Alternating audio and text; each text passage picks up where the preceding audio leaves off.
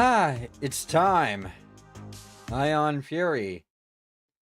By the way, I know that it seems like, you know, I know that probably seemed like I'm not really excited, but I actually am. I like this game. I'm having fun with it now that I've actually put it on a difficulty that isn't, torture. Let me just set it up.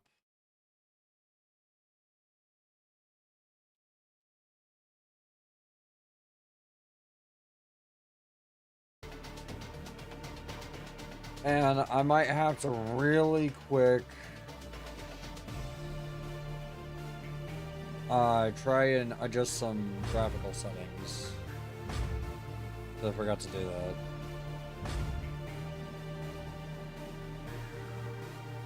Wait, why is it not capturing?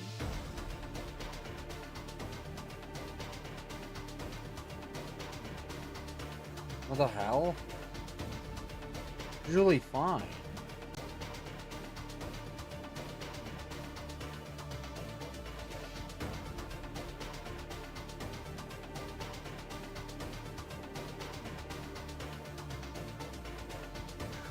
That's not good.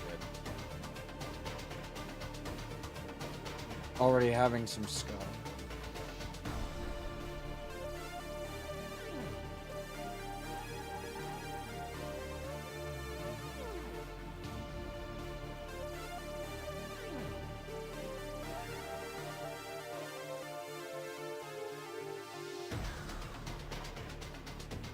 Hold on, I gotta fix this.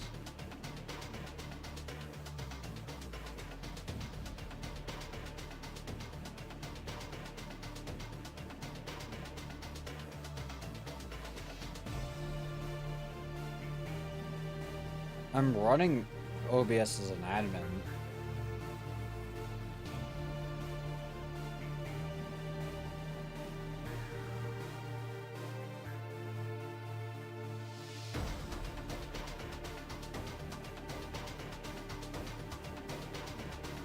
don't...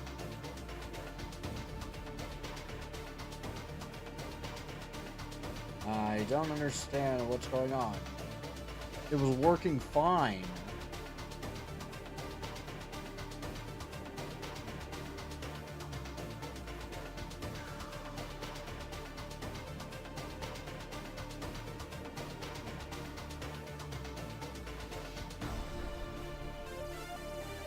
Oh my god, what do I even do to fix this? I'll just try remaking the game capture source and see if that fixes it.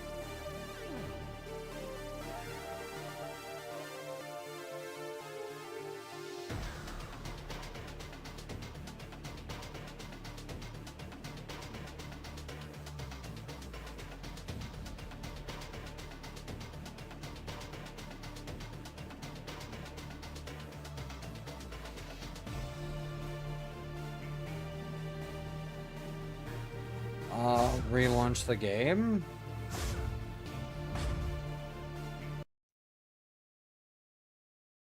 I don't really understand what's going on.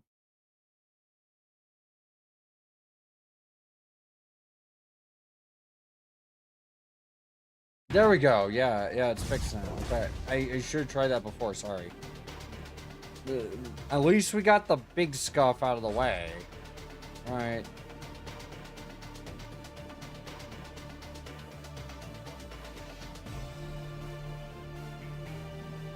Was this yesterday? Yeah.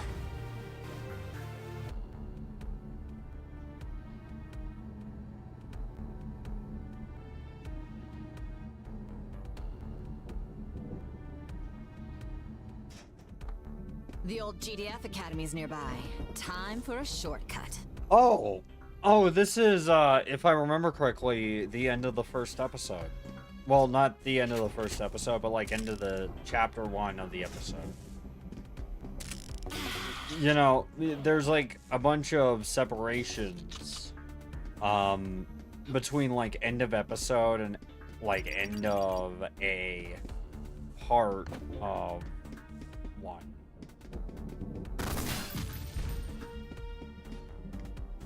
Bowling bombs. I've actually, you know, I feel like I've been doing pretty good at State of this the game. art, bang. Oh, bang. finally, a ion bow. Finally, this weapon is a bit overpowered. Well, not overpowered. You know what I mean. It kills things really quickly. Because it has a full auto mode.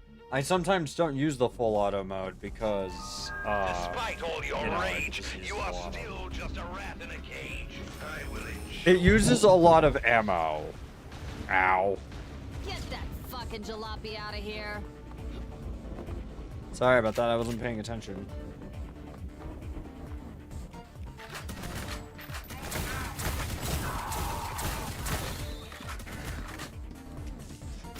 Ah.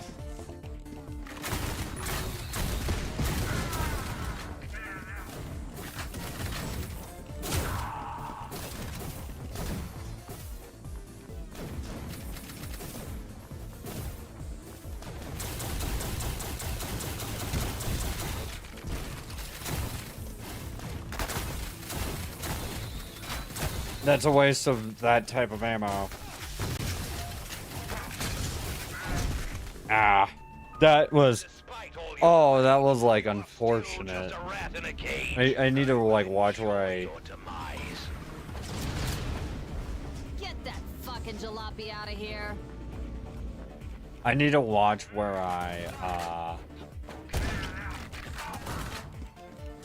just threw that directly at him. That was pretty good.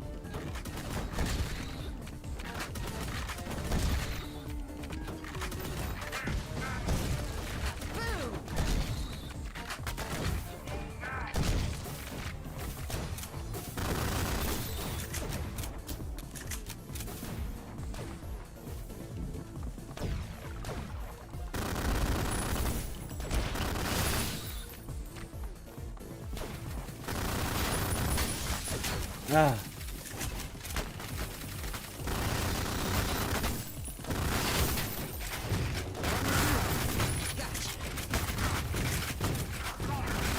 Come on. Ow, fuck. I got my head blown off. Despite all your rage, you are still just a rat in a cage. I will ensure your demise.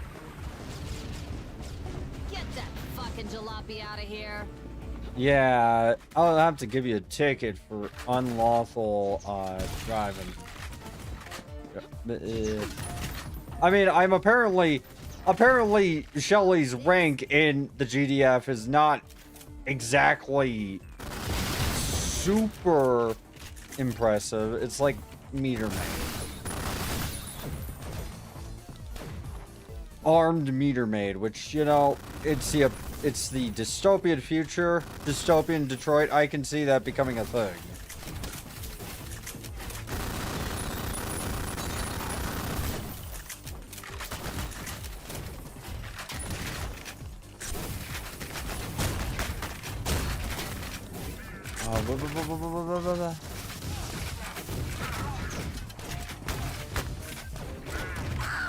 Ow.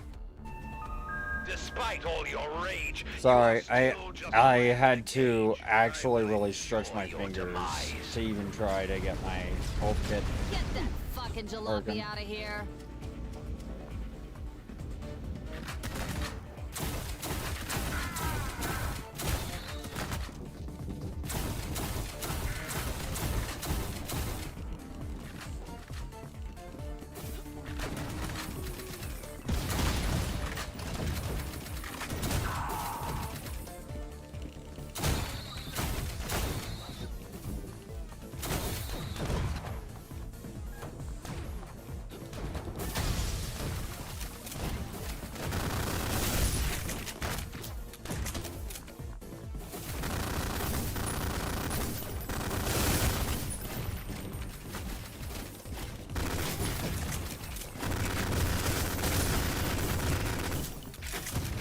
Oh, I like the way you die.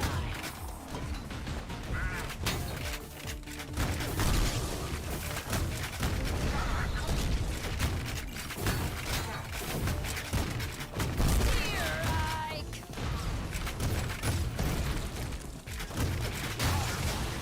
Fuck. Missile launcher.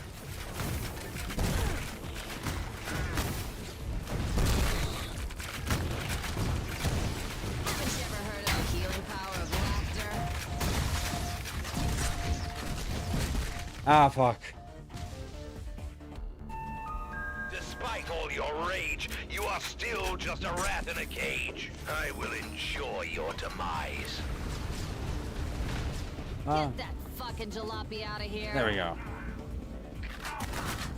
never miss.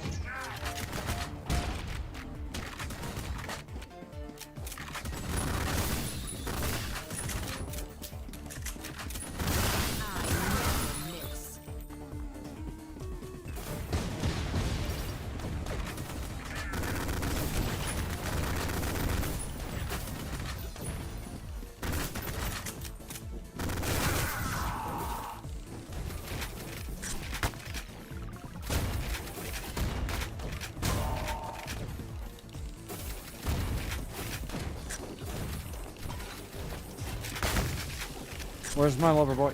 Okay, there we go.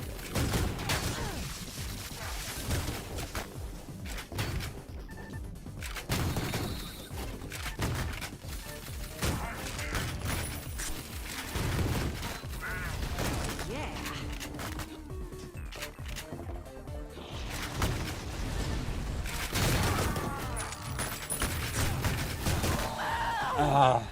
It's getting to be like really insane. Despite I all should your probably pay rage, more attention. You are still just a rat in a cage. But yeah, I will ensure honestly, this is pushing the build engine to its absolute Fucking breaking jalopy point. outta Holy here. hell. This is a lot to take in. Know what I mean?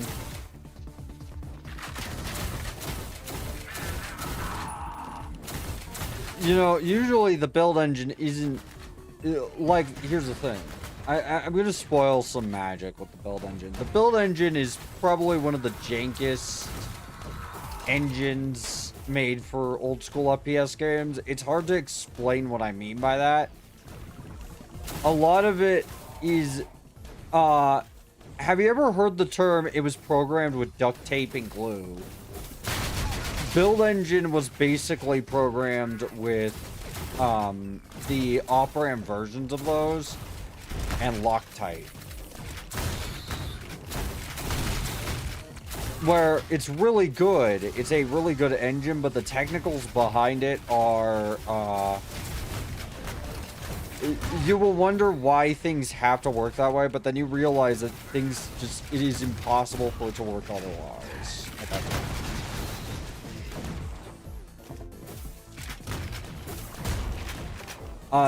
It has a lot of, if you don't know, most 2D FPS games don't do up very well.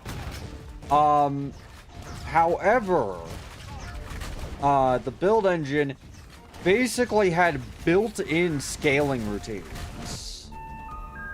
despite all your rage, you are still just a rat. And those built-in scaling routines, you know, they add a lot of depth, and they also add the ability to aim up and down and have it actually matter.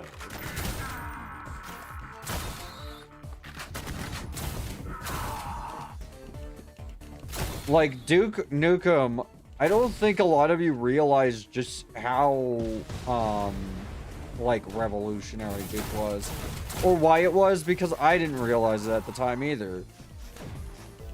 Duke Nukem 3D was so revolutionary because it was the first FPS game where you were looking up.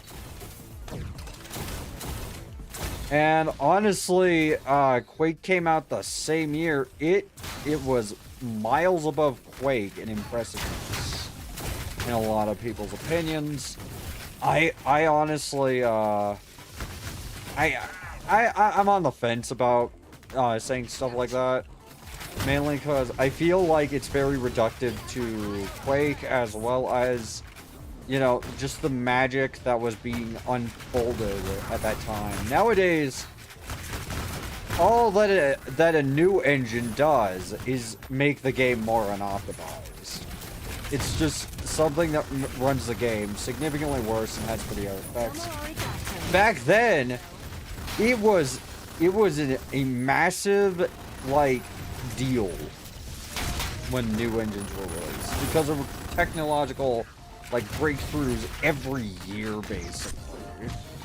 We are out of that kind of golden age, and I'm not like saying old game better than new game. I'm just saying I feel like we have kind of reached the point of stagnation, where we can just kind of focus on doing other things besides tech.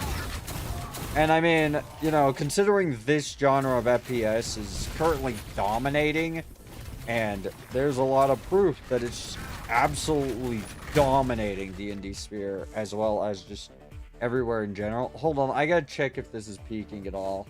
I don't think it is. I do have to get closer to my fucking mic though. Holy hell. Okay.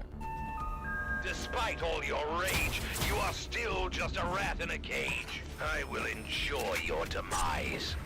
Something I do hate is how something I hate about my audio setup. If you guys don't know, I tend to trail off into a whisper. I mean, you probably noticed that.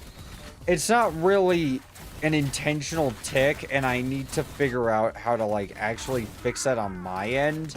But I would like to figure out a way to have consistent volume.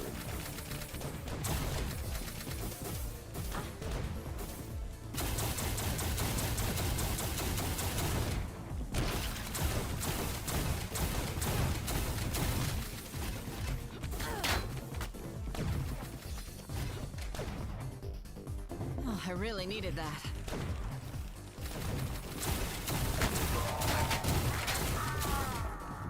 Something I don't think a lot of,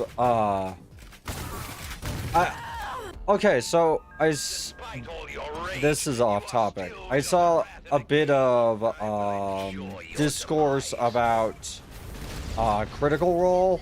Fucking jalopy out of here. You know, the same, the same discourse I basically have to see on a yearly basis. It's all scripted, you know, results are based more on performance than actual, like, roles. It's the same discourse every time, and I just want to remind you all, there is literally an entire section in the Dungeon Master's Guide which specifically states if the story would benefit from you just giving it to the player, then it doesn't require a roll. You are only supposed to do rolls for if something interesting happens, like a perception check. Perception checks are meant to, like, okay, you notice this small detail that no one else seems to notice or be aware of. I don't know. I think it's really performative to get mad at Critical Role in the year 2026. Like, their heyday is, you know, I will admit, yes, a lot of their fan base is unbelievably goddamn annoying, but I don't really think that's a them problem. You know what I mean?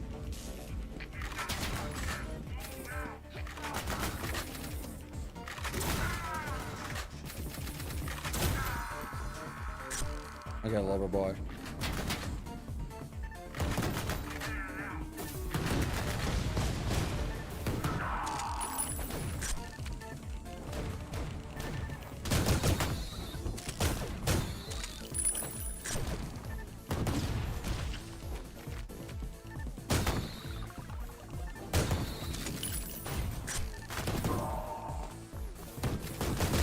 Domo arigato, Mr. Roboto. Murder Peds.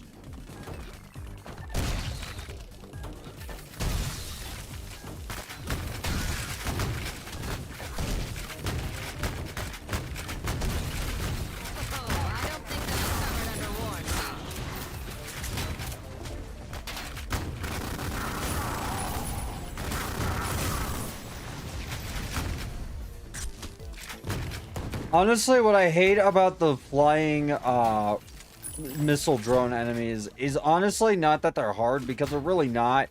The issue is they tend to blend into the background.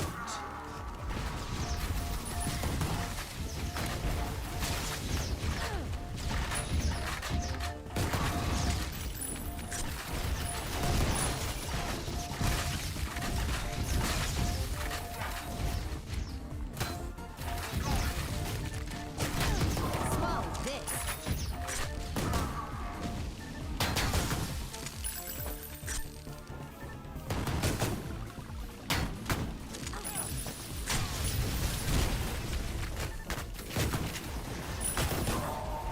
Ah, fuck.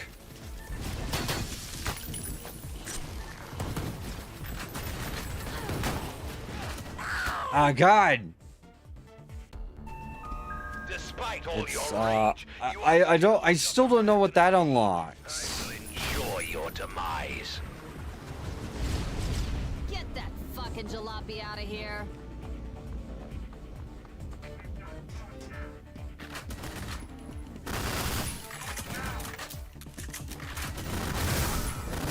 Machine.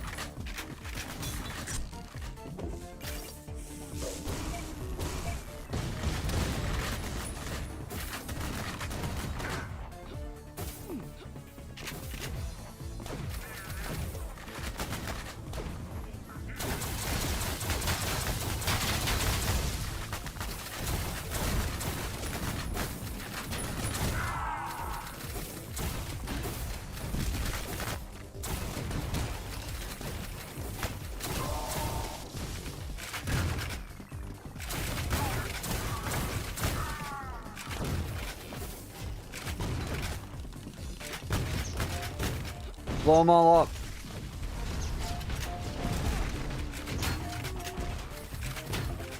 Okay.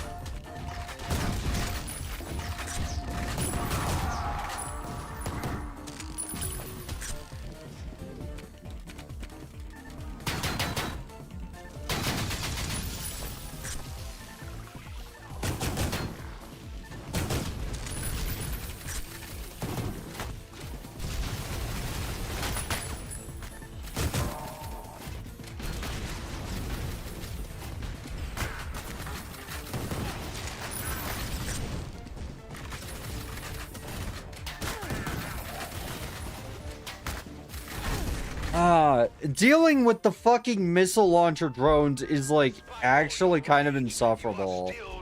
And the entire reason why is because they're really hard to hit because you cannot see them. Get that fucking jalopy out of here. And no, don't just tell me to get good. I literally, they are blending into the background. They have the same color palette as the sky.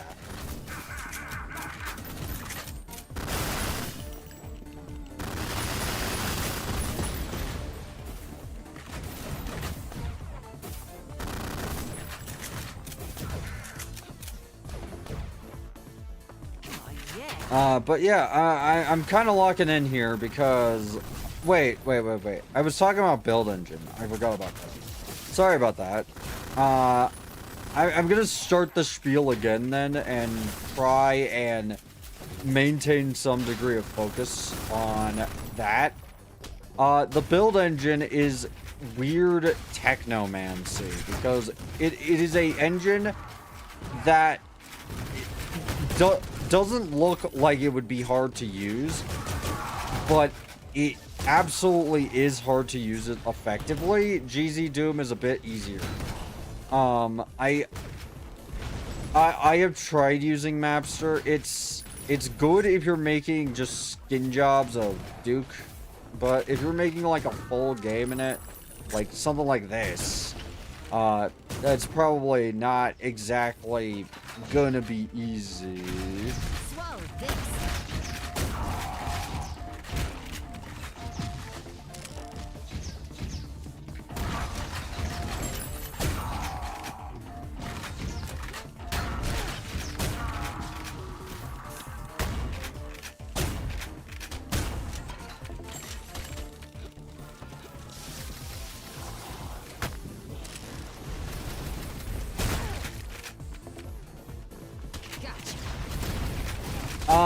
If you want me to compare the honestly, what I liked about build engine games over Doom games is that all of them are in some way completely different from each other, whereas Doom clones really were. And I know that people think that the term Doom clone specifically means first-person shooter. No. Doom clone refers to like games that are very clearly trying to be Doom.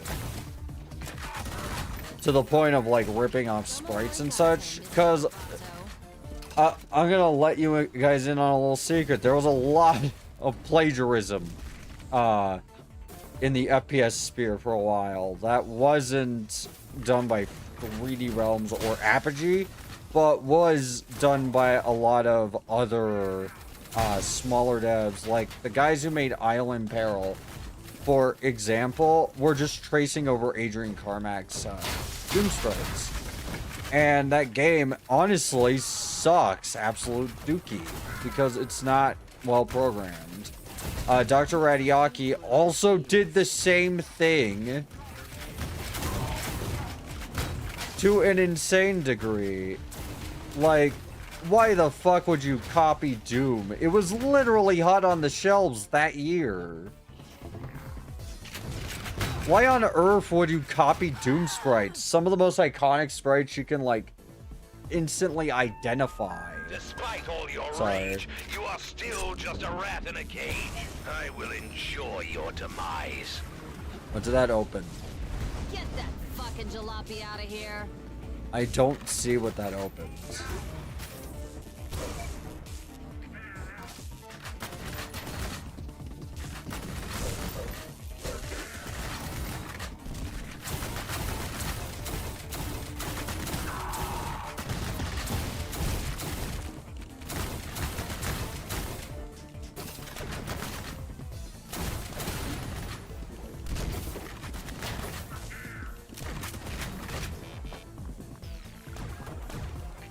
Murder page.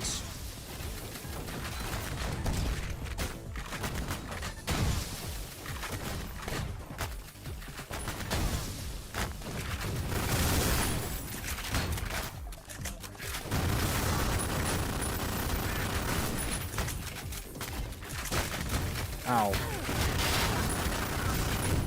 Ah, fuck. I know I have a health kit. What's your fave shooter?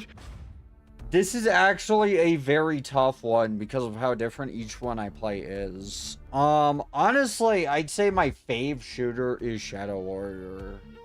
Like the original. Just in terms of game design, the lines, the voice lines don't really hold up today. I'm not gonna accuse, I'm not gonna say anything really horrible because, you know, like, but they do not hold up today. Like, and they are kind of uncomfy and not interesting or good.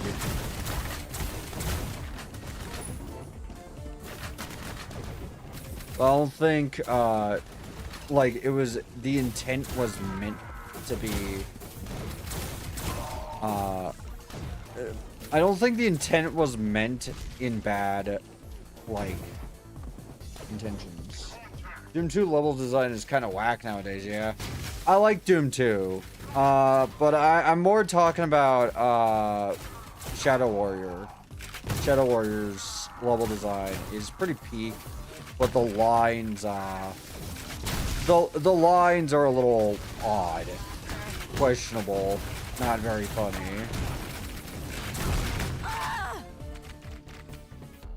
Yeah. Despite all your rage, you I are mean, still the just thing a rat about in a cage. Shadow Warrior is it has Ensure really, your demise. really cool Get that fucking art jalopy out of direction. here. The art direction of Shadow Warrior is neat, and the game itself is very cool. Like, the level design is great, the weapons feel fun, the difficulty is a major step up from Duke. Like it kind of makes Duke look like Doom by comparison with what it did. Blood is kind of good, but it's not so much my favorite shooter because of the shooting. It's more just it's one of my favorite torture methods. And I will play Blood at some point on here when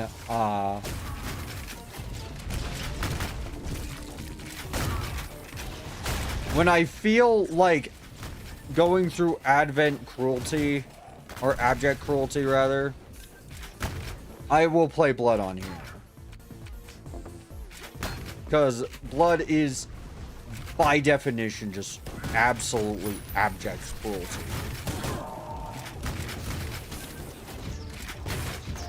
Absolutely fucking painful.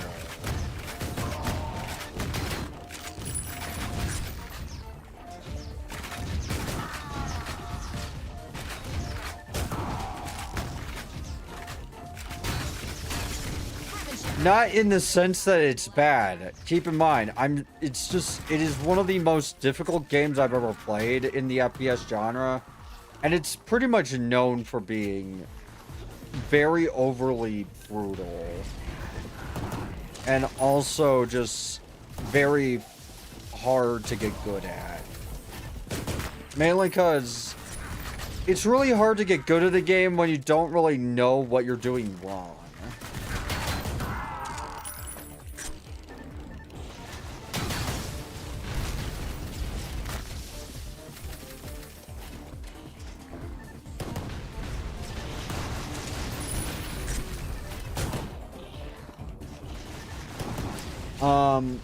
I could see that. Yeah, I mean, like, Shadow Warrior, I appreciate its, you know, historical impact on shooters. However, I'm not about to, like, say, oh yeah, it didn't have any elements in it that I would consider, you know, kind of uncomfortable. And it's not even really uncomfortable, it's just kind of, the lines aren't really funny, in my opinion. You know, John Galt, bless his heart, you know, he's a great guy, or was in these. I think he passed last year. Don't take my word on that. Oh, I did it.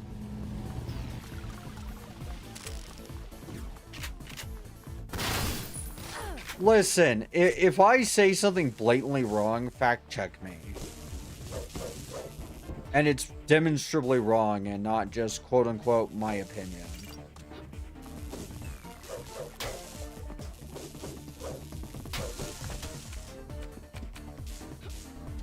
Like, there's a major difference between going, your opinion about this thing that you're playing is absolutely not even true, and like I'm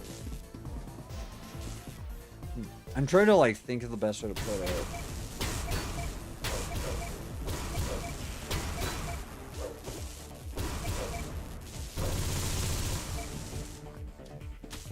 it. There's a difference between you are objectively misleading and you didn't like this, you didn't engage with the game the same way I did. Like sometimes there's opinion, sometimes there's facts. If I'm actually like wrong about something, like for example, if someone passed away, like I would like to know that. Yum, yum, yum.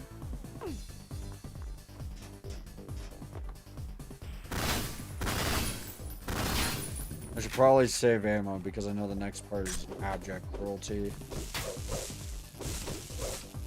I keep using the word abject cruelty, and I feel like I feel like I'm completely misinterpreting what the term abject cruelty means. No, seriously, what the fuck does this open there?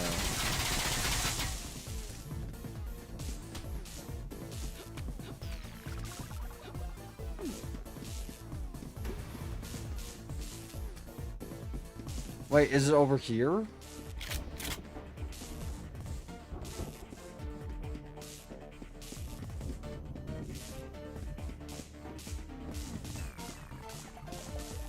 No.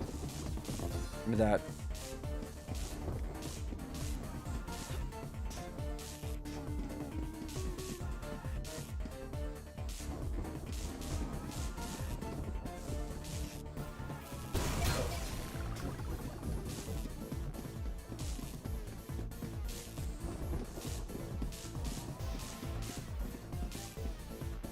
Huh. I don't know what that thing opens up.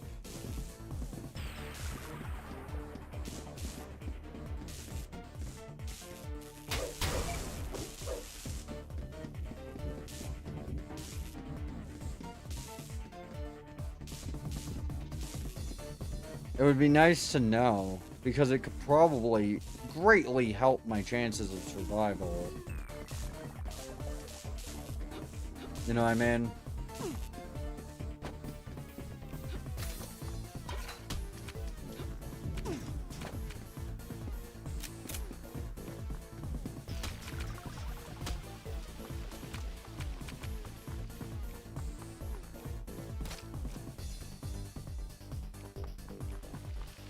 I'll just go in.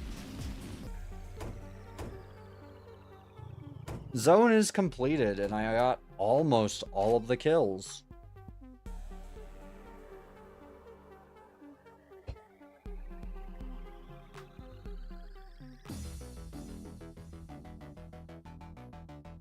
Look, I'm not gonna 100% complete this game yet. You hide your secrets way too well for that. Late for the class reunion. I will 100% complete the game when I have literally ran out of content to do with it. Because honestly, I am having a lot of fun with it. And Outro Truck is going to be really fun. By the way, I'm pretty sure there are no fan missions. I looked.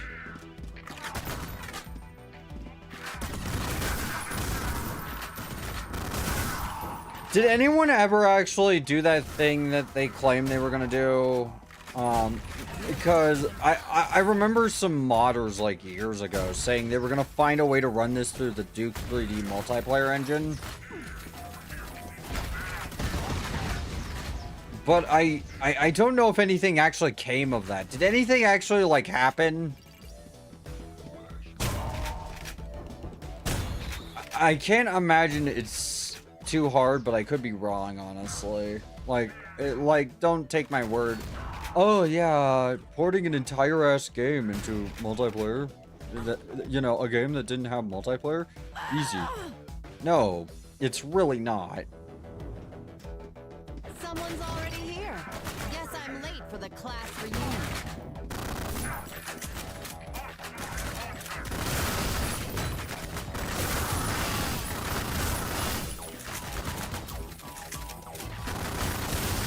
So, I want to know more about what Haskell's deal is, but it seems like we're never going to really get that because Phantom Fury apparently dookie cheeks.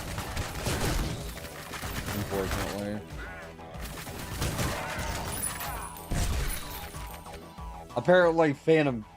I mean, I played Phantom Fury. It's serviceable. It is literally... We have Half-Life at home, though. There is nothing else to it. I just realized I have like a ton of bowling balls. I should use those more. I think the issue is there's just like too many places to flank me from.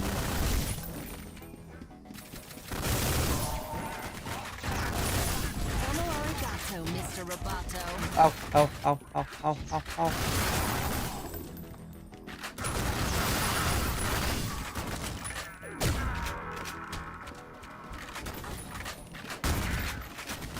That.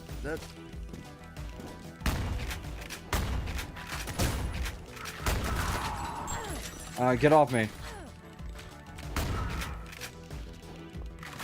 That's stem.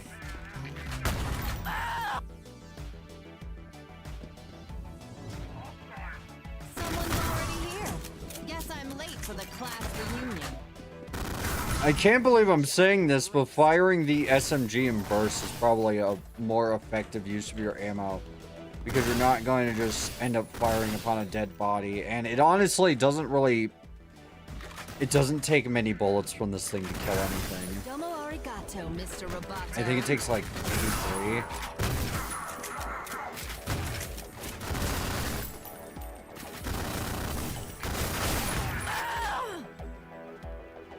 3. Okay, I need to find a way to actually, like, have situational awareness. Someone's already here. Guess I'm late for the I mean, class reunion. I'm really good at tactical games when they're really slow, but, well, not really great at tactical games, mainly because I'm just, look, I am not a tactician.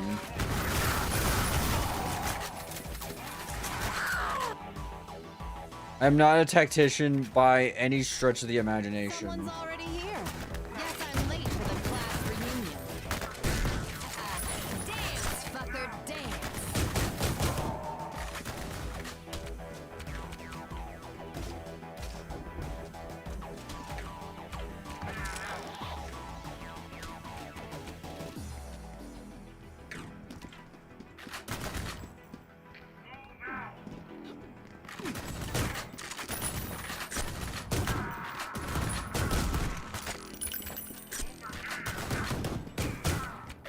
The pistol is honestly the most effective, like, sniper in the game. Sniper type thing I've used. Like, if you don't know what I mean by that, I mean things that are very sniper rifle adjacent, but aren't sniper rifles. Because this thing is really good when you get headshots. You go in pieces, asshole. For example, if you've ever played Rise of the Triad 2013, you know what I'm about to say here. You get an MP40 that is basically a sniper rifle. It's a fully automatic sniper SMG, and it feels weird. It feels odd.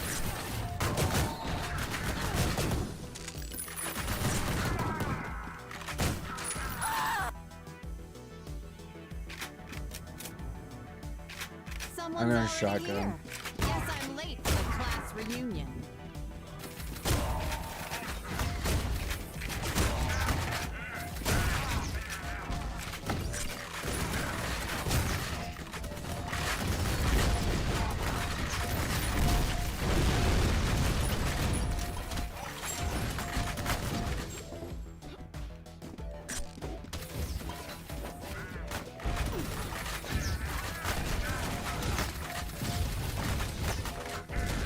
How do you like your rings?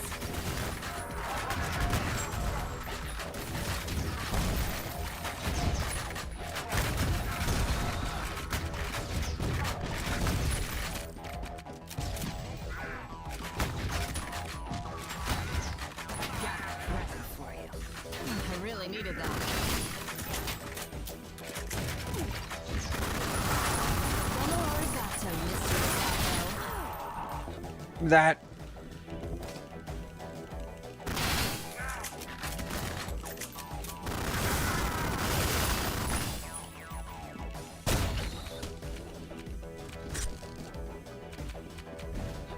armor.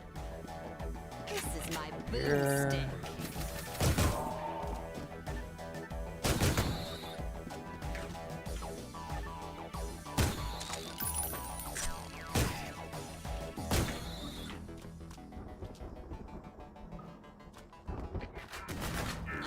I really needed that.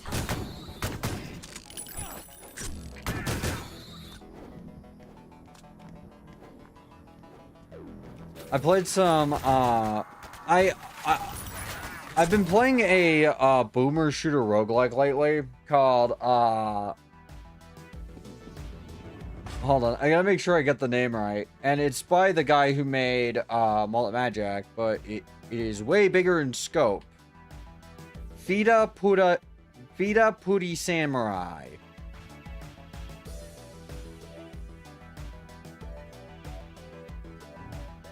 It's really good. It's a really good roguelike. It is a little bit... It's a little bit sus, which is why I haven't played it on here. I kind of don't want to risk it.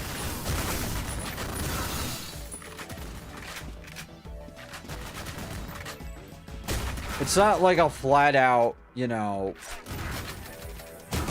It's not like a H game or anything, but it's still quite... It is still very much sus. It's very suspect, and I don't mean like that in a bad way. You know what I mean? Like it's not exactly compliant with most advertisers. Looks like you've blown a fuse. Bowling bombs.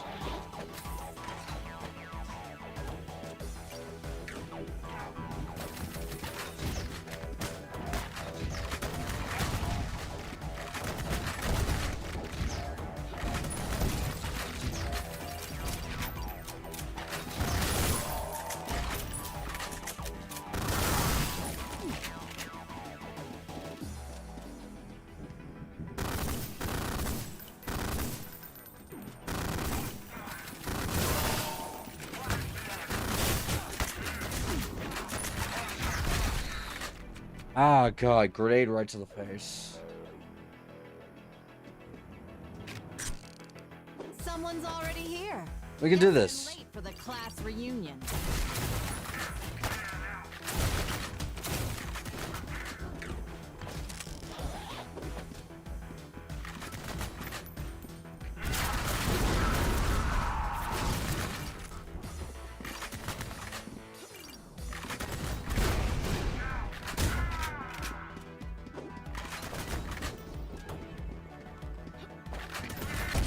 Now you gotta keep them separated.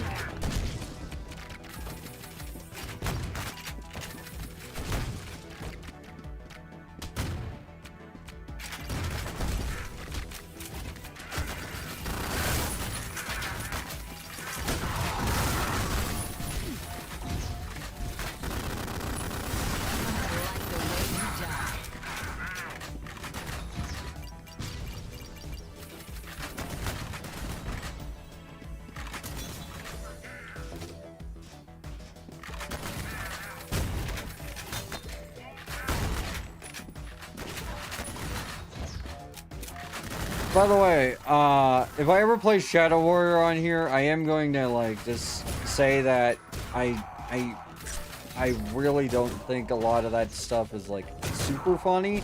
Yeah, I think the hentai references are kind of funny, but that's it.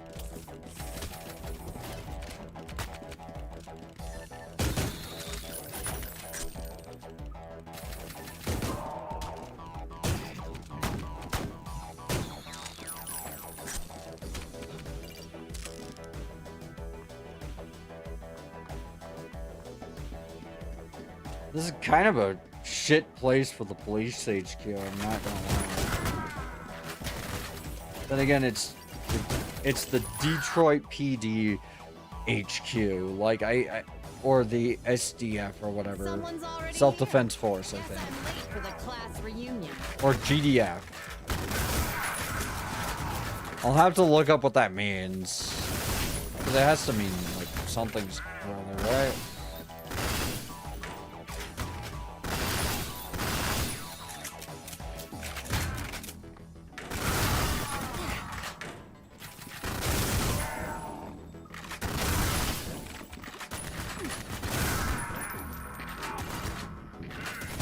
I never miss.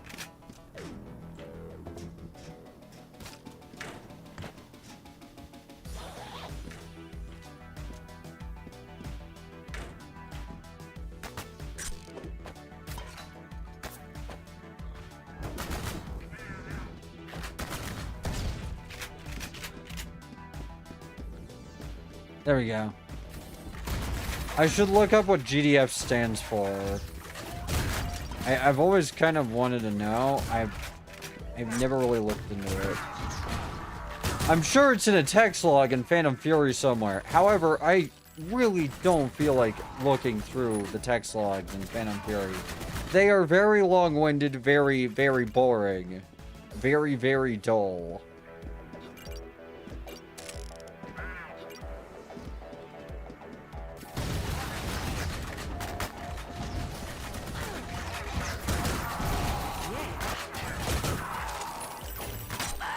Oh.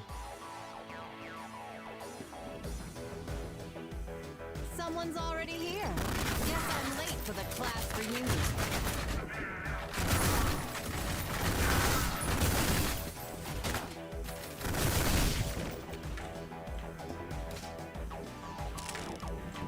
Oh, yeah.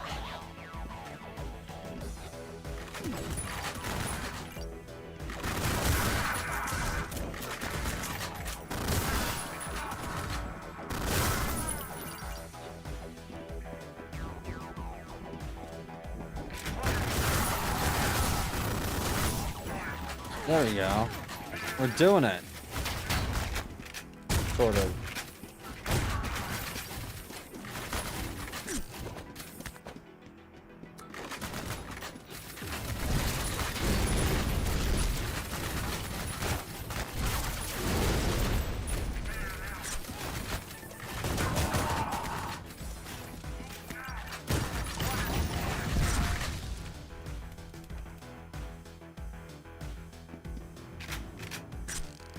Someone's already here. Guess I'm late for the class reunion.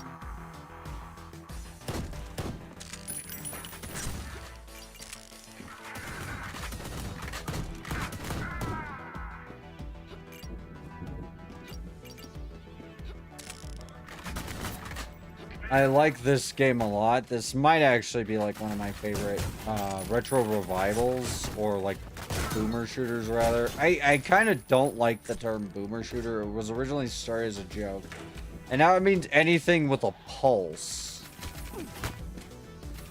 Anything that is slightly colorful and has fast-paced gameplay is now a boomer shooter.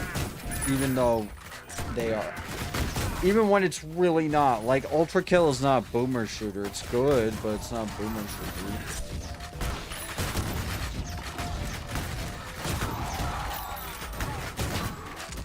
Ultra Kill is a hack and slash, basically. There's a character action game.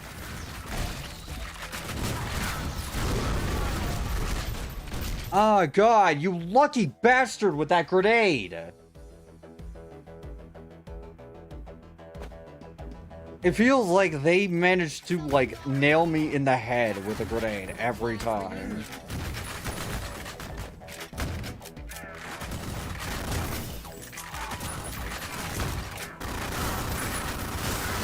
Looks like you've blown a fuse.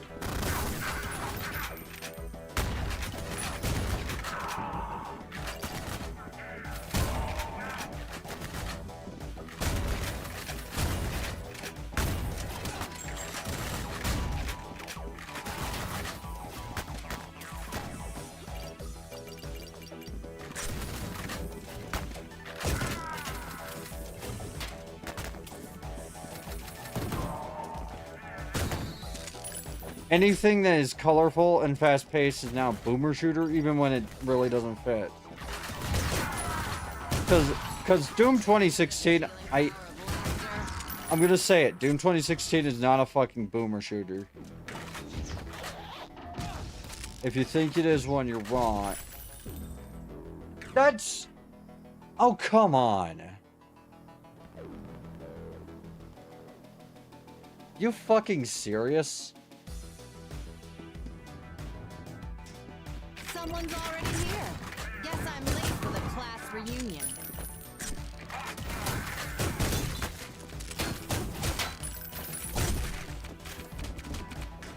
It'd be nice if your head was consistent to hit with a headshot.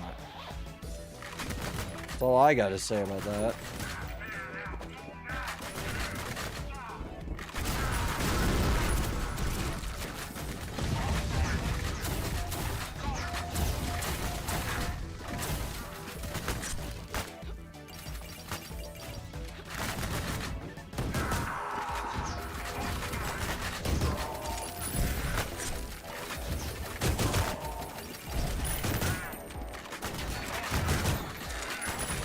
No, no, no, no, no, no, no.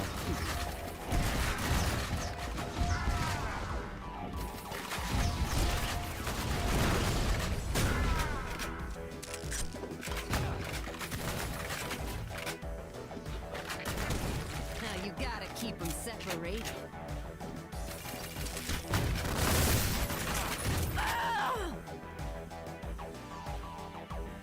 I'm kind of tired of them getting a lucky headshot on me. Someone's already here. Guess I'm late for the class reunion. I mean, yeah, that wasn't really a lucky headshot, but yeah. No. It does sometimes feel like they are way more accurate. And then sometimes also feels like they're stormtroopers. You can't hit anything right in front of them.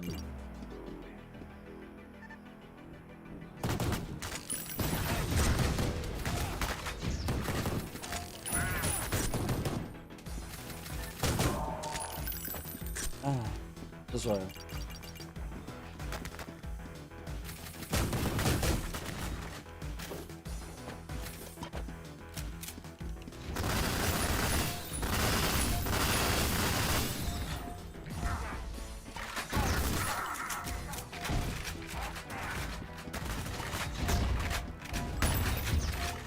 I never miss.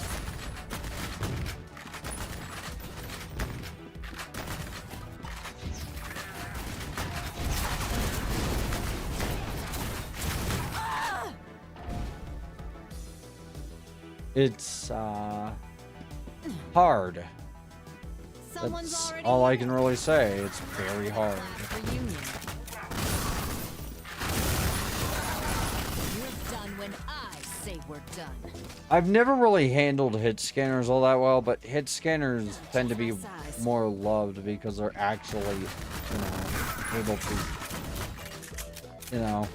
kill you effectively, unlike projectile based.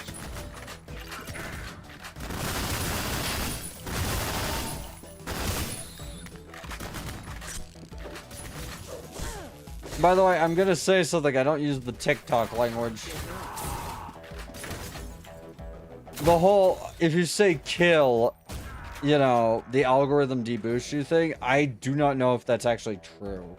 And the main reason I say this is because a lot of my YouTube shorts that are actually popular say the terms that are supposedly banned by the algorithm.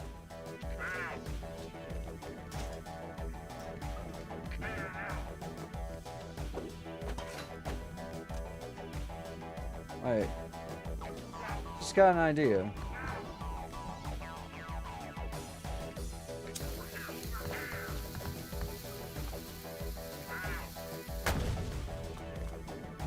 Nope.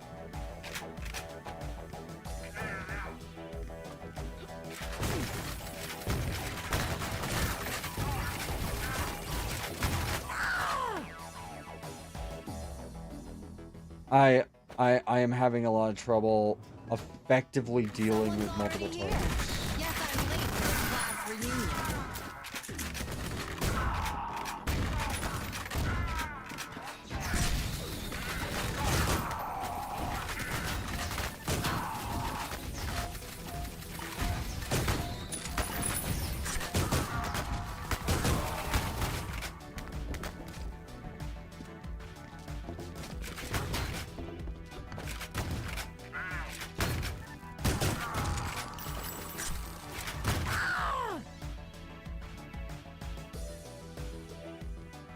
Nothing there. Someone's already here. Guess I'm late for the class reunion. Oh,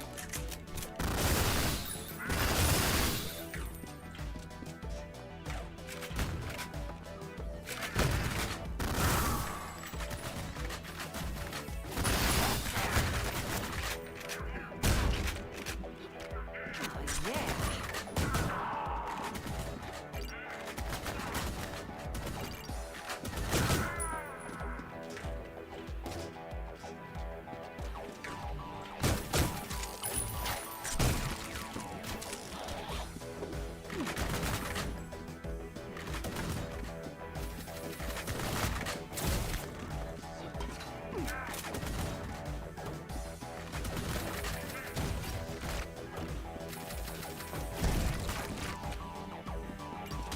There.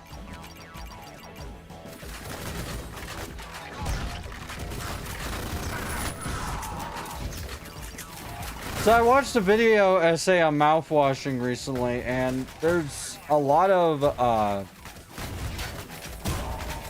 stuff I didn't catch in mouthwashing, and I think it might be because I'm just kind of an idiot. You know, I didn't catch the subtle clues. I guess I needed it spelled out to me. I'm just like not really good at recognizing that stuff, or maybe I just like didn't really want to think about the subject matter.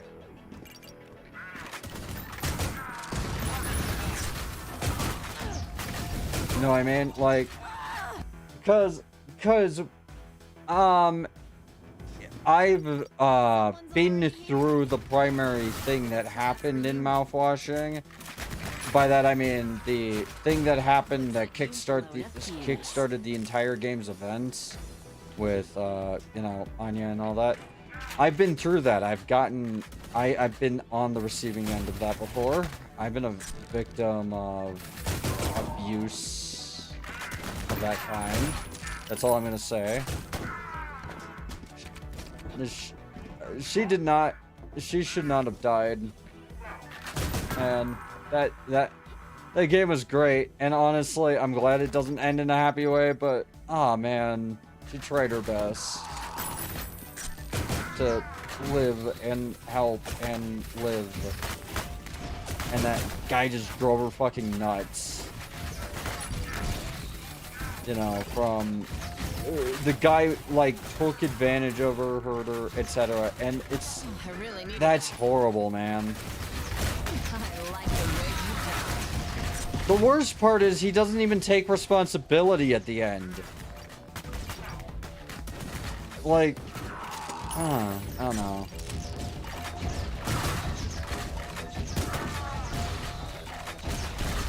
I'm not gonna like talk too much about mouthwashing. The video I watched was by Westside Tyler, who has recently fallen out of favor because he criticized the golden cow.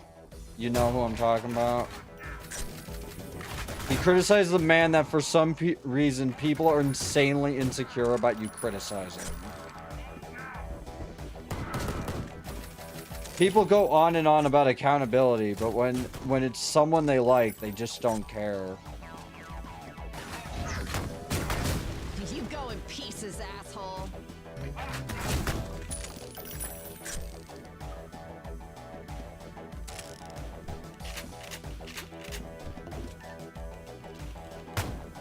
I don't say this as like a, oh, fuck that guy thing. I don't care. He can do whatever he wants. Like, I don't know. I can't take a hard stance on him, really. I'll take a hard stance on him when he takes a hard stance on anything.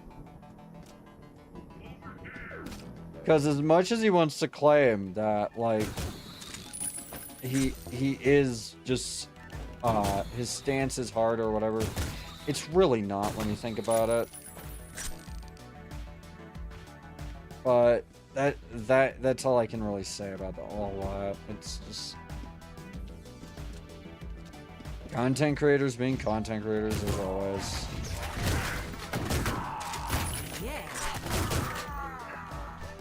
I just feel like there should be more decorum when discussing the news, and the entire reason is because like making jokes about like things happening kind of diminishes what's happening.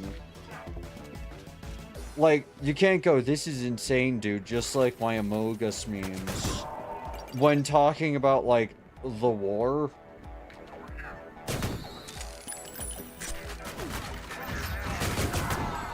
Also, another person's takes I've been seeing lately. And you know what? I don't feel bad talking about shit about this guy. Bad Empanada. Fucking expat. Fucking moved to Buenos Aires to abuse the economy ass fucking LARPer. Ah, yes. I am definitely not a colonizer. I'm doing it for woke reasons. The woke reason being you disagreed with the Australian government because of labor laws.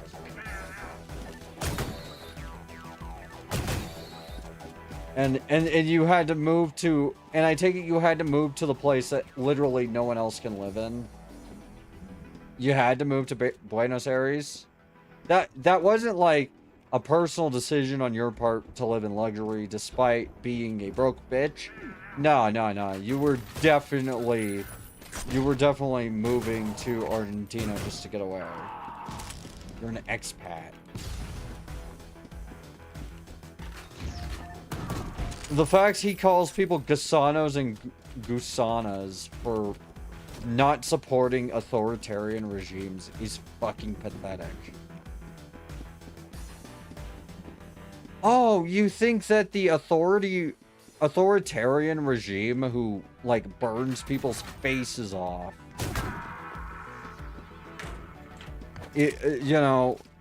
who gravely disfigures people for being quote-unquote impure, you think that's a horrible thing to go through, even though, and that you actually went through it? Well, too bad. White Australian leftist who lives in Argentina is here to tell you why you're wrong. Have I ever been to your country? No.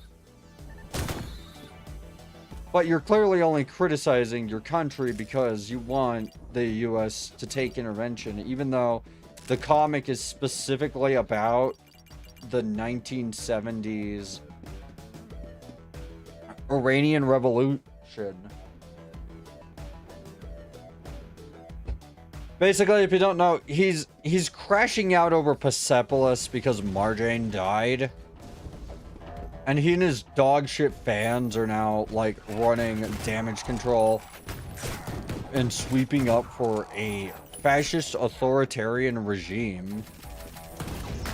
Look, just because there's another fascist authoritarian regime that's worse doesn't suddenly mean the fascist theocracy is good.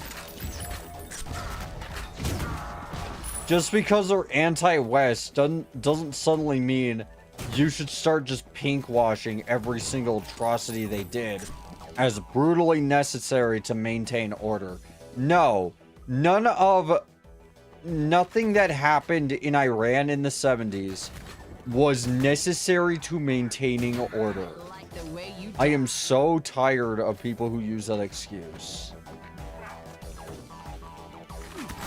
They were afraid of free speech because they were afraid that if people used their free speech to say, hey, I don't really like how I've been treated all my life by you. I don't really like that that you didn't punish the guy who forced himself on me, but you punished me for it. Someone's already here. You know, if they say that, then it makes Iran look bad to the rest of the world as well as, you know, etc., etc.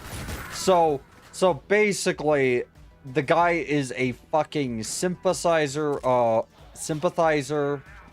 There's no such thing as a sympathizer. That's an alchemist. Sympathizer for an authoritarian regime. Look, I support Palestine. I really do. Free Palestine. I am not gonna whitewash, like, everything that had happened there. And look, you shouldn't whitewash, or pinkwash cultures you're defending. And the reason why is because if you do that, then it sets an expectation and people treat them as a monolith. So when they do something really bad, people start saying they fell out of favor or fucked up, and you know, basically, if you start sweeping up the bad things revolutionaries have done and will do, you aren't really helping the revolutionaries. You're just kind of being a willful tool of the state. I don't know how to explain it. I feel like everyone who actually unironically thinks you can do absolutely no wrong ever if you're oppressed. I think everyone who thinks that way is a genuinely terrible fucking person. Also saying, since you're an immigrant, you're not allowed to talk. Since you fled your country, you're not allowed to talk about the bad state of your country ever. You're not allowed to do a personal memoir about your experiences in said country.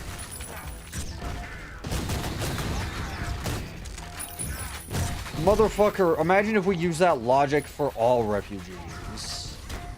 Or all people who moved from authoritarian states due to abuse from, like, family and friends.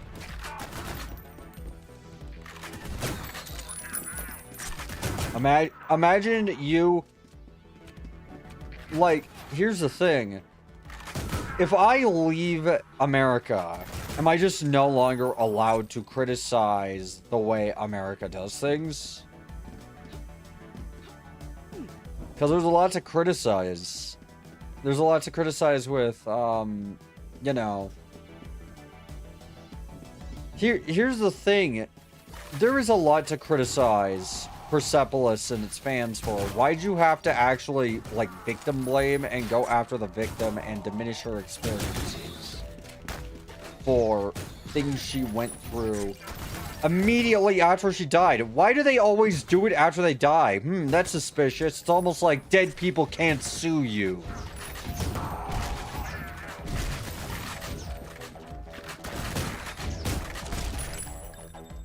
Like, he only started doing this, whole, like...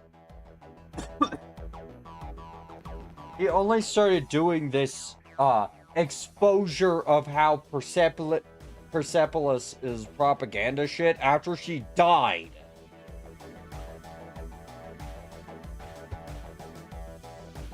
Her corpse wasn't even cold when he started this crash out.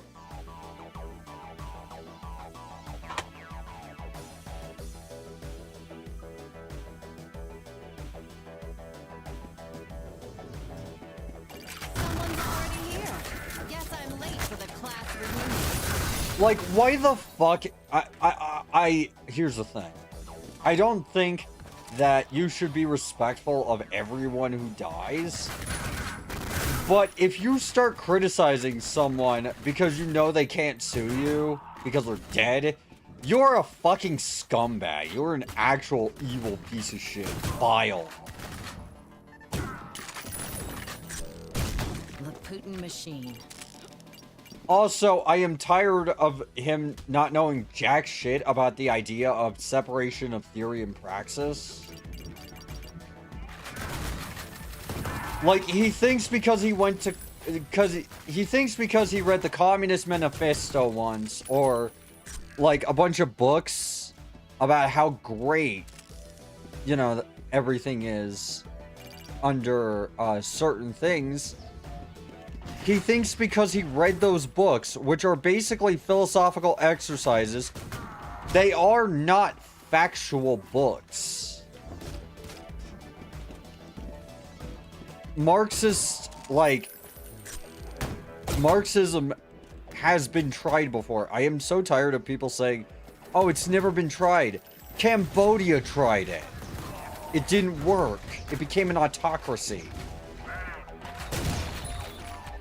Simultaneously, South Vietnam is a base commie country and not real communism. It depends on if you call it out. If you call it out, it's not real communism. But, so, like, why the fuck should I take anyone seriously anymore when they talk about this shit? Because, like, theory and praxis is important. I'm not a communist, mainly because I know the difference between theory and practice. A academic man only reads theory. A, you know, lower intelligence type, only knows praxis. someone who is truly intelligent and was truly curious or actually wanted to learn about things instead of just learn, just be given like this all-in-one solution to free shit for stupid people, reads it critically and realizes that it wouldn't work because they have experienced the world. I'm sorry, but communism would never work in praxis. Socialism, maybe. Actually, socialism, probably.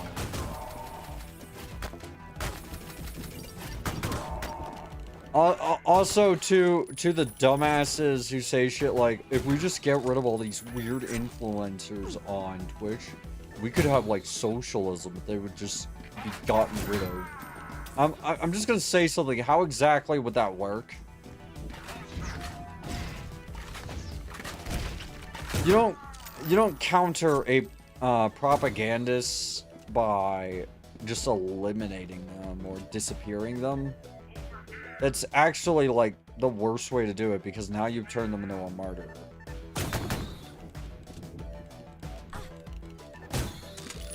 The only you know, like, sane thing to do for these propagandists is to just ignore them. They're preaching to the choir. They're not actually changing anyone's minds.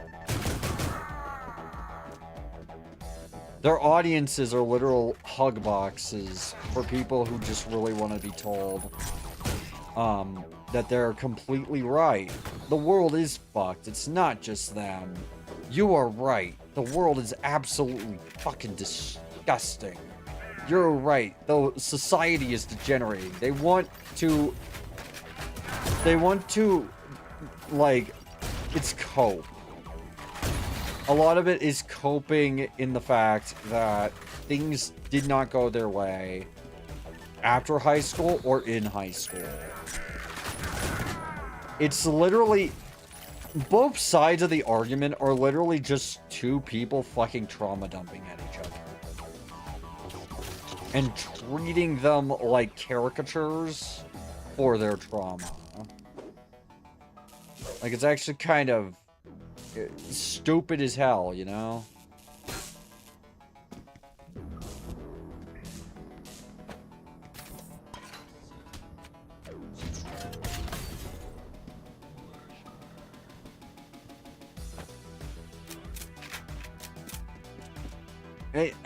I just, like, I feel like there's a better way to do all of this that isn't just making people into little dolls for your trauma. Like, I used to fall into that a lot. I used to kind of blame a lot of, you know, I used to blame everybody for what happened to me. Because, you know, also, we hit 160 followers. Holy shit, when did we do that? Oh, 13 hours ago. I didn't notice, I'm sorry. We passed the goal.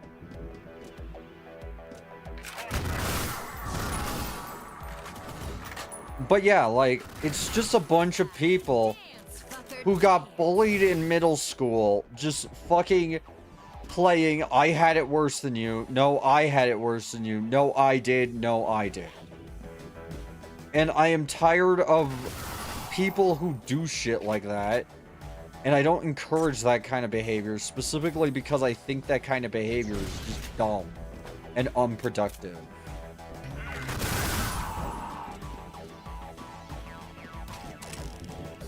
This is my boomstick.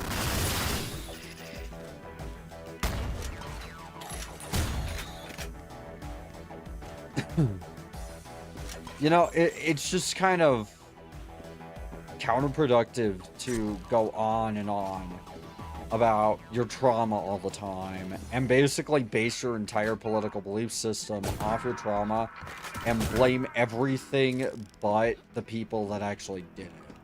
No, you weren't bullied in high school because of capitalism. You were bullied in high school because people are assholes in high school. That is why. Like, I'm sorry people are assholes, but I can't exactly go back in time and give your bullies a swirly or something.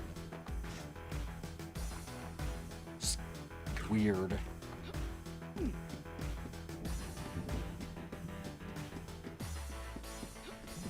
I don't know. I just really don't care for it.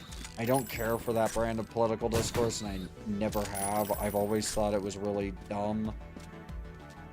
Because I'm going to say something. Politics, if you can't have like a nuanced view on fucking anything, if you can't like see what the other side is saying and like know that maybe, just maybe, they're not flat out evil, but are just kind of either militant because they feel like if they they're either militant because they feel like if they aren't they'll lose their beliefs. It's kind of like people who are very religious, like, and not just Christianity. There's actually like a like cult in Hindu specifically for I think the god of death, Kali. And like most people consider them kind of weird and, you know, strange. Like other Hindus are like, why the fuck would you worship Kali?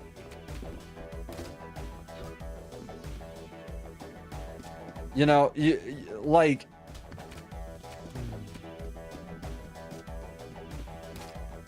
and also there were the like Hare Krishnas, which aren't really radical or anything. They would hand out incense sticks in the fucking airport. They're not really radical.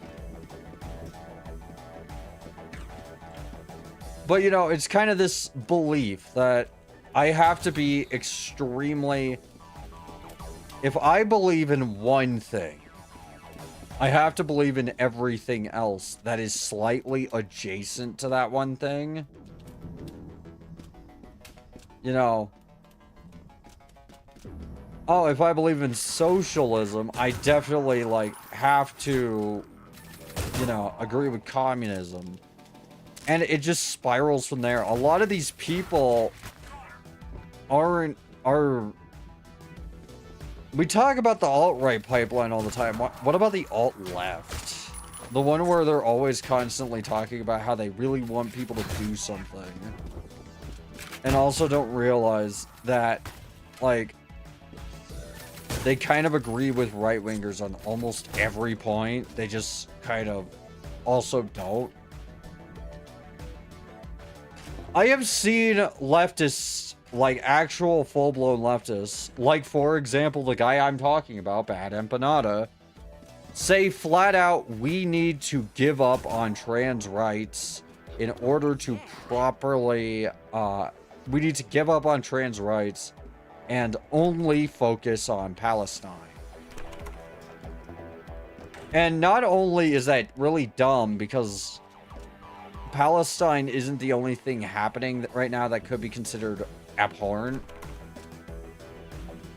Like, you know, I stay in the know, and the entire reason why I stay in the know is because I personally don't like being misinformed on things. Because if I accidentally speak my mind and accidentally get a detail wrong, that could affect people's lives.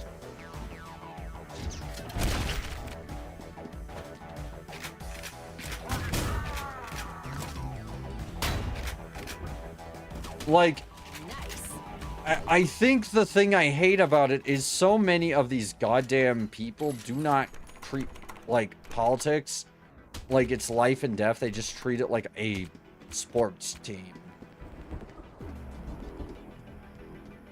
You know, my side is better than your side. And it's like, no, like, motherfucker, do you realize that a lot of people's, you know, lives are affected by politics?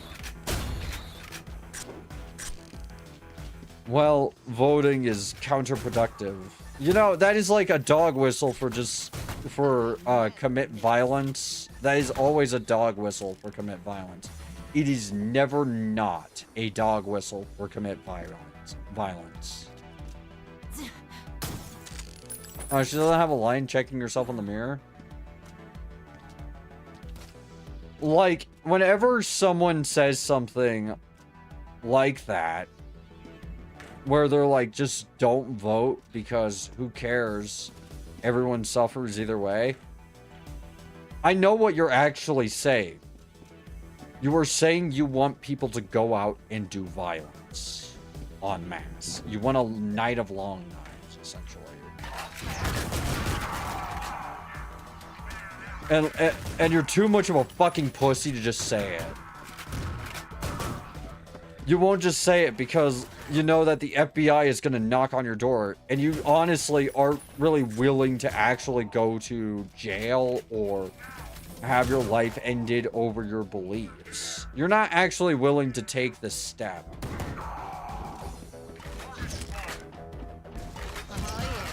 You don't want to be a revolutionary, and you know, because revolutionaries can possibly die. You don't want to die.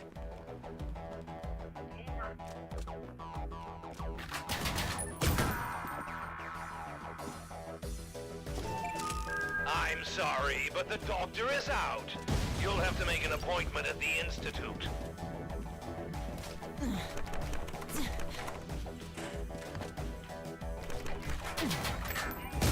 Looks like you've blown a fuse. But yeah, like, I'm not trying to be overly political. It is a sad state of affairs when I get told I am not doing enough by people who are also not doing anything.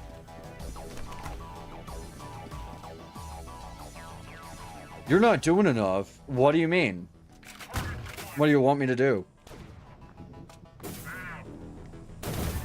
Well, you know, you have access to the ways. No, I don't. That's literally not true.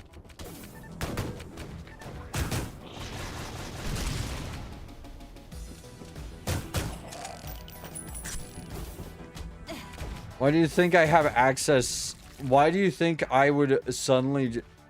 I hate how people like... Noah Samson did this shit.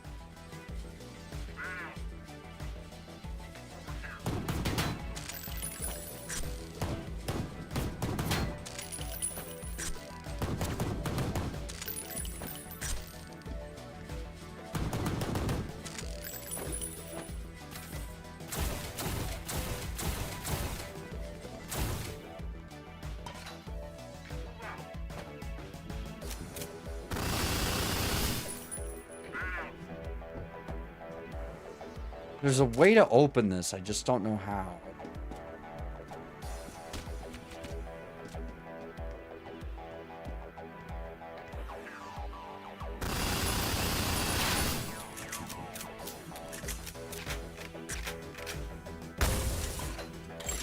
Yay.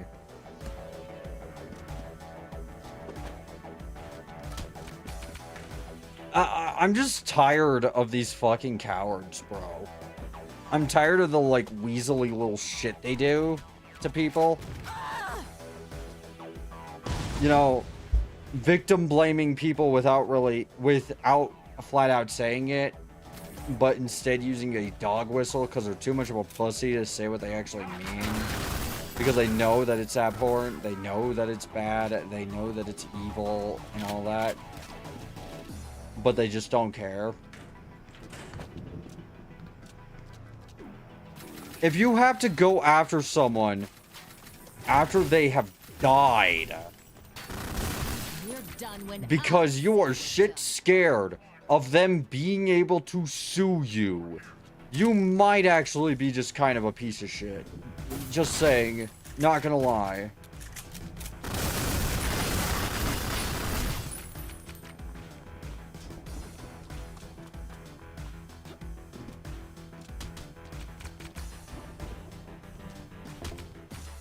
Like, you might actually just be vile as a human being. You might actually not even be a great person. You're just kind of a dog shit fucking fucker who sees everything in black and white You're either for or against everything.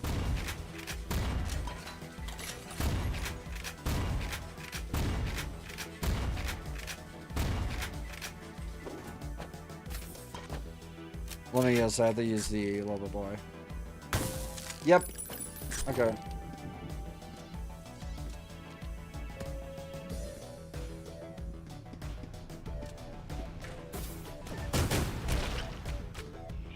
See, you nauseous fuck. Ah, damn it. I'm gonna bowling bomb.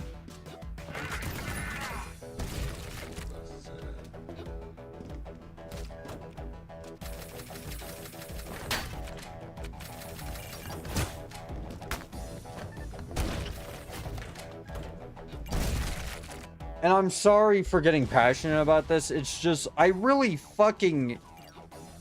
It's so fucking weird to feel like you need to cheerlead for a regime as, like, a white liberal living in art, or a white leftist living in Argentina. Dude has flat out admitted it is not at all about saving anybody. It's about making them suffer and getting revenge, even though he is Australian. Like, he is, when has he ever actually, like, suffered anything? He's a Greek Australian.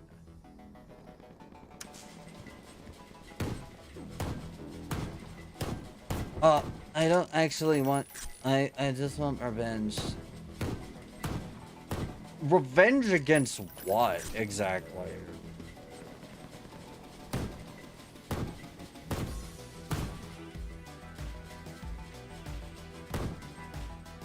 Okay, I think I have to wait for it to get to the end. There, yeah, I did. I don't know, maybe it's a proximity trigger or something. That was a little fucking mean. I'm gonna, like, bowling bomb a lot. Because I am very low on health. I am going to die if I don't do that.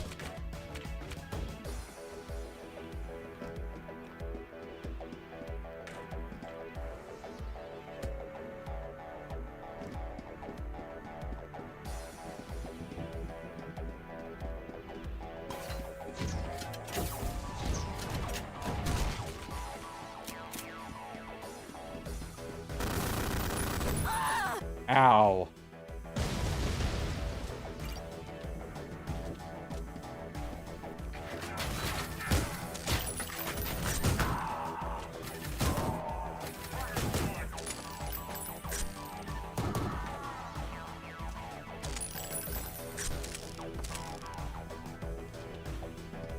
Might as well get this going here.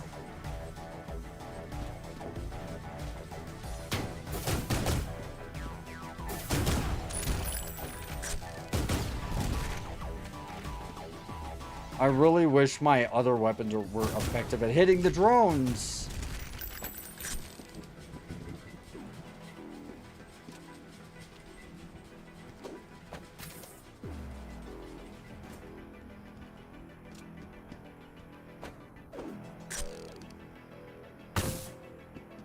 That.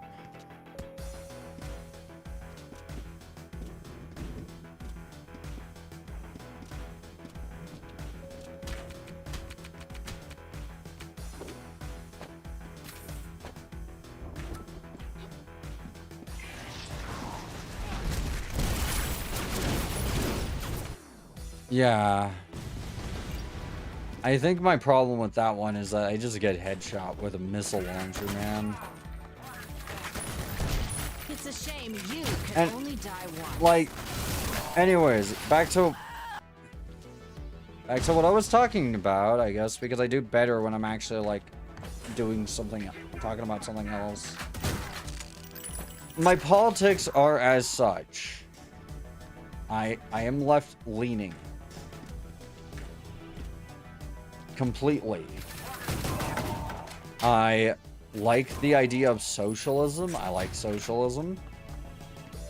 I am anti-tanky because I feel like tankies are actually just kind of orientalist racists who just kind of fetishize cultures that they are not part of.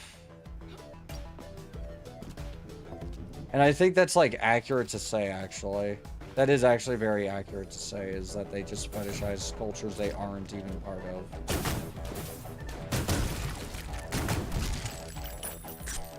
Like, honestly, I'm gonna say it. It was really I have seen so many clips of Hassan's trip to China.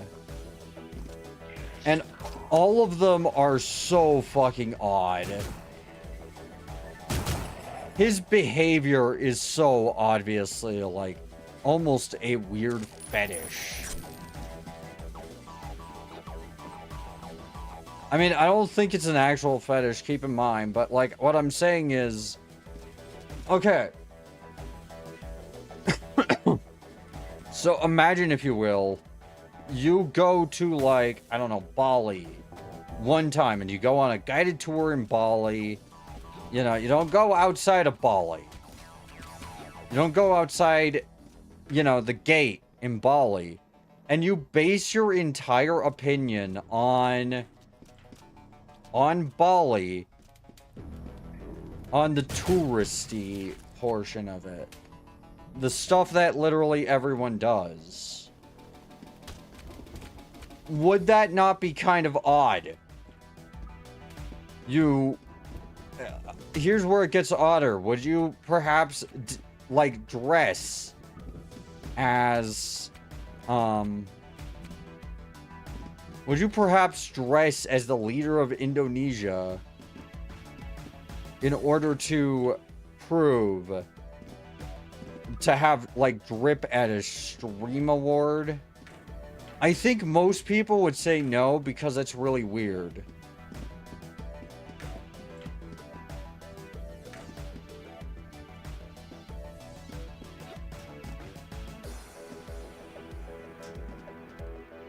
And I think, look, if you're going to talk about countries you've only been to in cursory, if you genuinely think, like, going to China and having a fucking, you know, guided tour around Beijing somehow gives you the full picture of, you know, everything going on there, that's not good. You're not being nuanced there. You're just kind of simping. You're being a weird simp for dictators. Also, soyboying over getting Mao's list of enemies is a bit insane, especially considering that book says multiple times, like, who needs to be killed, and all of it has to do with Western degeneracy. You can probably guess what that's an actual dog whistle for. Because the right uses that dog whistle too. A lot. Also, I just really hate when people like that are just constantly talking about how... Oh, but you see, them banning it was totally justified. Because, it's bad, okay? It's bad for the regime. Listen, stop questioning the only culture going against imperialism. Hey, so I have something to say. Like, China, Iran, etc. aren't the only cultures going against imperialism. There's plenty of other ones. There's plenty of other ones that don't just, you know, hate a certain orientation. There's plenty of other people you could start talking about. The issue is you don't talk about them because, well, you haven't heard of them. You either haven't heard of them or you don't think they're radical enough, which really, really proves a lot of people's point about a lot of this just being a performative hatred of the West for whatever reason. And I also hate that people like, you know, people like the Giorgio, the Bad Empanada's real name. Public knowledge. I personally think people like him are terrible.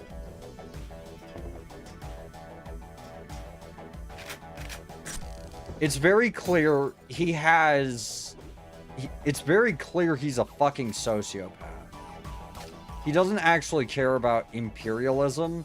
What he cares about is this performative LARP of, oh man, I'm such a commie. You know, he cares about performatism. He doesn't actually care about the people living in these countries. He doesn't care about, you know, as much as he wants to claim he cares about,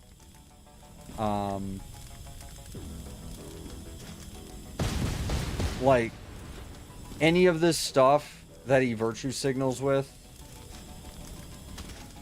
As proof of that, I'm just going to point to the many times he has said, I am not pro-Palestine, I am anti-Israel. You know, if you're not criticizing Israel for, you know, what they're doing in Palestine, why do you hate them? What about them really makes you mad?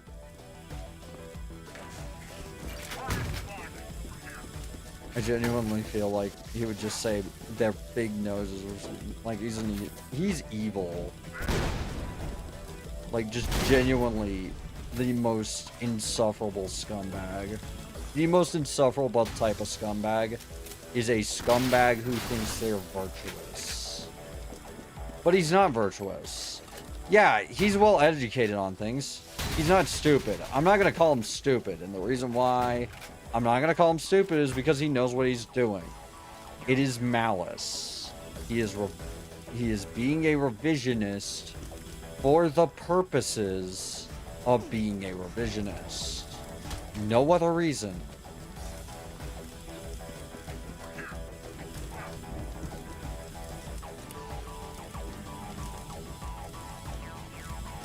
He's not giving nuance or anything.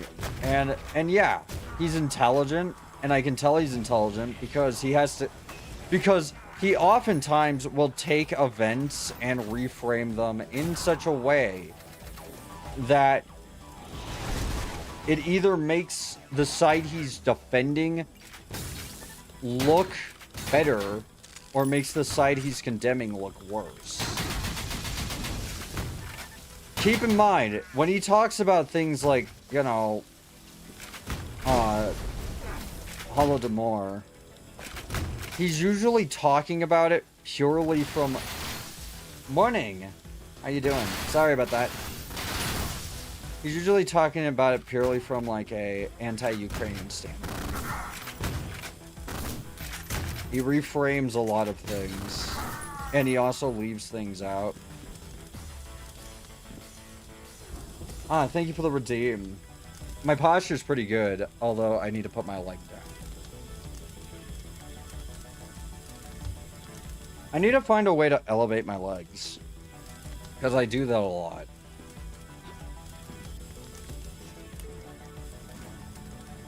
I put my leg up on my chair, or my legs, and I tend to do that, and the reason why is because it makes me feel a tiny little bit better.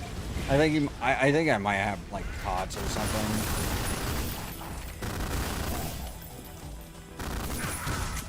Which isn't fun, because then I'd be, like, just collecting chronic illnesses.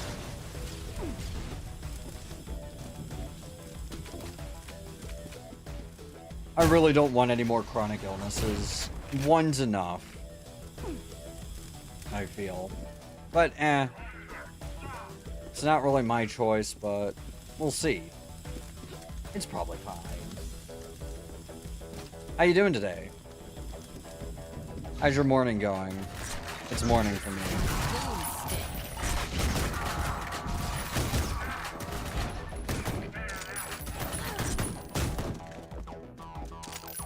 I fucking need first aid.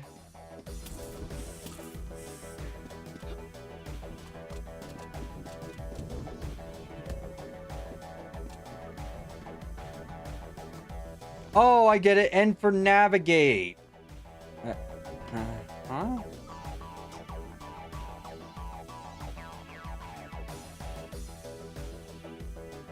Suffering with the little rat bastards I call nephews and niece. That's fair. Sorry Automod caught you there, but at least I approved it. Because it you know, it's lighthearted. Automod is a little twitchy with that for some reason. Oh, I hate Automod. I fucking need a health kit, but I might have expended everything. Actually, wait, no, there's one in the firing range.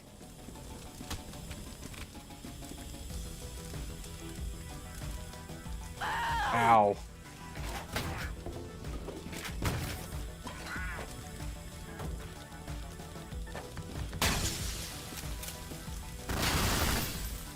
Worst part, the mini-me vomited on me. Oh. That's never fun. I've dealt with that before. I've gotten spit up on. It is one of the reasons why I constantly ask if someone hands me a baby. Hey, quick question. How often does this baby, you know, spit up? And if they either answer vaguely or don't answer at all, I do not hold the baby.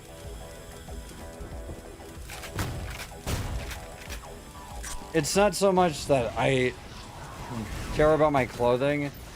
It's just, you know, I don't like getting thrown up on, especially not in public. You know.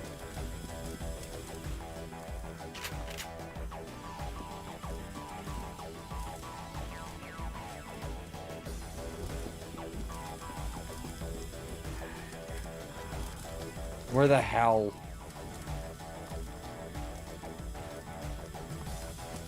Okay. Probably downstairs. Fair. Yeah. It's not even that I dislike babies. They're fine. I probably will never have one of my own for very obvious reasons. Main one being, I don't have the equipment for that.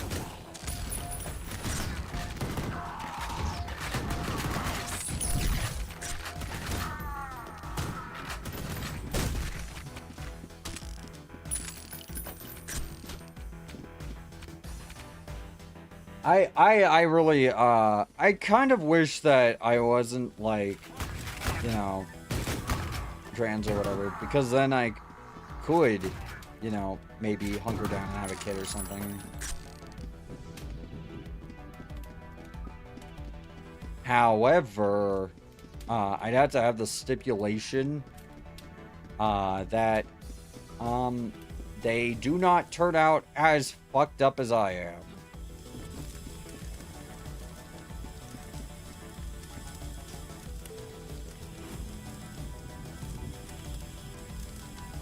And that is why, before I have, you know, if I ever do, I am going to work on myself. Because I don't want to continue the fucking cycle.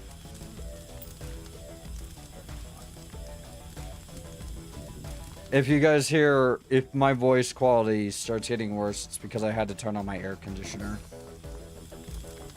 There we go. Healed up. Now where to go? I'm looking for a yellow door.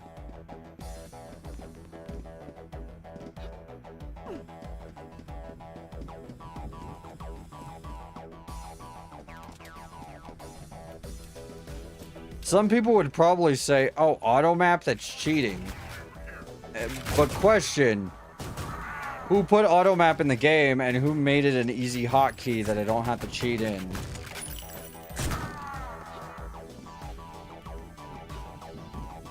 It's not a cheat, it's a feature.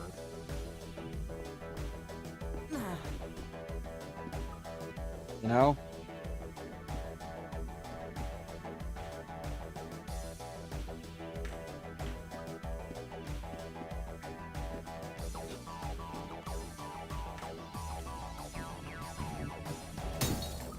Not a two-way. Oh well. Bulletproof. Reason why I'm checking is because sometimes you can, shoot out like a window and go through a, secret. They hide these secrets really fucking well.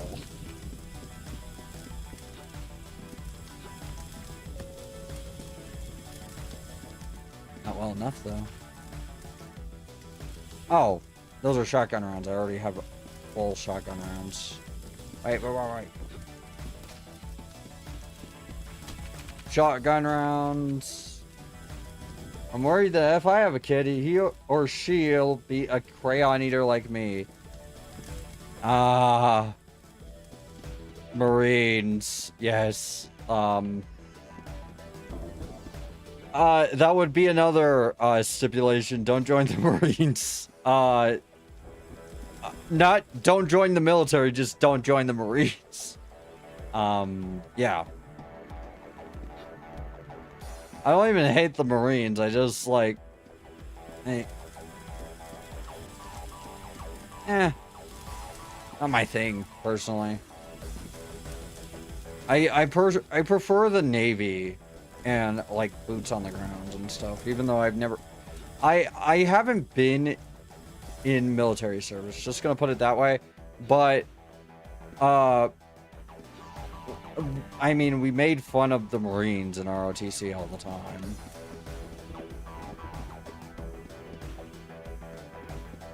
But not really make fun of, more like a, you know, they eat crayons or whatever. I don't even know where that came from. I love how you got that instantly. Of course I did! It's the defining trait of the Marines. They're not the most tactical. They're not really the strongest. They're not even the most important. But they sure do love their crayons, and they sure do try.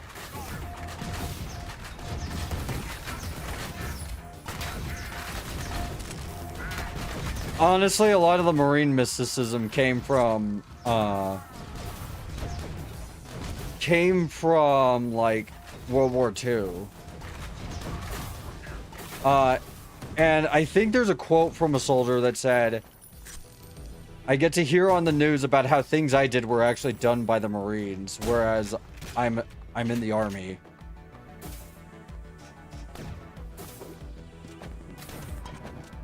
It was propaganda, basically. No one was really joining the Marines, if I remember correctly. The Marines did a lot, mind you. I am not saying they didn't. But, you know, they didn't do as much as the news let on. In fact, a lot of, like, the achievements that they had weren't in Germany, but were in the Pacific. They were pretty important in the Pacific, although soldiers were deployed there too. Army, I mean. Army infantry, I should say.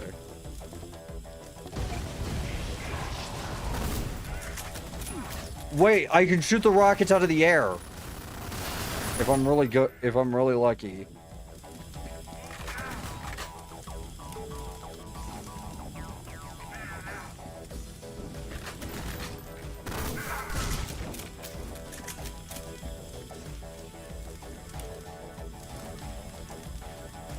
And a lot of shit they did involved animals. The fucking bomb pigeon or grenade pigeon is the wildest thing I've ever heard of. And also the grenade bats. They really like just putting grenades on animals for some reason.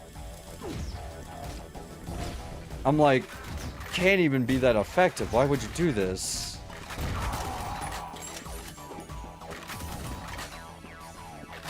I mean, it wasn't effective as proven by the anti-tank dogs is the worst one.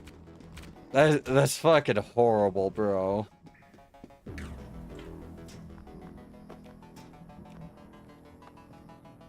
Reading about the animals used in World War II is so fucking weird. It's kind of like reading about the mousetrap that has a fucking revolver in it. So it's a lethal mousetrap. It's the most cruel method of making a completely, like, lethal mousetrap. Because it catches them by the tail and then shoots them with a fucking 45. It's actually absurdist.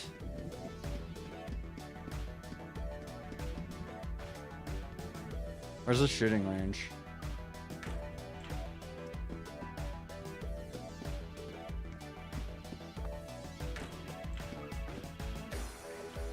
Chips was probably the best good boy in World War II. Yeah.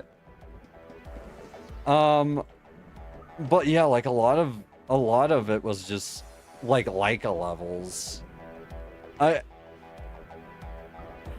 A comic I really like is one where you know, like there's sentient animals, although this comic is known for a meme. Just gonna point that out there. You probably actually know what I'm about to talk about since I said sentient animals. And the main character was like an animal rights activist who really loved, you know, she was a dog, a blue dog. And like she started just like idolizing Leica without realizing that Leica's story was actually genuinely terrible. It was an example of the military of a country or the government of a country using an animal in a way that could be probably considered cruel and unusual.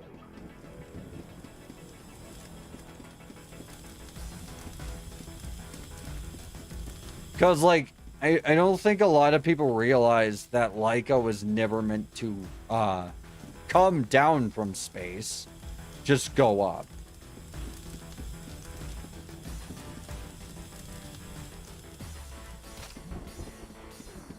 I'm like looking for items.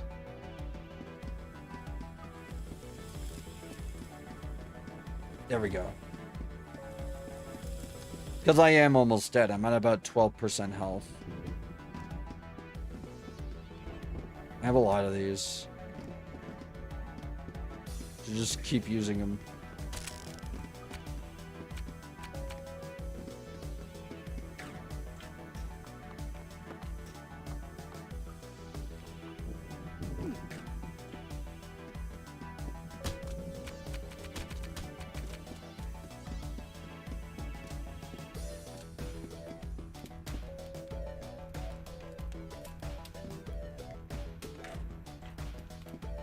But yeah, you know exactly what comic I'm talking about. From that, probably. You probably know the meme of it. The really weird one that a lot of people have, like, pointed out is very, very odd.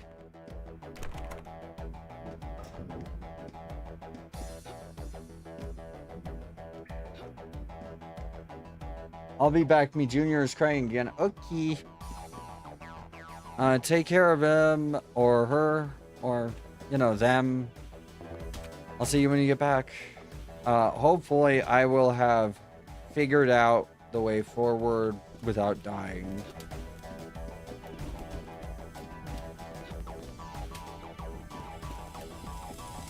There's gotta be a secret around here that I can get.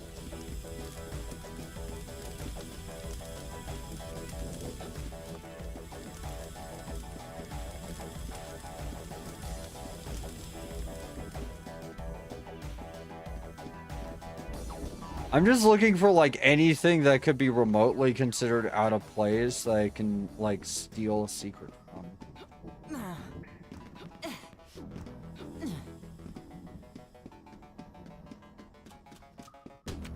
Because I don't want to just open the door and then immediately die. Actually, I know how to fix that.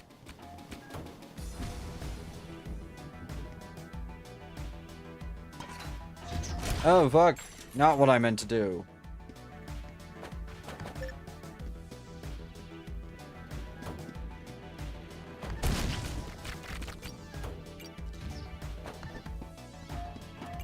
Everything's blocked.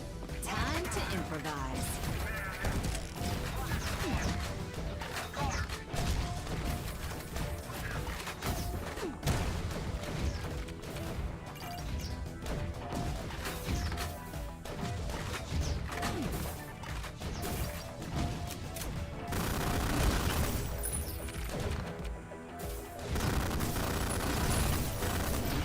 Oh god, that's a lot of drones.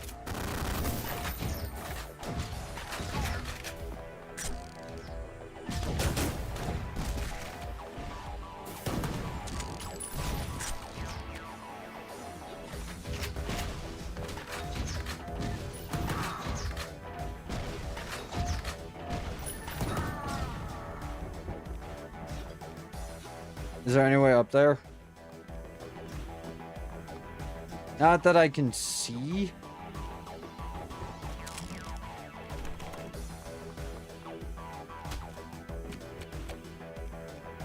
Any health items? Yes. Those are ammo for the lover boy. By the way, I talk about Rise of the Triad a lot. Specifically the tile, "You do not belong here." And I always say you're in for a rough time if you see that outside of a secret. I'm going to elaborate on that. If you see "You do not belong here" tiles. Him? Okay. If you see "You do not belong here" tiles in Rise of the Triad, you are probably in for a very rough time. You're either going to get one of the worst puzzles, like, you've ever done, that is fatal if you do it wrong, or you'll get, you know. Looks like I'm getting tanked tonight after all. Or you'll just, like, walk into a room, hear, eat lead, and then die to an enforcer. You've just been erased. Ooh. Oh yeah.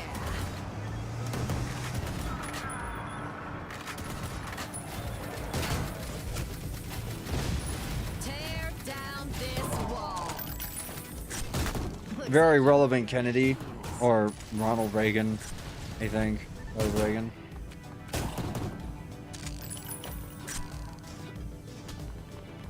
A lot of people know that, a lot of people know that line, but they don't know the whole speech. And it's probably because a lot of,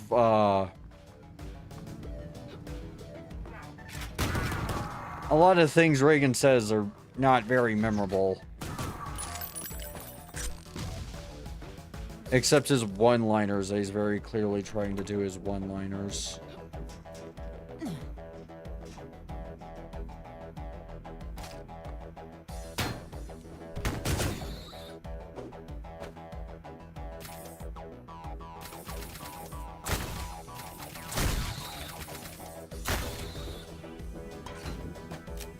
I don't feel like dealing with spiders. I know I missed some secrets. I'm never gonna find them. Oh!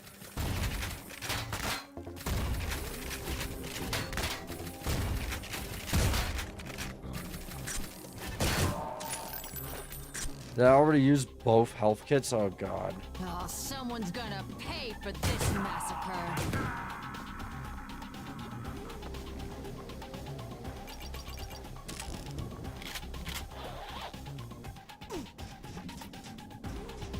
We're not... We could either barge through the front door, or we could be smart and use the vent. I think the vent is the only way to get a certain secret item there.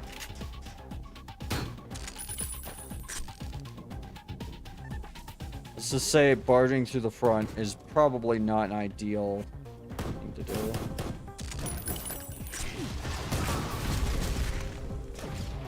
Oof.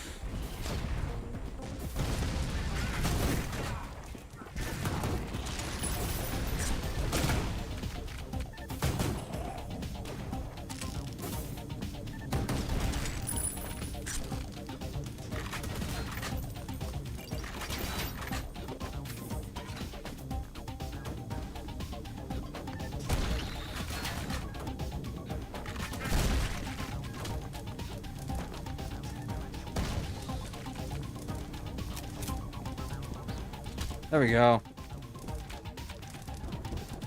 All clear. Hold on.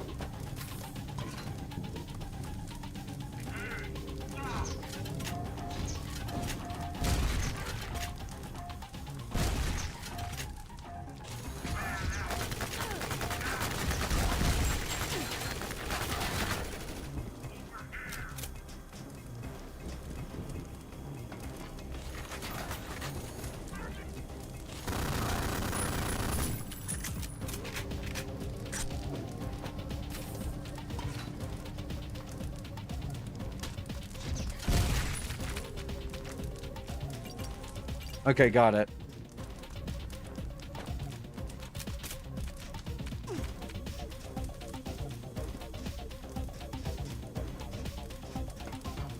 Oh, wait. I know what to do.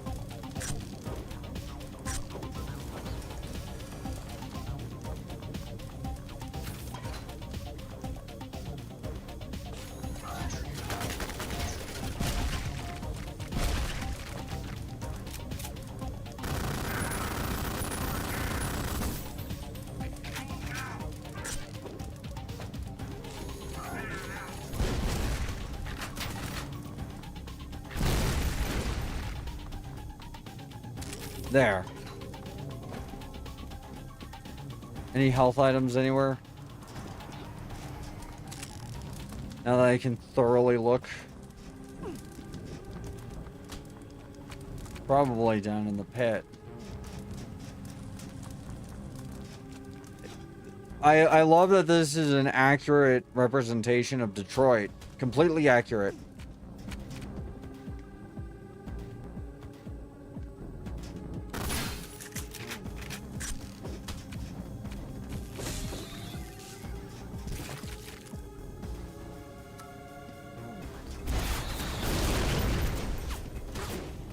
I save cluster pucks for when I really don't want to deal with something. I like the way you die.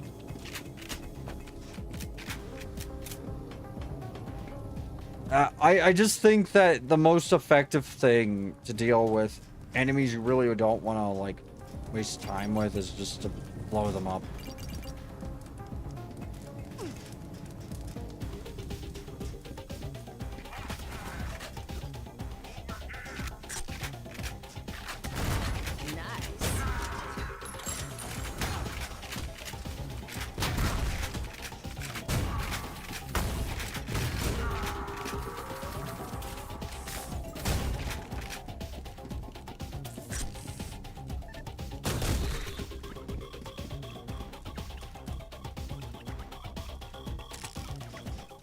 Gotcha.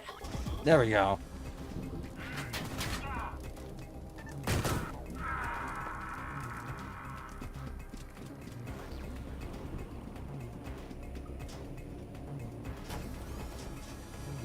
SMG ammo. Or penetrator ammo. Whichever you prefer.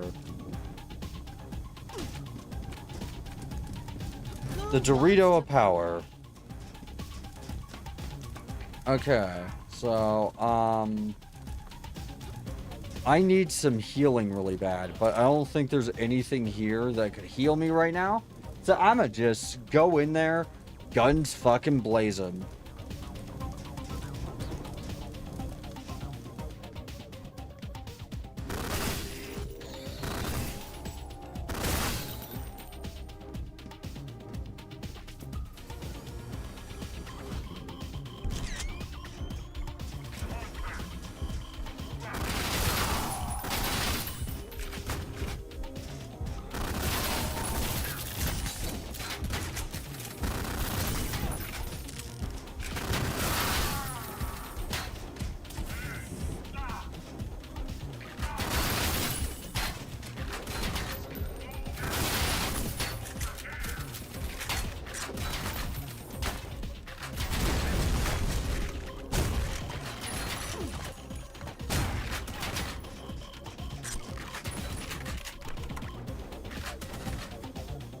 health kits in these foot lockers. I just gotta remember which ones.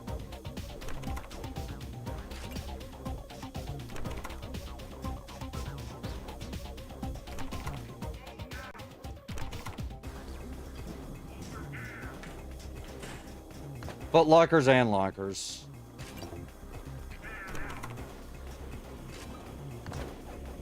Yes, separate yourselves from each other. Good idea.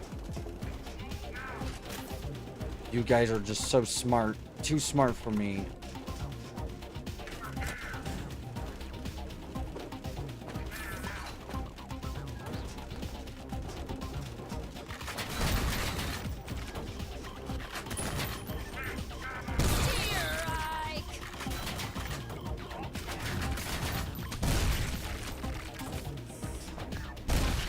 Oh, I don't think that's covered under warranty.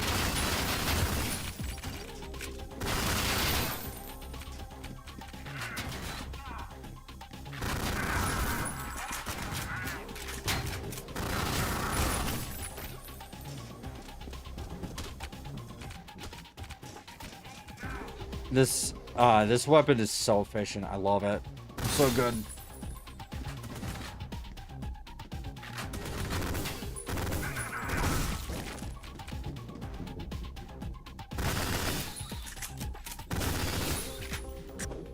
Oh, I know how to do this one.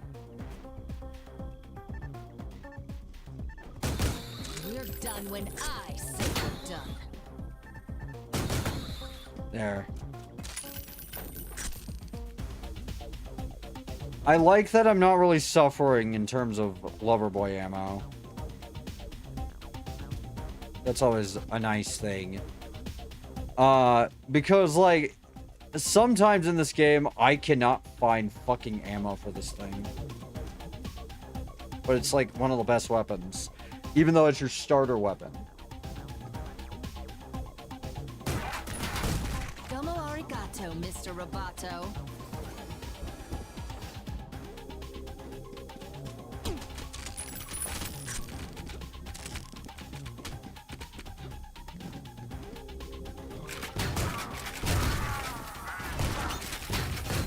You go in pieces, asshole.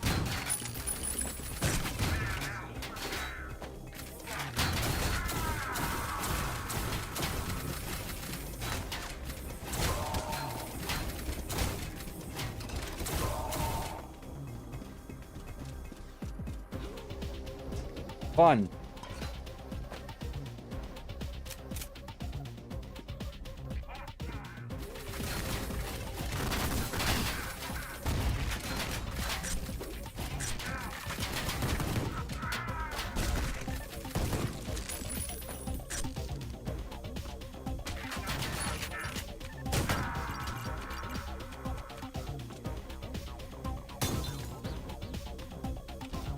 I don't have a yellow access card.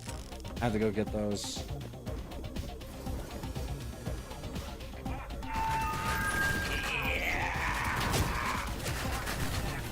You just signed your own death warrant.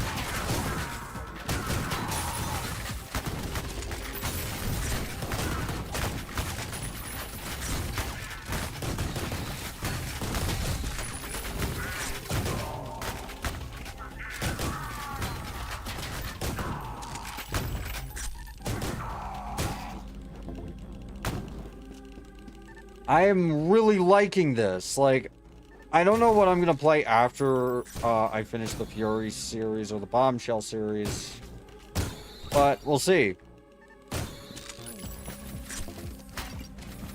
I have Bombshell. I did not buy it full price. I absolutely fucking refuse to do that. I have Phantom Fury. I have, like, all the games. I wasn't stupid enough to buy Phantom Fury at full price, though. Sorry. I bought it for $8, which, quite frankly, makes me feel less horrible about my purchase, because, like, you know, for, like, $8, it's fine, I guess.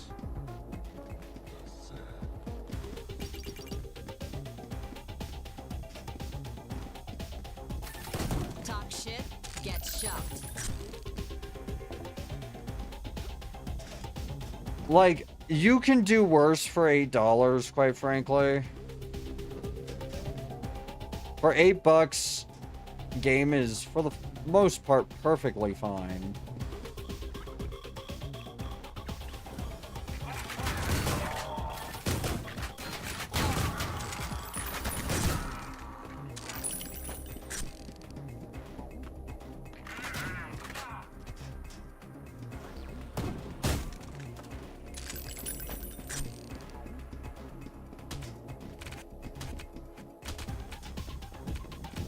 I still don't know what Haskell's plan is, but quite frankly, I don't think it's that important.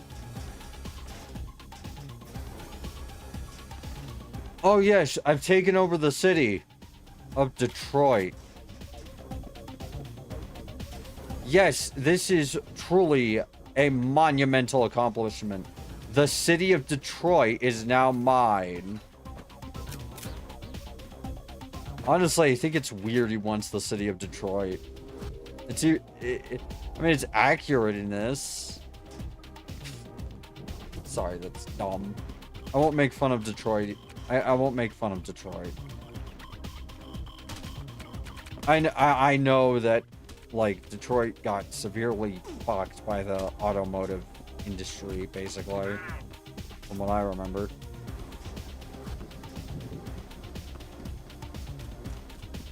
Shooting range.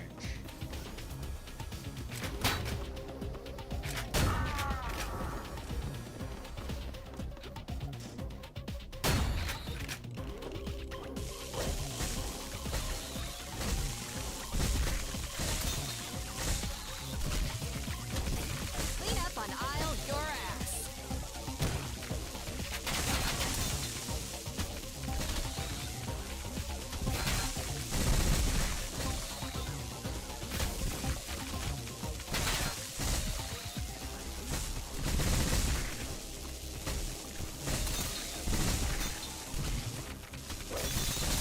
Fuckface.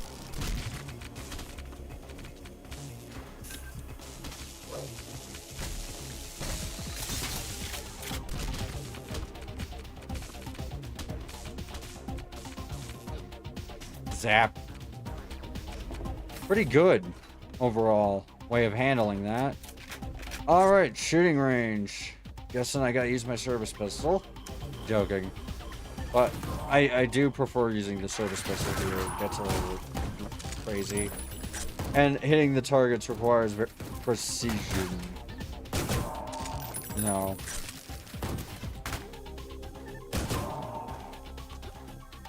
Like, it requires some degree of precision to hit all the targets. You can also grenade them and everything. But, like, I prefer to do it this way. If I remember correctly, if you finish the shooting gallery, you get a reward.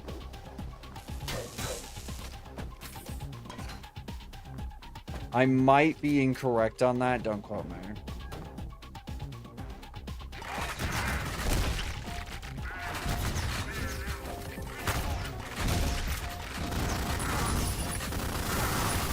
Moving machine.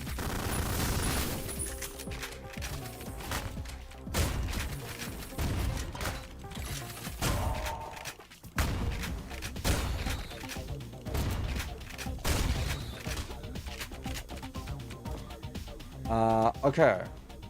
Anything up here I can get? Medkit. The spoils for cleaning a room.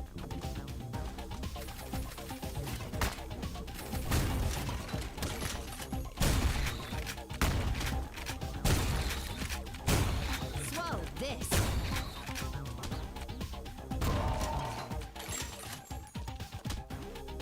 Alright, I need to find a way to get this over there.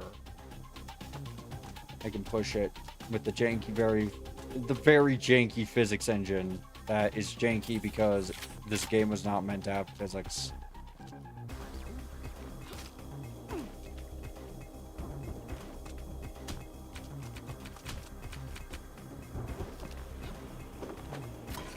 And I have grenades.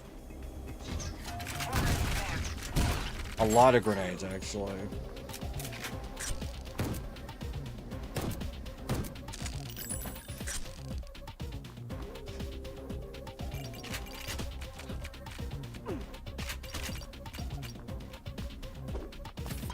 I should use more grenades to clear things up.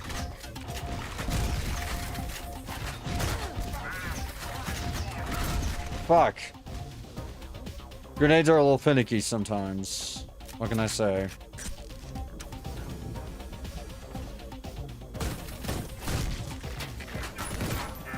I like the way you die.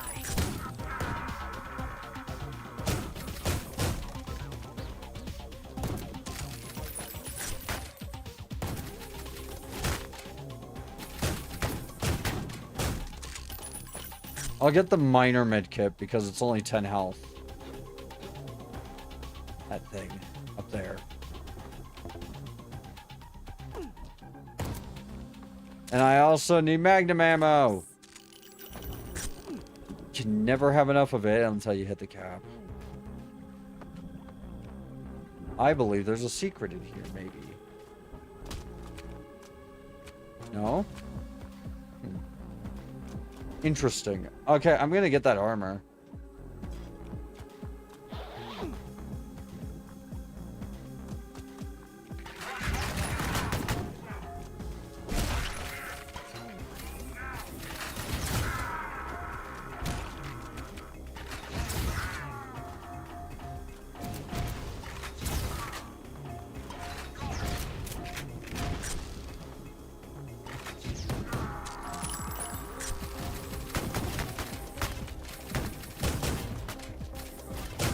Sorry about the mess.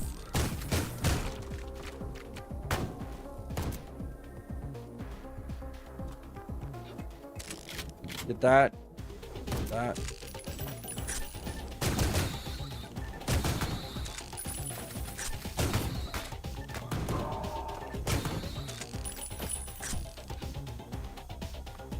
So, you know, I usually don't talk shit about indie games, but I saw one that was absolute booty cheeks, rather. Like, it's an indie game that was quote unquote inspired by Spec Ops The Line. It wasn't, but it doesn't even look like Spec Ops The Line. It doesn't, like, basically it's this meta narrative about, like, FPS games, and I don't think I'm gonna play it because it just, I don't play games for that. And there was only one game series that really did that well.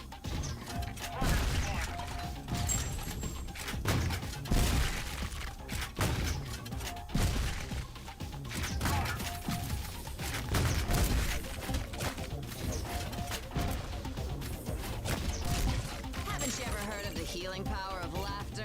The grenade launcher is really difficult to use for me. Like the one in Sprawl is a little easier because it actually functions like a grenade launcher. I need to stop getting tricked because it's very obvious I can't hit things at certain.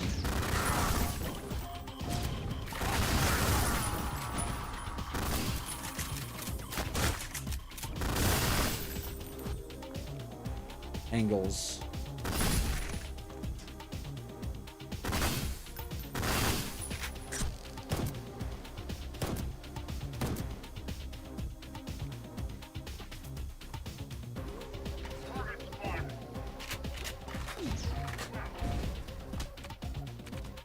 Go back. Get the med kit. Get the one in here. Yeah.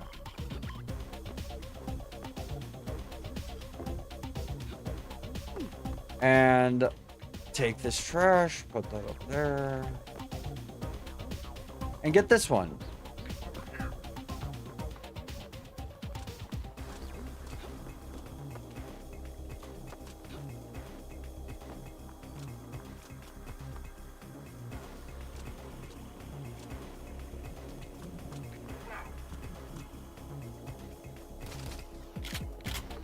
Does this game actually have 3D audio, or is that just a trick? I think it's just a trick. I have to ask because Doom Remaster has 3D audio, and you can do it in Eduke, I believe. It's not like the easiest thing to do, but you can do it.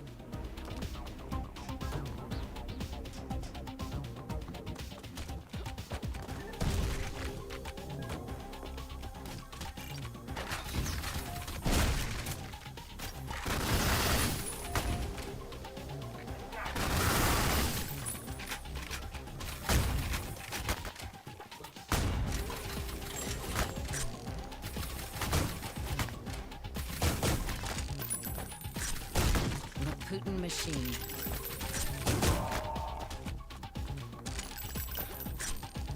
And I know what you're thinking. Why not just use the all fire all the time if it locks on? If I remember correctly, it uses slightly more ammo. It, so if I can hit the headshot from a distance, I usually do that instead.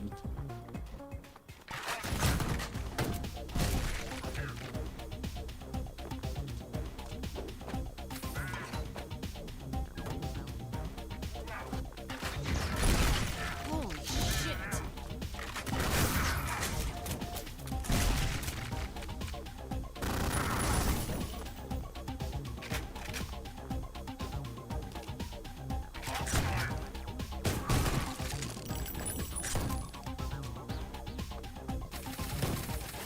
Yeah. Domo arigato, Mr. Roboto. Ow. Okay, where do I get... is there any more health items anywhere that I haven't exhausted?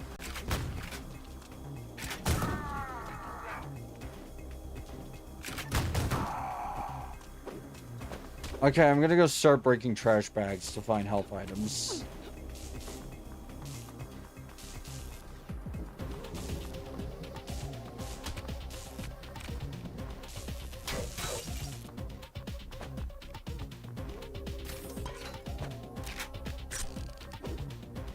I will say, they really try to make this look like an urban environment by, you know, putting trash everywhere. I mean the GDF, by the way, not just the game devs. But in lore, man, they really simulated an urban environment. You know, they're actually urban environment ghillie suits, and it's just it's just trash. Like, you're just putting trash on yourself. It's really funny. Because it gets people every fucking time.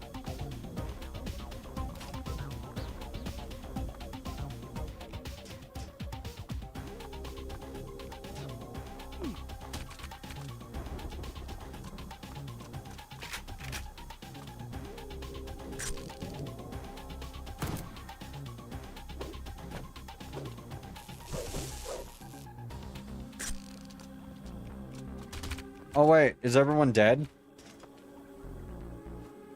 Oh, thank God. Now I just gotta get all the rest of the targets.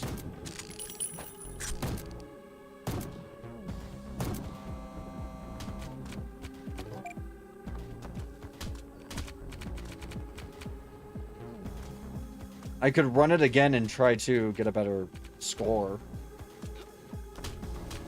Because I mean, I think I could do it in less than 7 minutes.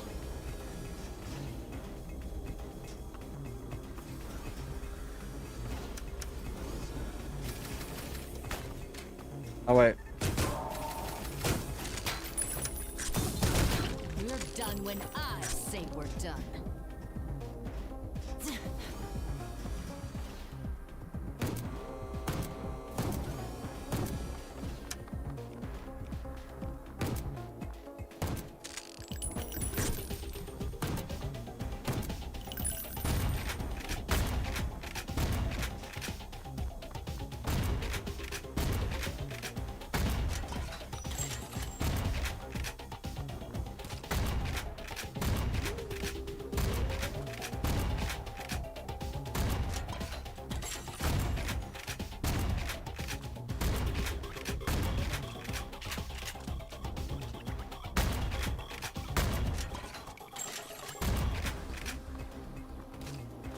Three targets left. Where? Which ones did I not hit? Oh.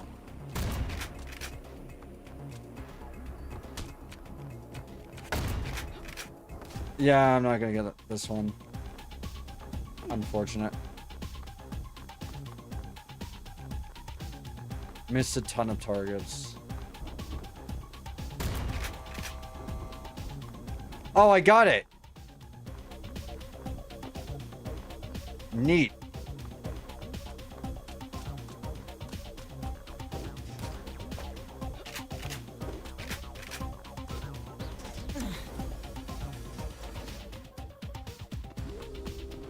I need ammunition. Is there anything in here? Not really.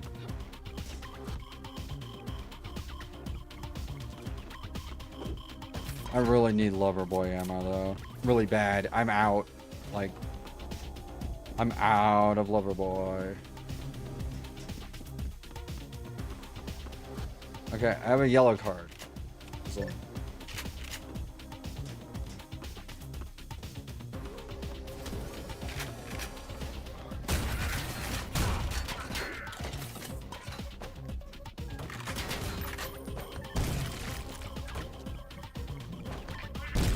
Rest in pieces.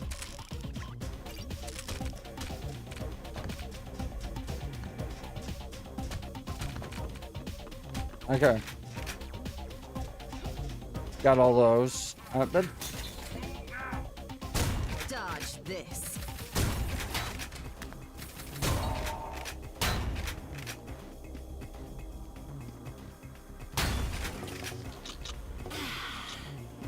It's called liquid crack because it is. E.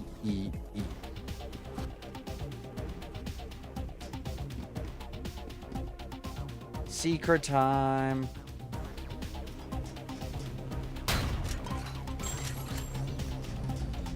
Oh, sick.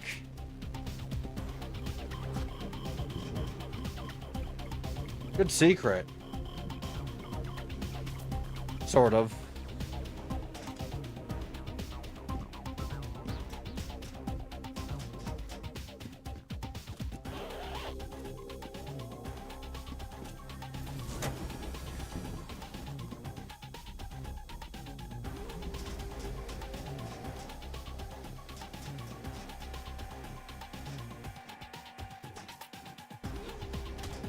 Where? Is there another door control anywhere? No.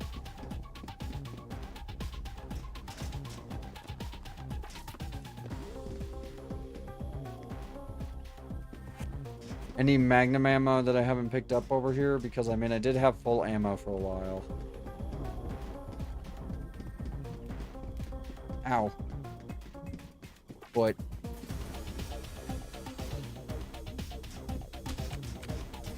where?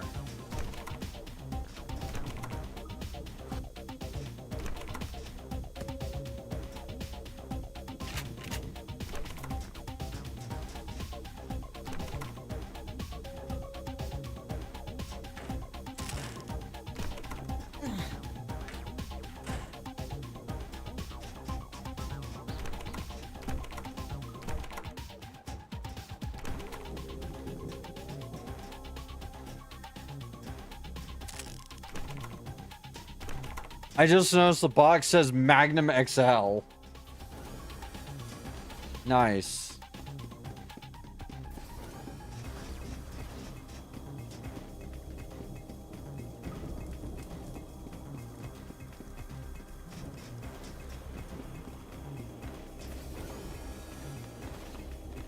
My friend was working retail once, and like a guy came in and he bought, I think it was 3 things. He bought a bottle of Jack.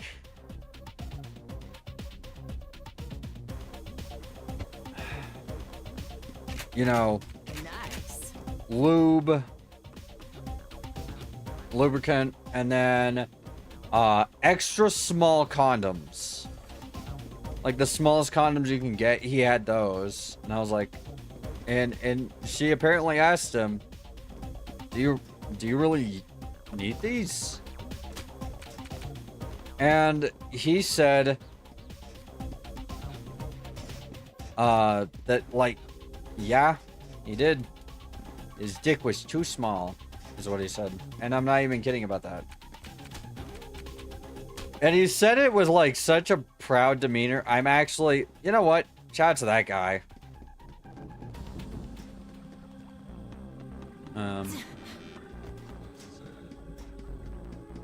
Like, you know, that's a good way to handle a very light teasing. You know, is to just immediately lean into it. Love that guy. Briefing room. Where am I going? Where's the door to the reactor?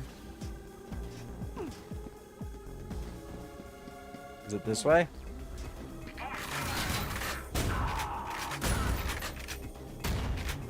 No.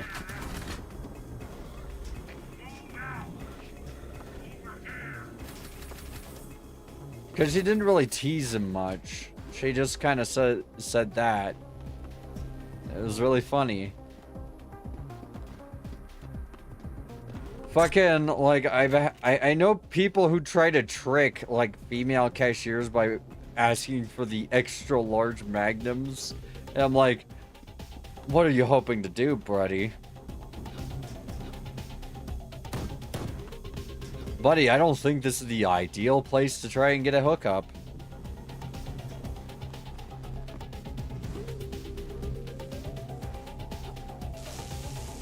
Ow, ow, ow, ow, ow, ow.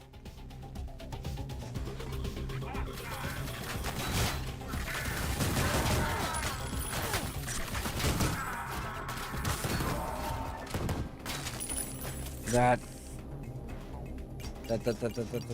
and that. Up. Ah. Suckers.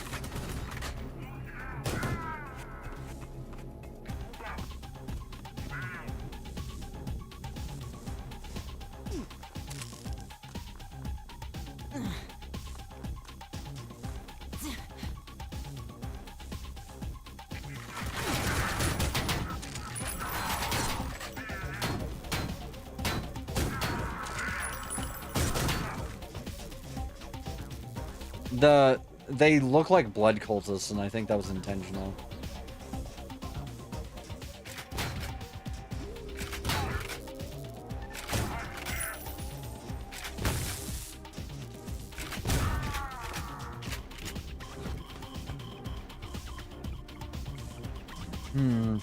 This way, and I guess I gotta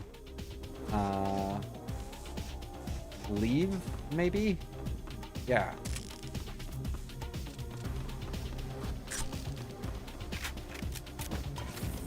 I have a lot of ion bow ammo. I should use it.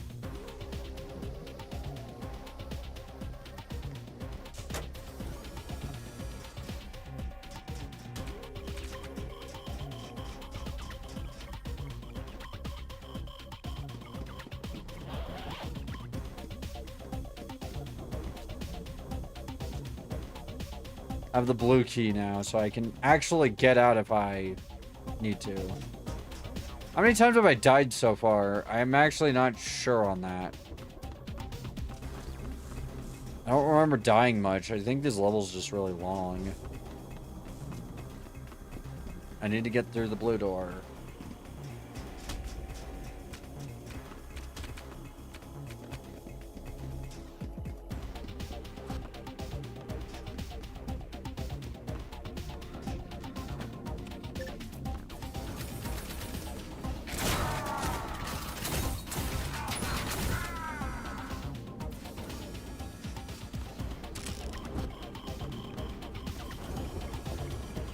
I'm gonna get all the health items I can get before I leave. And maybe more secrets if I can find them.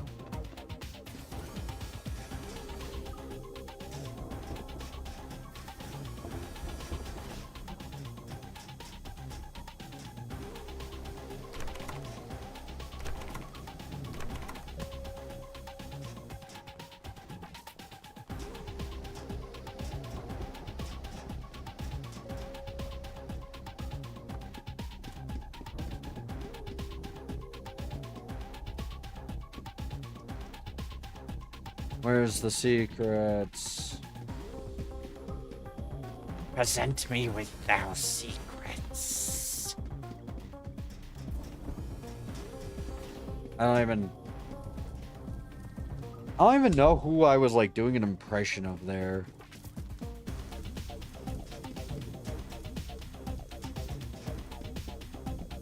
Your secrets.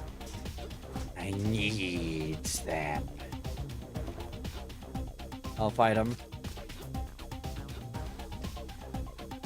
It blinds us. It sounds like Smeagol, but it doesn't have enough of a strangeness to it.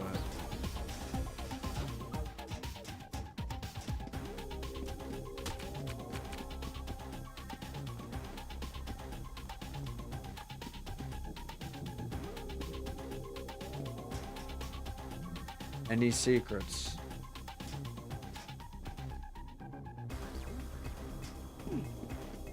A gaming myth I'm really tired of is the whole gamers don't look up thing. Like, come on. Yeah, they do. At least now they do. Back then, do you know how, like, likely it was you were gonna have a full 3D game that relied on you looking up? I'm gonna give you a hint. It's not very. Come on.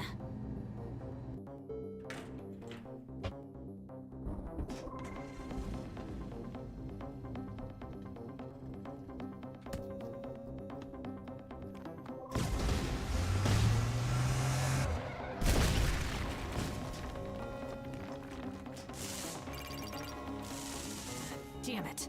Gotta find another way out.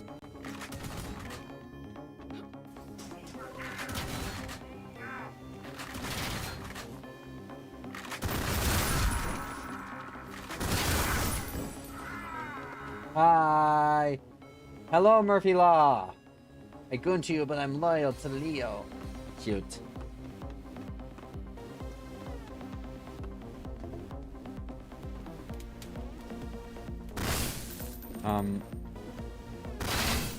Yeah, that's a vent I can destroy, so there must be a vent upstairs that I can also destroy to get in. Wait, whoa.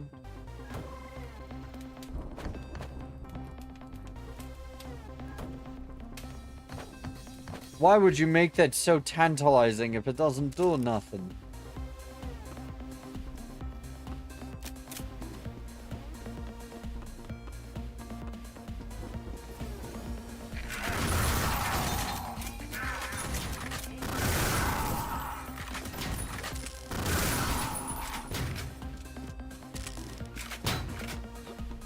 Who is over here?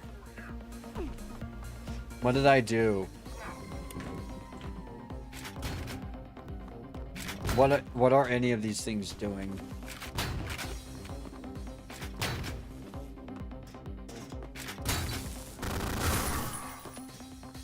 Hi, how you doing, by the way?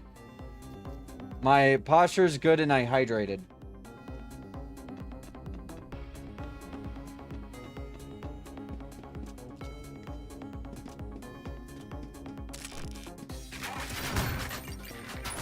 I never miss.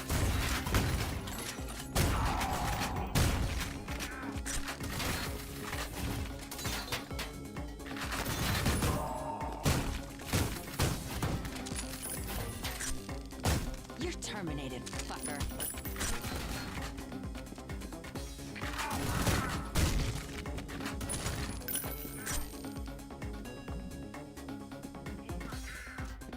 There's gotta be a way in there. Yep, there is.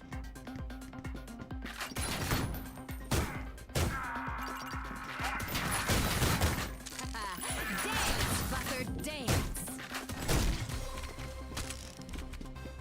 Oh, I like yeah. this game. Okay, let's see if I can push anything to get me up there. Anything in the boxes? Yeah, of course not.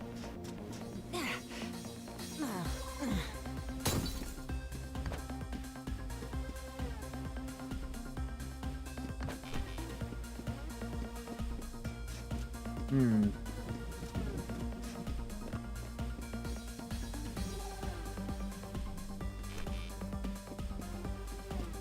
This way.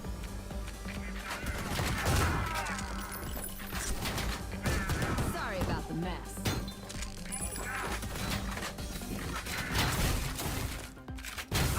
How you doing? Like, sorry if I already asked that. I'm having so much fun with this game.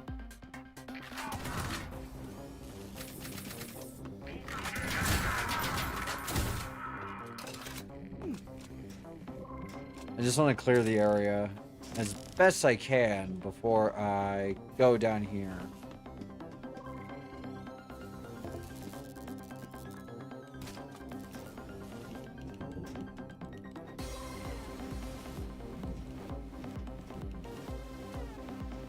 I heard a murderpede.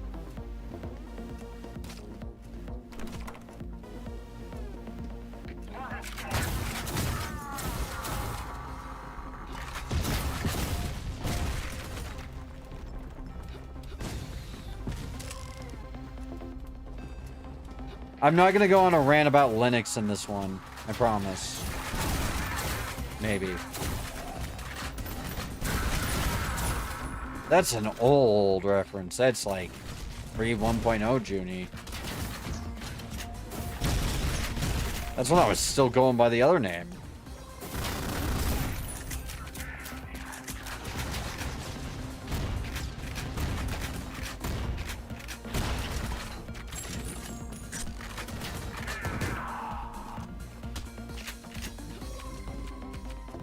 Give me that.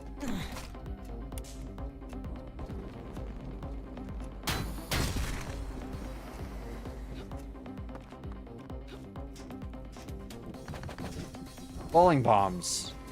Actually very useful.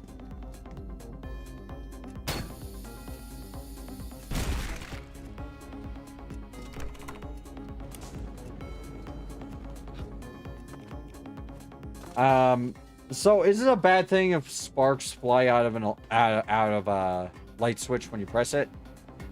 Is that bad or normal?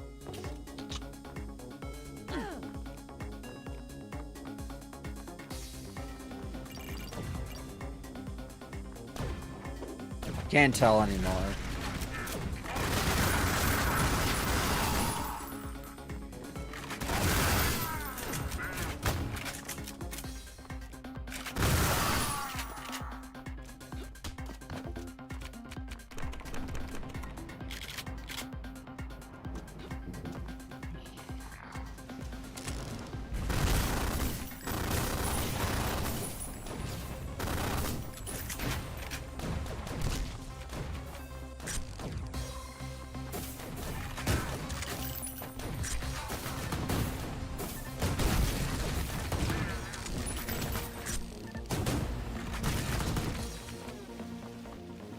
I'm killing so many people. But I need to, this one.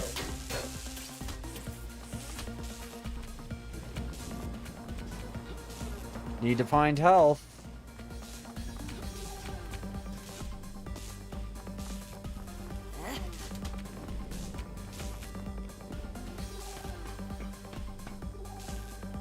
Nothing up here really, except a portable med kit that I could, in theory, get to, maybe? Let's see if I can see any way up there.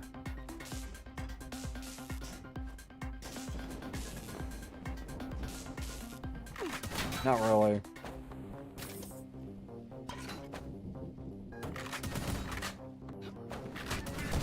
Now you gotta keep them separated.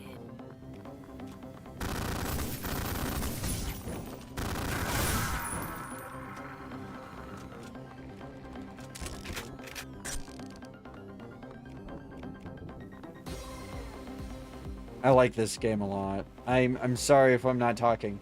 It's just it's really hard to like articulate all my thoughts because most of them are based on feeling. But the guns all like okay, I'll do my best. The guns all feel great and I haven't encountered any serious game-breaking bugs or anything of the sort.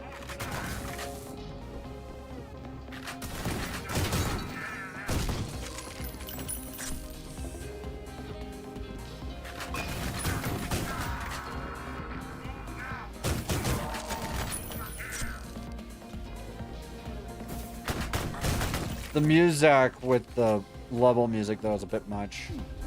Nothing there.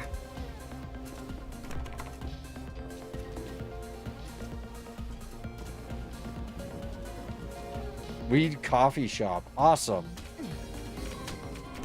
Are we sure this is the dystopian future? I mean, come on, man. It's a weed coffee shop. Evidence of the free market.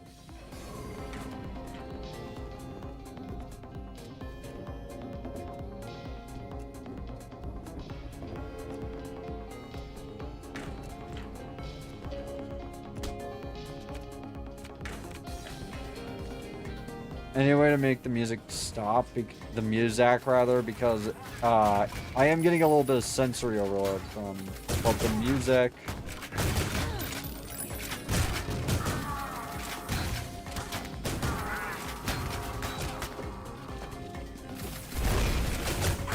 Ow.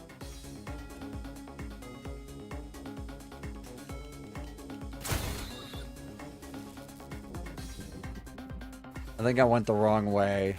I think that's an alternate exit.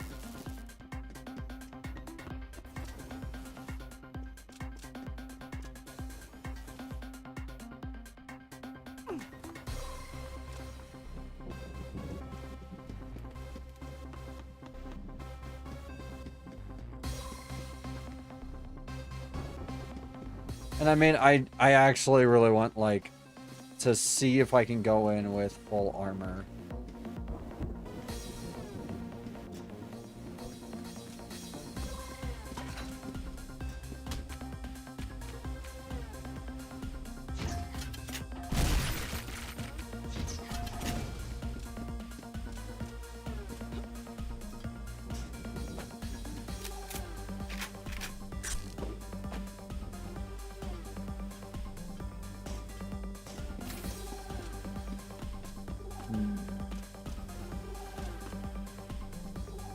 Anywhere I could go from here that could lead to a secret.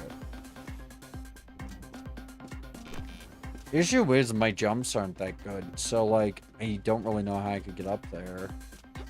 I'd have to push something in front of it.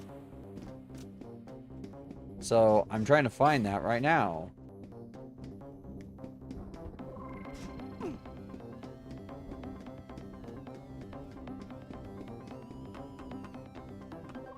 Because there's got to be a way up there.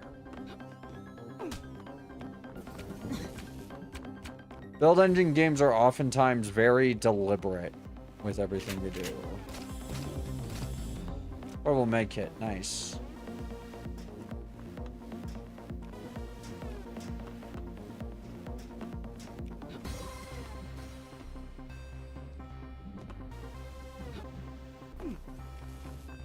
Can I pick up an item?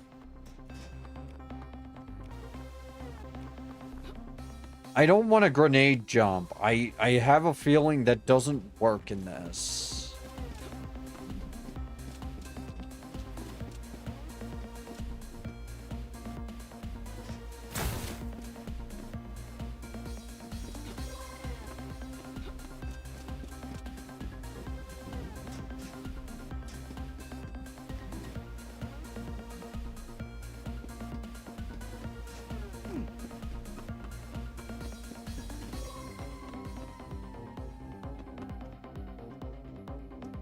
There's gotta be a way in there. They wouldn't just like tease me like that.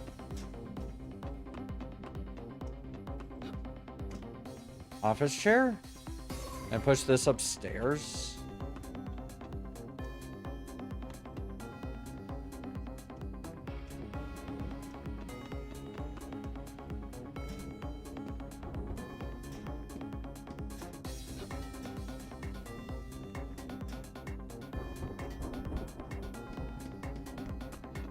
Yeah.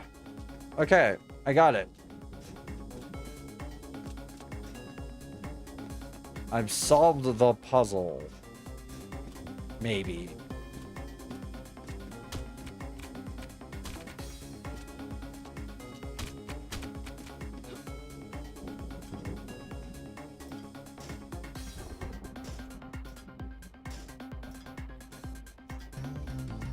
There we go.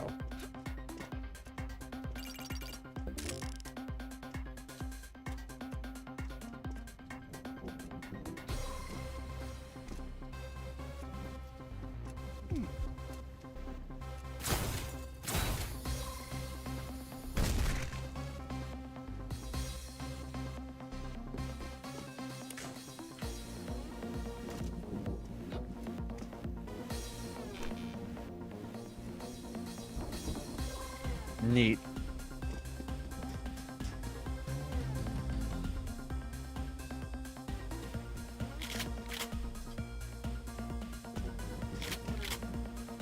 Secrets gotten for the most part, I think. Maybe.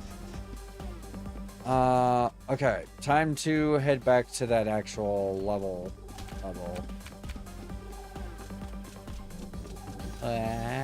Oh.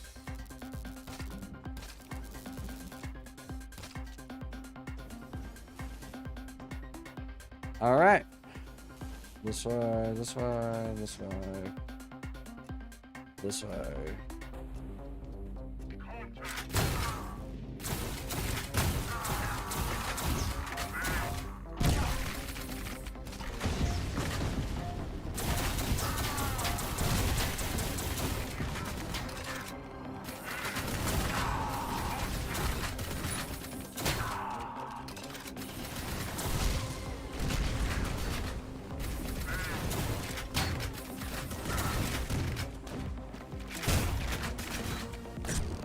Whoa.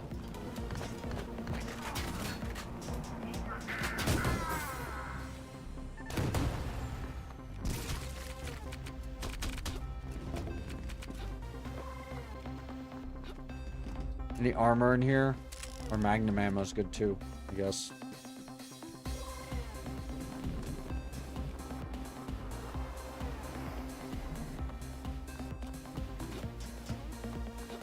This way.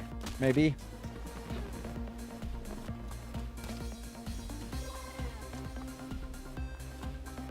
There's a portable med kit up there. Is it possible?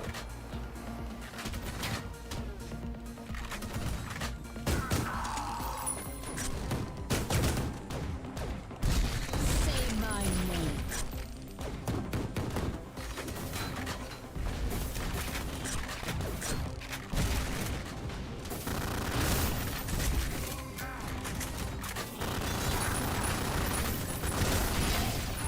Totally.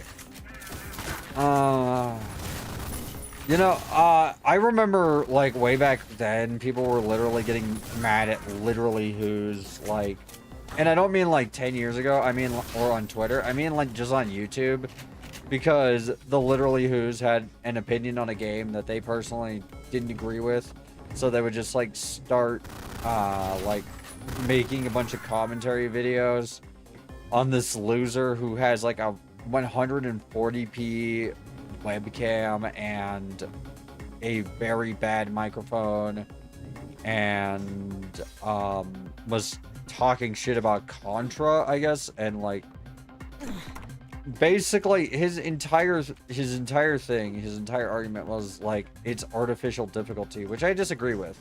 But I don't know, like some people, you know, it's a very subjective opinion as to whether a game is bullshit or just hard.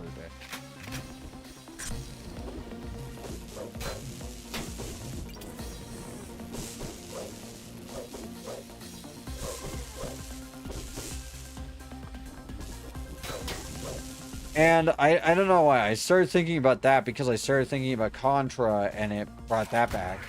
Which, like, the guy was just, I mean, yeah, he was dumb as hell. But at some point, you know, you gotta, like, pick your battles.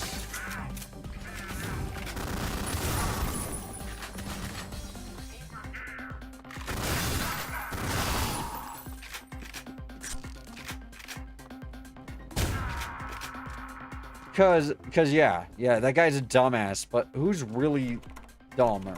The guy who made the bad video, or the guy who watched the bad video, gave it traction?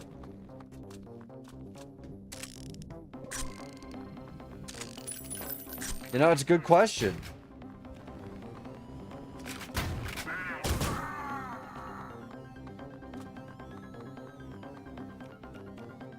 And I think I'm like just starting to talk about like old YouTuber stuff, and the primary reason is just, you know, well, it's kind of easy to talk about it because I was there. late 2000s, early 2010s YouTube was a very strange place. I'll admit that freely. You know, you never really knew what was gonna, like, piss people off, and people tended to get pissed off about really stupid things. The ranting community was basically just a bunch of dorks getting mad at other people who were also dorks. It was a dork civil war, you know?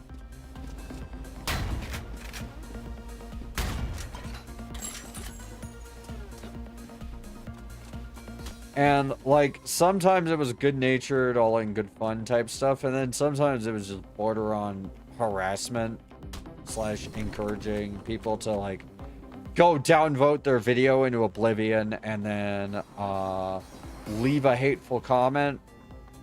You know, rate the video 1 star, leave a hateful comment. And it's like, dude, they made, like, a bad video. Yeah, sure. But, like, is it really... Are you really much better for basically saying, yes, go bully this person with 10 subscribers?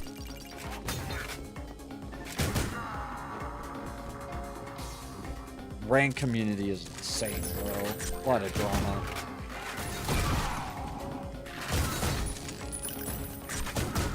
A lot of skeletons in their closets.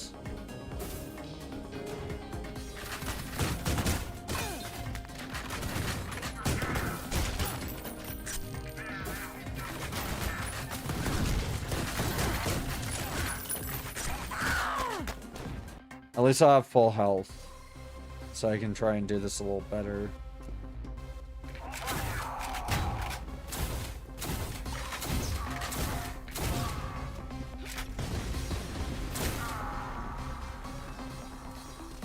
Did you go in pieces, asshole?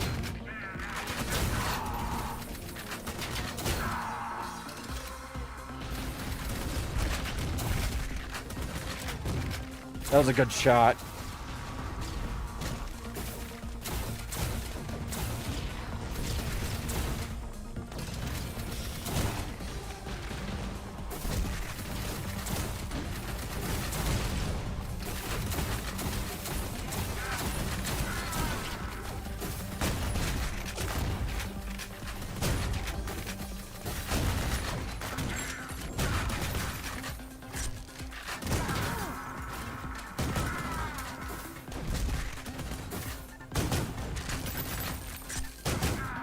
And here's the thing, I just kind of hate people who are like internet vigilantes now.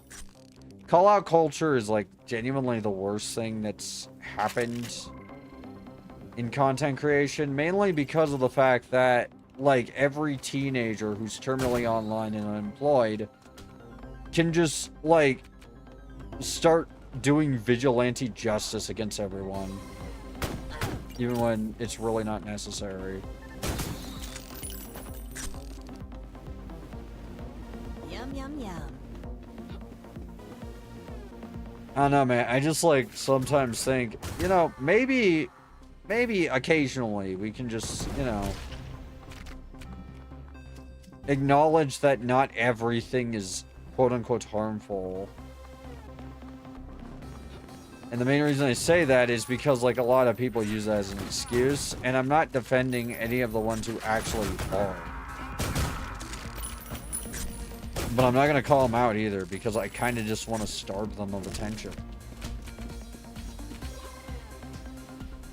Why would you give someone you hate basically more reach in the algorithm?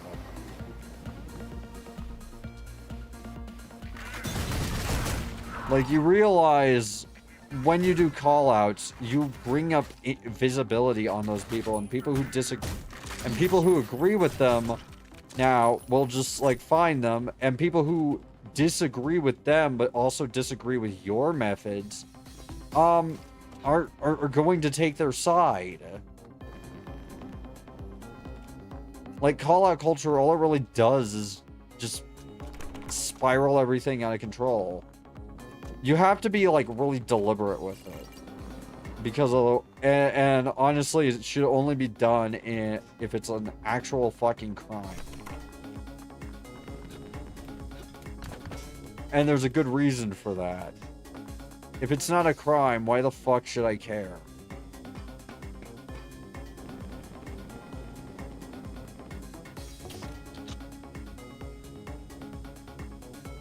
You know, if you disagree with someone, just in general, just don't really engage with them. Don't talk with them. I don't talk about, like, people I hate a lot. And the reason why is because I don't really want to see them anymore. So, best way to do that is to not give them a place in my algorithm or For You page. Because if you... Reminder, when you interact with an account, doesn't matter what you said, you know, like the algorithm, Grok or whatever, will basically see, oh, you tend to interact with these accounts. I will keep showing you more. Remember, the algorithm's like entire drive is engagement. The best way to like handle that is to just not engage. I know that's not an answer you're looking for, but that's just how it is.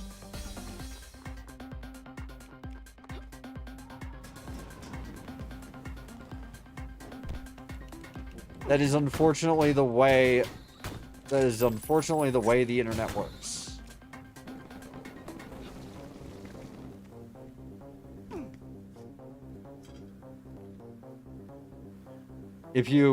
If you constantly quote tweet people who are viciously horrible all of the time, you will be shown people who are viciously horrible all of the time. You're putting yourself into a despair cycle. Just stop interacting with people you dislike. It's easy. If you block them, it tanks their reach. Oh, but people should be aware of this. Why?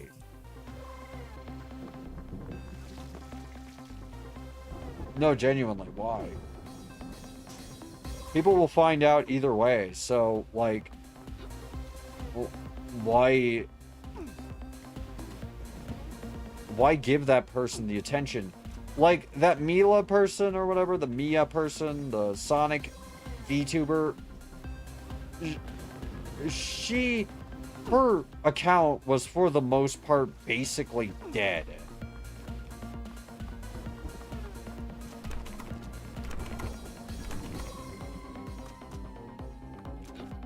Like, she wasn't really getting any engagement, no one really watched her streams, and she was already thinking about quitting. The grift was like last minute, last final chance to really make it in content creation.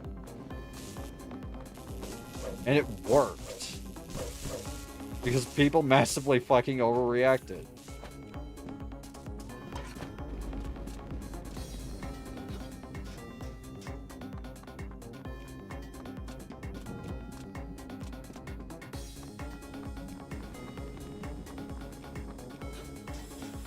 Although I do hate political streamers who try to claim they are apolitical.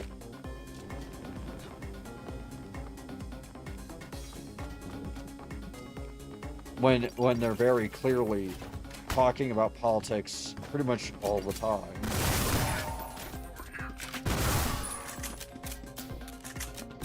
Like, it doesn't really matter, you know, which side of the fence you're on. You know, I just kind of clock out to that kind of thing.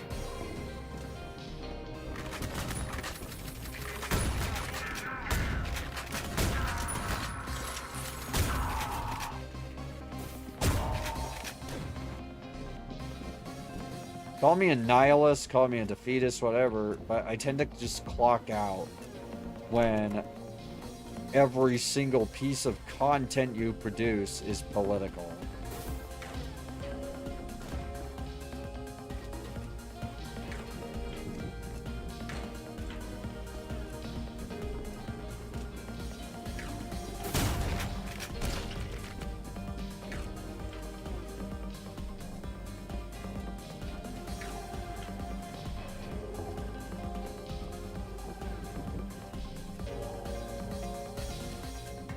And like, you know, the issue is that like people now pretty much know you freak out over everything. So like most of them are just gonna clock out to anything you say. Also, truth doesn't really sell in the political content creator space from what I'm seeing. Because the amount of content creators who are flat out just revisionists is insane, bro. The amount of content creators who quote unquote add context to things like, I don't know, fucking Hollow to More or whatever, they always have to like immediately start claiming revisionism. Because I can't handle it. Damn it.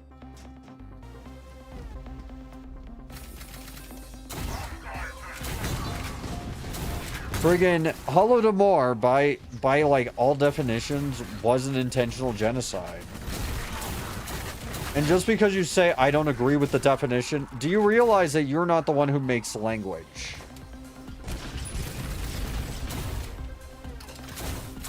Oh, yeah, I know that by every stretch of the word, this was considered genocide by the UN when it happened. But I think that definition is wrong. Motherfucker, who are you to question the definition of a word you didn't make?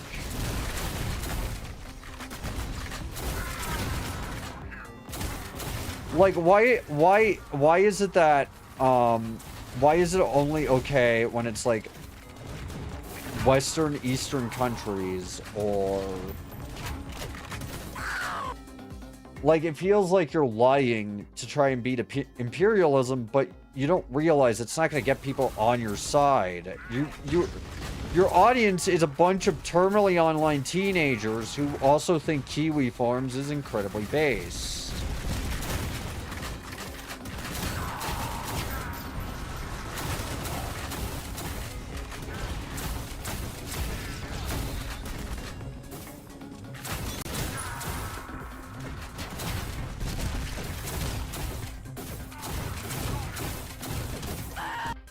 Like, it's like so impossible to do anything of substance now because like everyone resorted to immediately becoming a fucking child for clout. And now we're not getting anything done because everyone just kind of wants to make shit up. They believe we're still in the propaganda phase and all that. And like, we're not even like in the propaganda phase. It's not propaganda. They're just fucking wrong. And they know they're wrong. Like, that's the issue.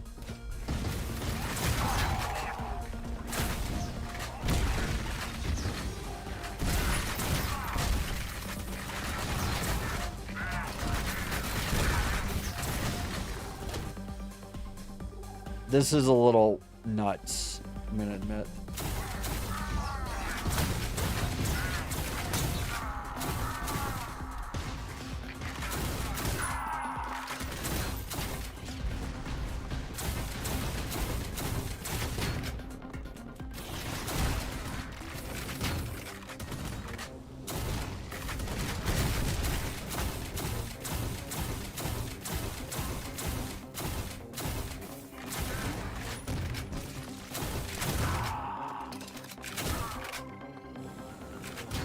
Dude, this level is nuts. There's so much.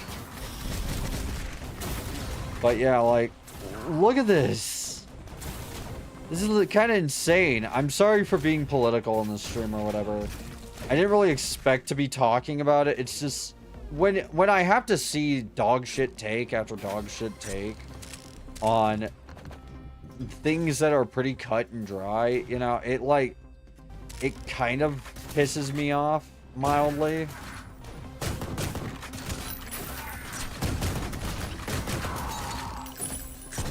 The Putin machine. Not gonna lie, and I'm trying to get to the point where I ignore it. The reason I don't post about it publicly on Twitter is because I feel like if I just don't engage with any of it, I'll stop seeing it.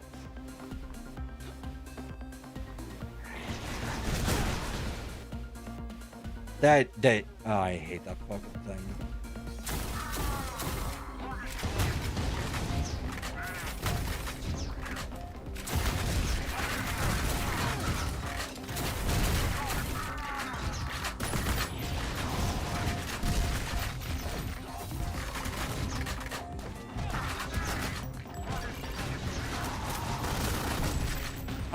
I hate the missile launcher drones. They're like the worst part of the game. They're the worst enemy. They're hard to hit.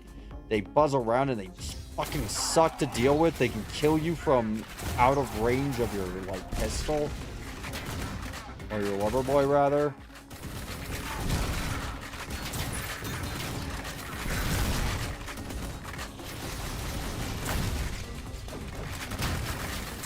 Fight me and die.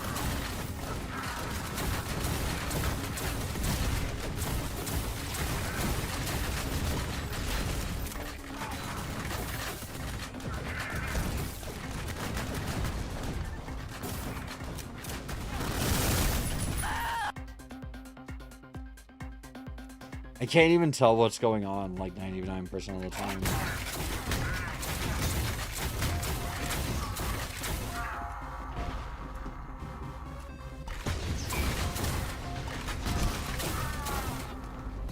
Batteries not included.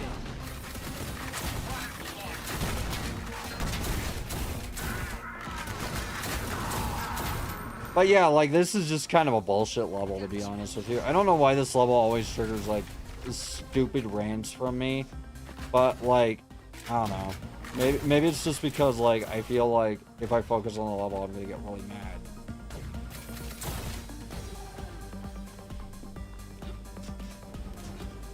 Something I really hate about, like, just political streamers in general. And by the way, there's a difference between someone who was, you know, talking about human rights and a political streamer. A political streamer is someone like Bad Empanada, where they talk about history, but they talk about it from an incredibly biased and propagandist standpoint. Like, Bad Empanada bitches about how everyone's a propagandist for the West. Motherfucker, you're literally a propagandist too. Like, you're revising history. You're making shit up.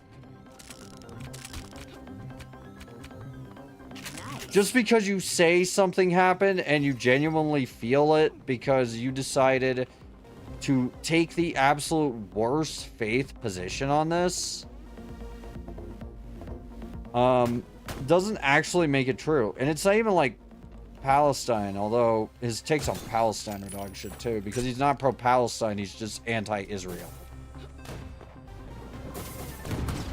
Israel could be doing literally anything and you would hate them.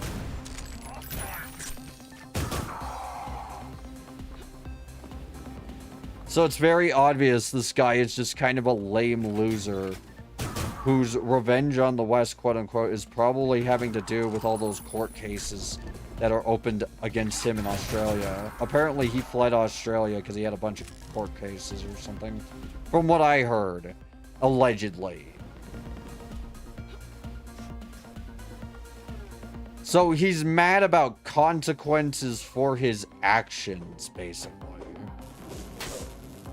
Also, the guy's voice is fucking insufferable. Oh my god. Can this guy not take anything seriously? Oh yeah, I believe you're really fucking broken up about what's going on in the Middle East right now. I believe that while you're making jokes about it. I totally believe that while you're making jokes about sending death threats to people and made merch out of it. Yeah, I believe you really care a lot. You definitely care. You're definitely not just a fucking loser who saw an opportunity to be a shit human being for a good cause, quote unquote.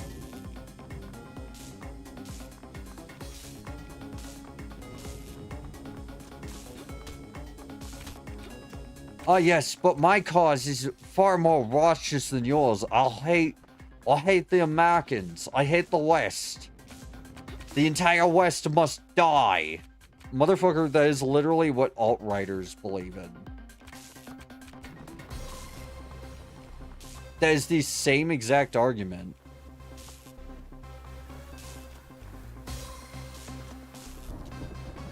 There's a reason so many people have, like, distanced themselves from him, and, like, they call him fascist adjacent.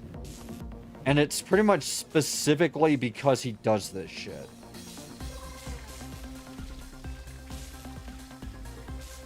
He's like just super fascist when it comes to people, when it comes to destroying the West. He doesn't actually care that the West is the one.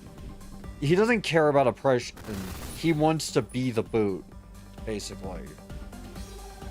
He's not anti-imperialist. He just wants to be the empire.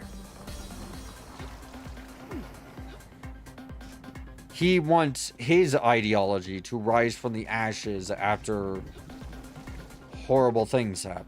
Like, that's what he wants. He doesn't care about communism. He cares about quote-unquote revenge. Which, revenge for what, you dumbass? What has happened to you realistically? Like, because all I know is that, from what I see, you're living in fucking Buenos Aires,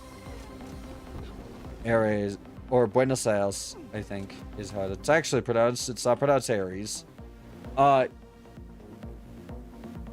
you are fucking living off of basically the labor of people who are underpaid and underworked. Argentina's laws about that are actually, like, horrid, if you look into it. And you are basically living in a part of the country no one else can live in. You're living in a tourist destination. It would be like claiming you live in the third world because you live in Indonesia and living in Bali. You are in a tourist destination. There's no risk for you. You have no skin in the game. And also, how the fuck do I jump up these things? I just want to get that secret.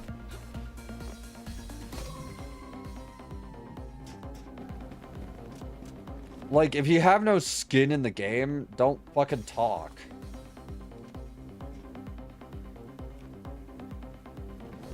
If you can't even live by the ideals you preach to others, don't fucking talk about them.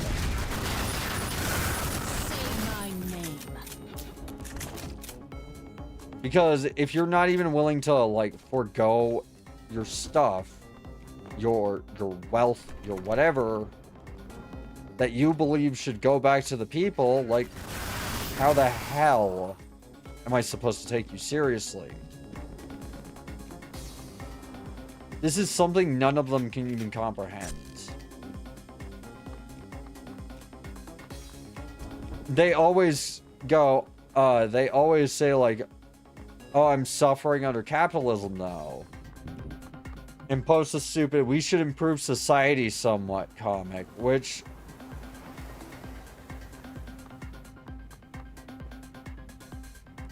By the way, I need to say something. Fucking living by your principles doesn't require you to quote-unquote be decadent. All people are asking is that you live by your principles. If you really believe that, you know, if you really believe what you say, give your money to the poor.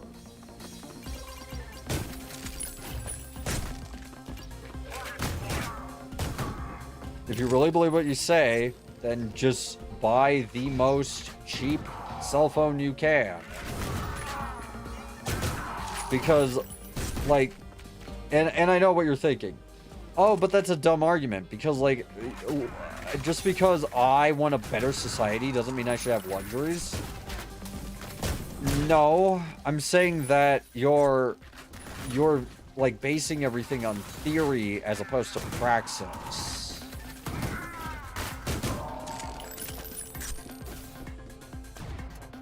Yeah, theoretically, you know, your ideology is great in theory. It's really great in theory. Theoretically.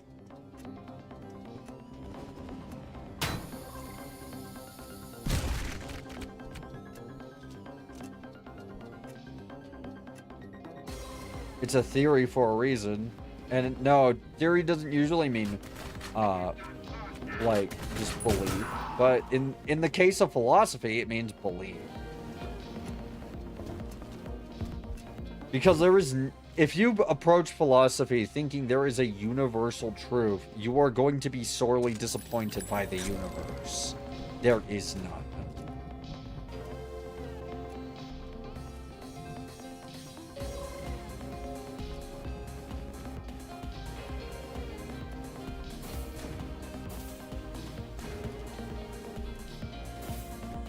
Sorry, I had to answer someone.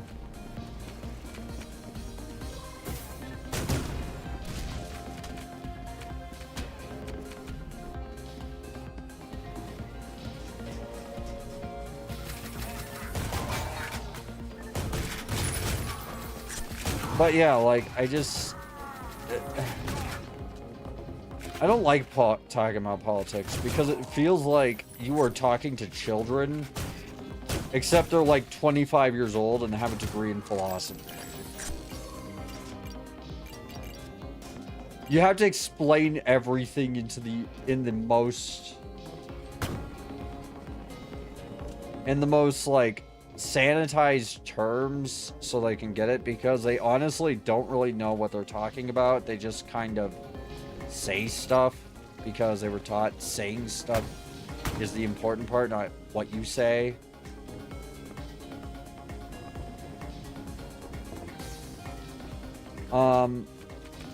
Okay. I guess I can explain shit to overgrown man children. Why not?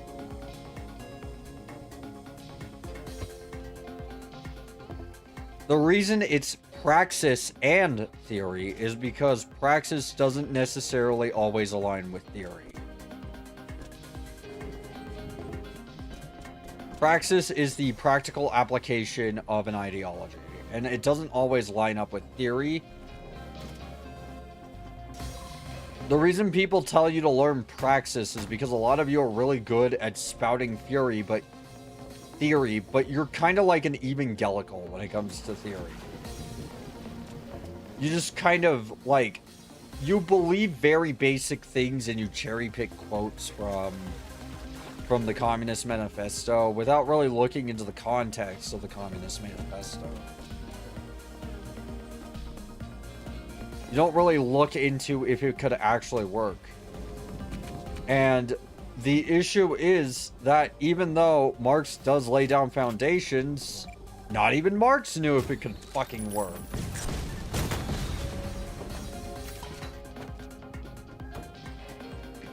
Which should tell you everything you need to know. Communism never works in praxis. That's the point. Like, the entire thing is, most people who have worked with Marx afterwards, pretty much immediately were talking about the practical applications of his theory. And let's just say it wasn't great.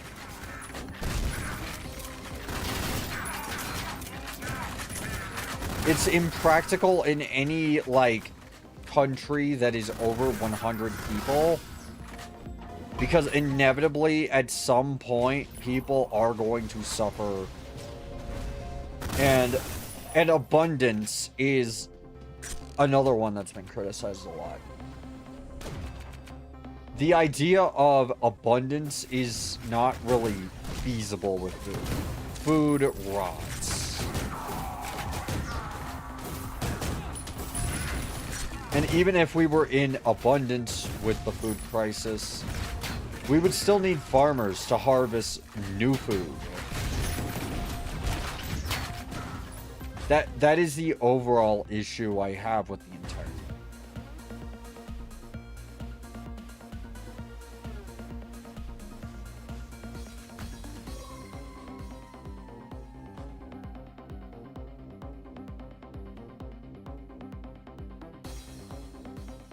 I'm realizing that I have to change it in volume mixer.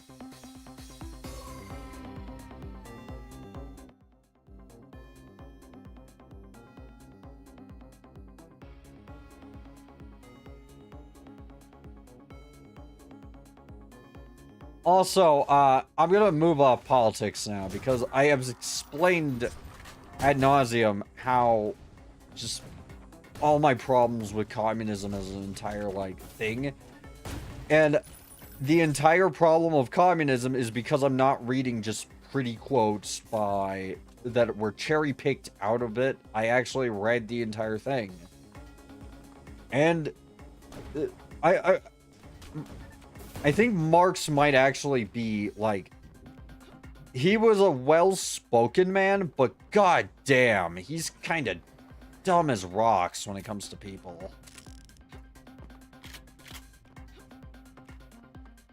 Like, he has this very naive childishness about him that kind of gets he writes kind of like people on Reddit do. You know what I mean?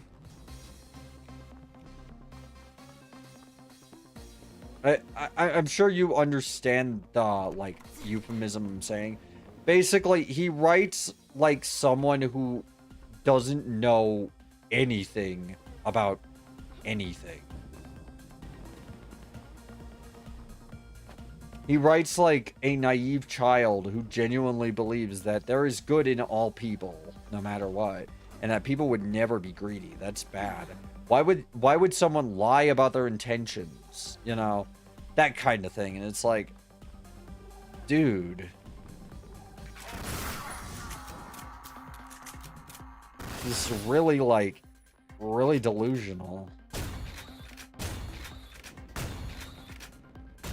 I didn't even want to talk about this. Like, I just see it so much now. It's so stupid. If you go on Blue Sky, you get a bunch of liberals pretending to be hardcore revolutionary leftists who are, like, arguing about communism, and their arguments are so bad and just not reflective of general reality. Come on, there's gotta be like a... Ah, fuck. Okay. It's bad. Like, they do not have any experience with any of it.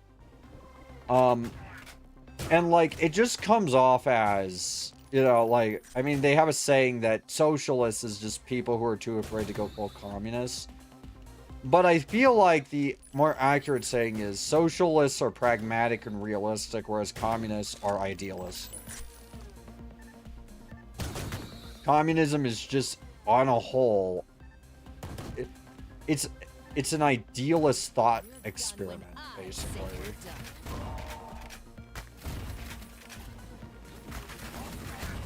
And I know that sounds like there would probably be someone, if they heard me say this, go, no, that's not true. Okay, show me like one instance communism has worked at a massive scale. Like, show me one, and maybe, just maybe, I'll, like, consider your argument. Because most of the time, and by the way, when I say massive scale, I mean country the size of the United States of America. Or country the size of even Britain. Show me one instance where any of it worked. Any of it. Just show me an instance. That is all I'm asking. I am fairly confident you will not be able to show even one instance of it working.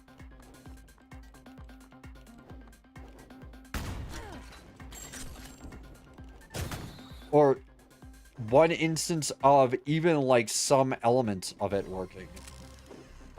And no, I'm not... And like, here's the thing.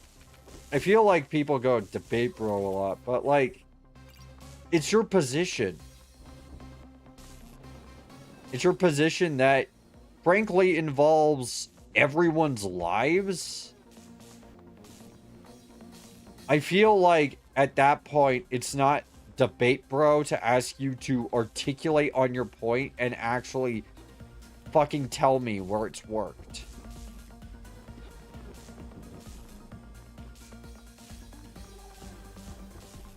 And if you say China, I am going to laugh at you.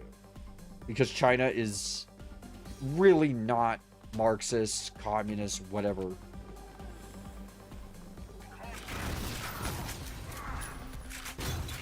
I'm sorry, but if you say the words, it's got Soviet building blocks from the 70s near the Gucci store, yeah, it's not really a communist nation, is it? I like the way you die. And here's the thing about, like, if you say Soviet building blocks, I'm just gonna immediately assume that you mean people starving.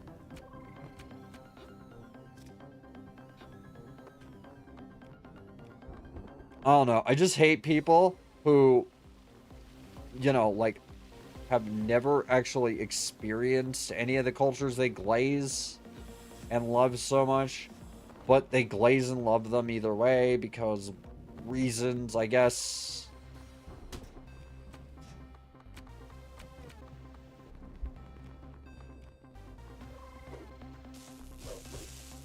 You see, it's a nuanced reason that I just can't explain properly. You just have to, like, listen and believe. Motherfucker, that is literally, like, religious speak. That is cult speak. Do not question the doctrine. That's cult speak. That is what a cult says. This is my boomstick. Do not ask questions. Just believe everything I tell you completely uncritically. Cult speak. You've just been erased. Also, one of the worst arguments for anything I've ever heard.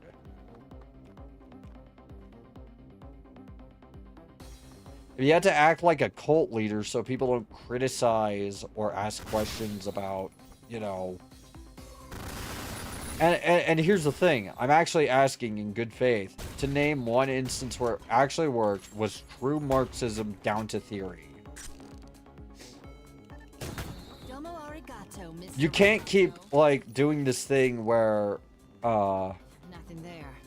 you know how, like, people go, oh, well, actually, that's not true communism. And it's like, okay, actually, true communism hasn't been tried. But also, the Russians were totally based, bro.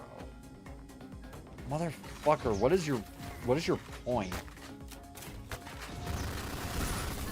never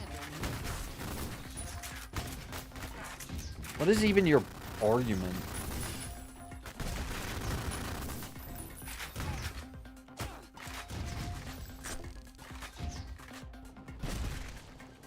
Ah, yes. Me, saying just listen to theory over and over again. Read theory will totally work. Are you like are you like those fucking people who are like, read the Bible and you'll believe every word it says? dance, fucker, dance. And keep in mind, I don't hate Christians or anything, but like, it's a pattern of like, just believe me. Just believe me, it totally works. Why? Well, I mean, the other things weren't true communism, so like, it'll work this time, I promise. Why would I even ever trust you on that? Why would I just trust you on communism being good? Oh, you fell for CIA propaganda. No, I'm just being realistic. I'm being a realist. Communism is an idealist, very immature belief. It's based on one of the most, like, immature, like, ways of doing anything. And honestly, okay. It's like believing that Lord of the Flies definitely would have worked. in real life. No. No. Like, social experiments like that just don't fucking work.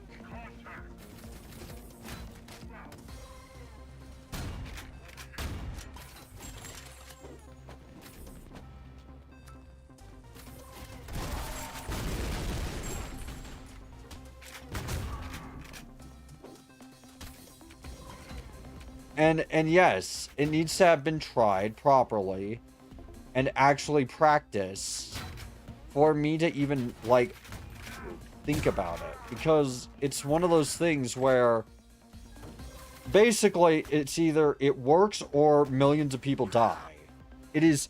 There is no in between. It is either it works or everyone dies.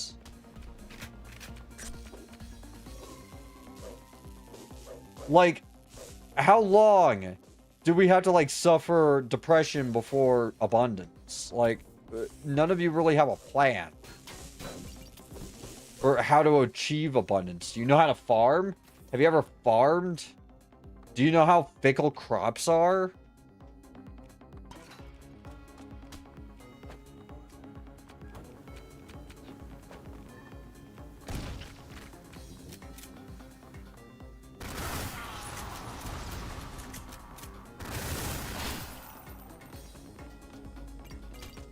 Like, do you know the logistics of farming? It is not just put seed in dirt. Wait, you know, like, there's a lot. Dance, fucker, dance. Gotta keep them separated.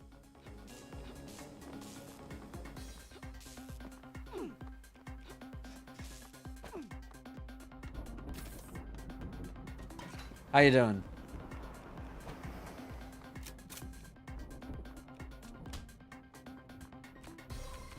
Broke the 8 stream streak. Oh yeah, sorry. I wanted to play the demo for Sprawl yesterday. I'm sorry about that.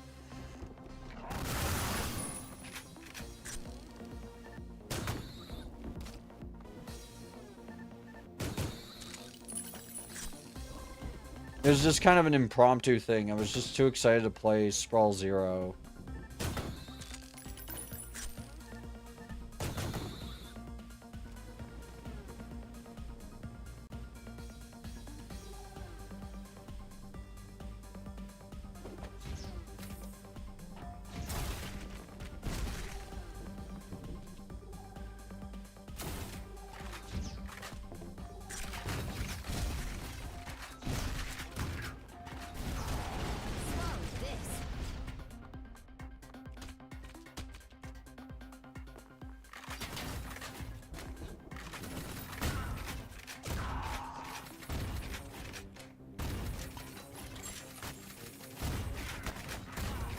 Oh, come on.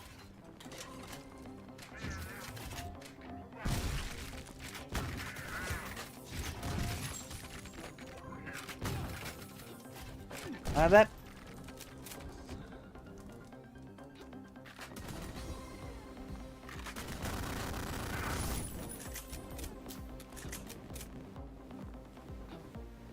Any stems, armors, and I think a stem? Yeah. Good. But yeah, Sin. I added you to my family share so you can get access to it if you don't fancy buying it. I have it. I was gonna buy Sin Reloaded when it came out, but that's looking very unlikely now.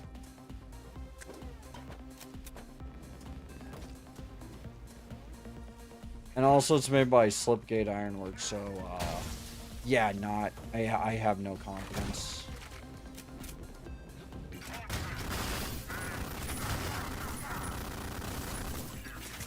The remaster, I mean, we all know what they did with the Kingpin remaster. Shit was a mess.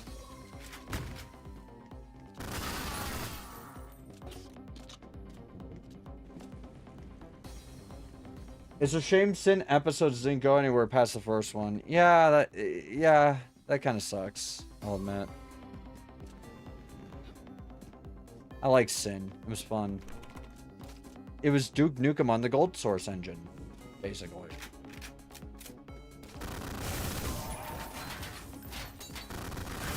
Time for a hard reset.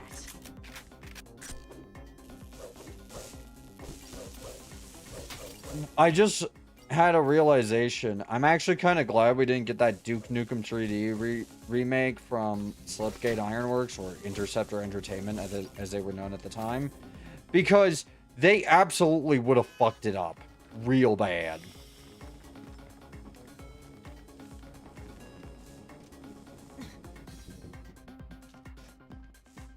They absolutely would have fucked it up. And yeah, we almost got a remake for Duke Nukem. Can't do much worse than Randy Pitchford. Looks at Rise of the Triad 2013.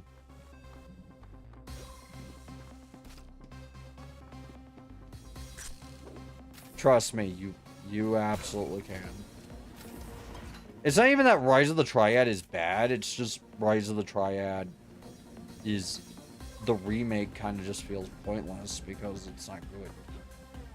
It doesn't have any of the good stuff about the original game.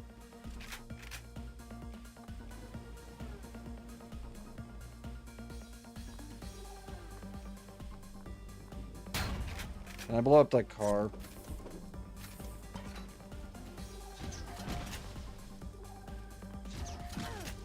It just broke, like, you know, Rise of the Triad, which I don't know how you fuck up Rise of the Triad, bro.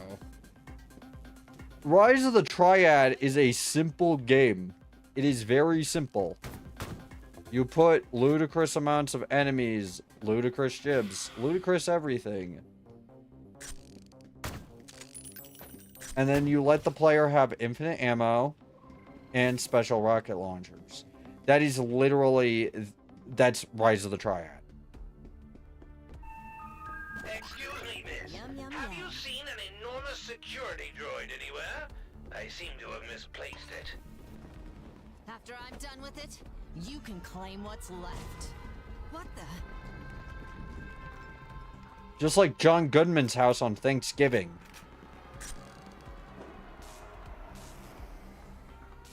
That was a lame fucking joke. Am I really resorting to fucking Family Guy?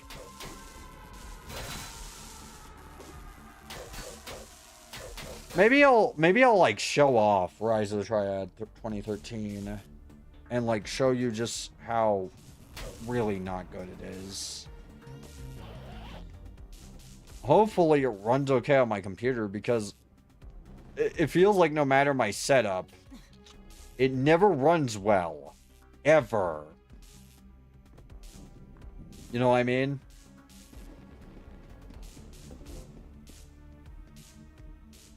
Oh.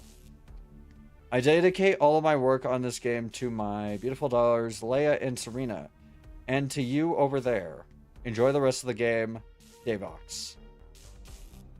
Here's Layla's little plush shark. Oh, that's adorable. Can I pet it? I can't pet it. You're not allowed to pet the shark.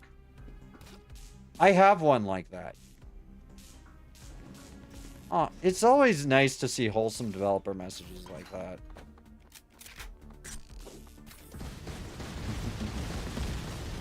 I know what to do. You seem like you're done for, but I'm not.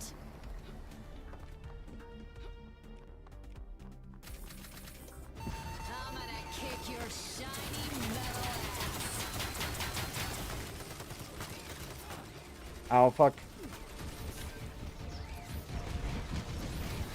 I think its weak point is on its back. How do you like your ribs?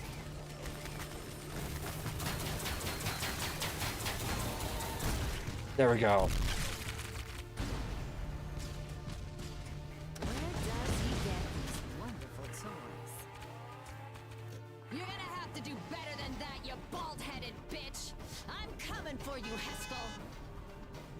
Really? A remake by Gearbox Entertainment would arrive in a big box and still be a download code in the box, would still have a layer of Crisco Spirit all over it. There's a memorial room to Mika Forsell and Max Payne 2. Oh, yeah, I know about that one. I mean, Max Payne is one I need to play on here at some point. Maybe I should, like, show off Rise of the Triad. Turn this into a variety stream. Because I don't want to burn out on Ion Fury.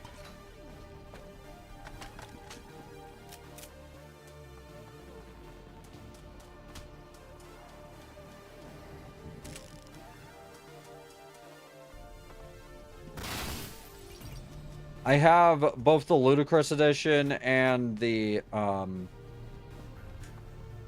2013 remake of Rise of the Triad. You can probably guess which one I like better by how I said that.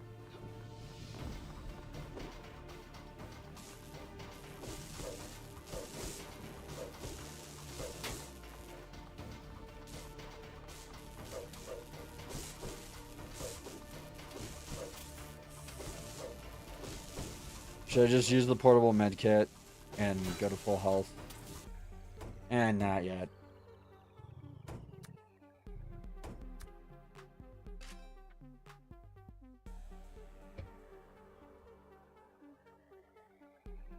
Now, where's the party? Actually, yeah, let's show off Rot 2013. I can download it really quickly.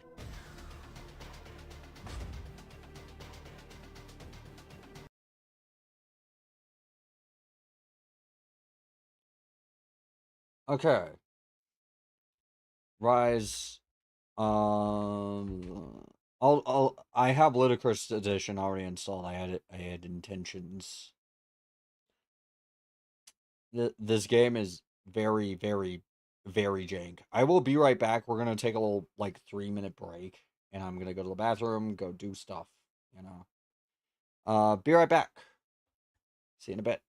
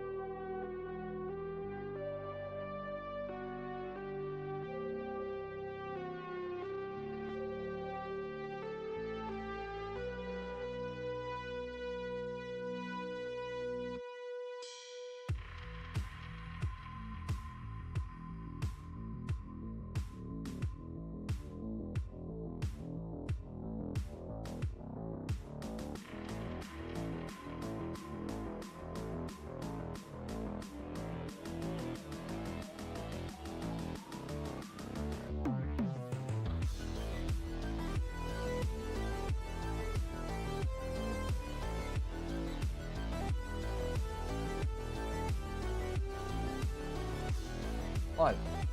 Hello. I am back.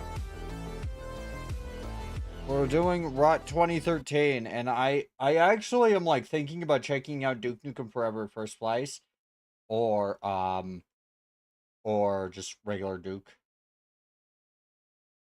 This should just be a Zatsu. I should rename it to Zatsu. I am very sorry.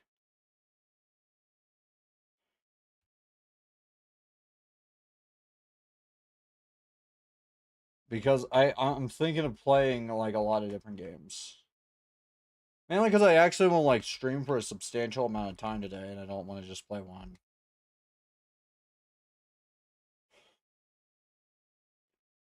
Yeah, that one.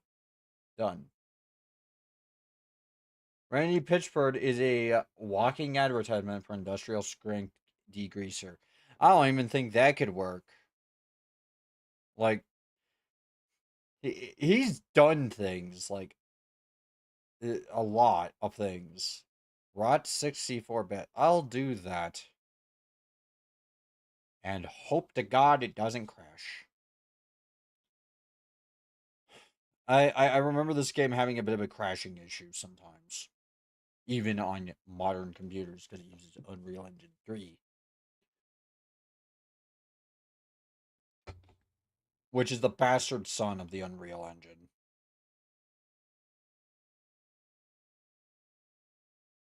I had to run the game first, and then I had to quit out of it and change the advanced options.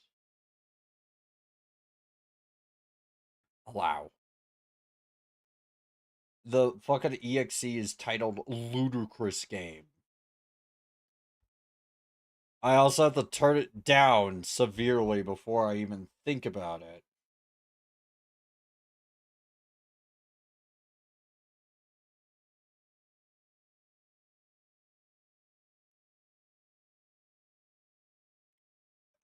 Why did it start in 800 by 600 or 1024, whatever? What? Why? 1280 by 720. That wasn't standard back then. This one.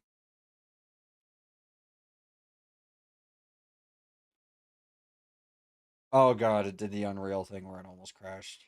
Alright, and 95. Yep, that's all good to me. Okay. Now, I'm going to really quick change the advanced option so we can actually play the game.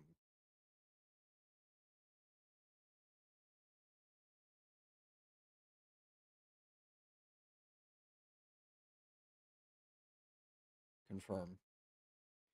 It's one of these where like quitting it is just a hard crash. Play it. Advanced options. I am going to set everything to ludicrous on this just because I look, I need to prove a point. I don't think I have physics, but I'll enable it. Wait. Because I remember physics got discontinued, didn't it?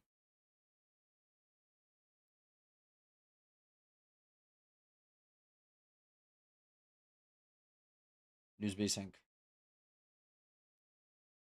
Yep, that's all good.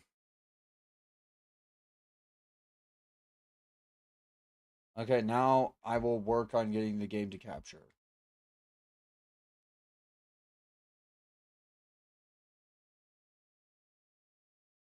This game is very finicky. It does not like you alt tabbing out.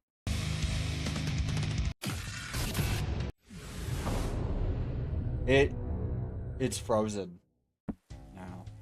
Oh, there we go.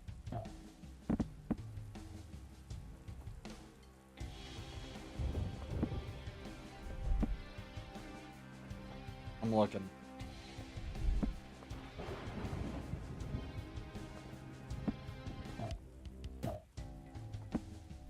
You can play with the classic music. I don't think that works here.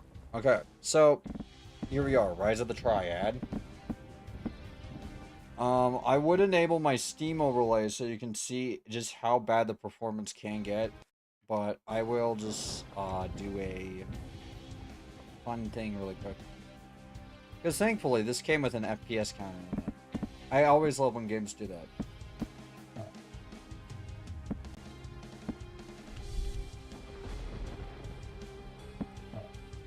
There. Just making sure I'm still live, right? Like the encoder's not overloading or anything. Okay.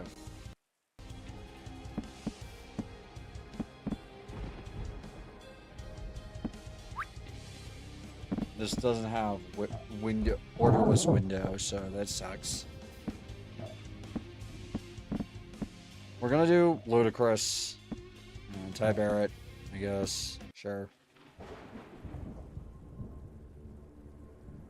They're gonna be fucking awful.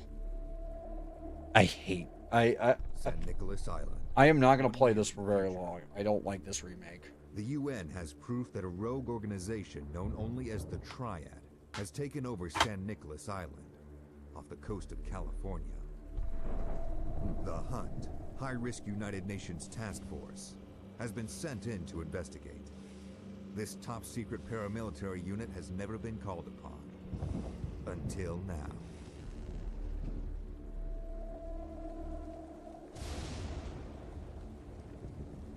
The Triad has recently claimed responsibility for major terrorist attacks upon several world powers. I just had to decompress from Far Cry for a little bit. Something even bigger. The Hunt cases a military installation. Multiple guard towers, electrified fencing, searchlights, massive firepower. Yeah, I would say this is their base of operations. Yeah, they actually did understand this assignment. This game partially understands it, but doesn't. Yeah.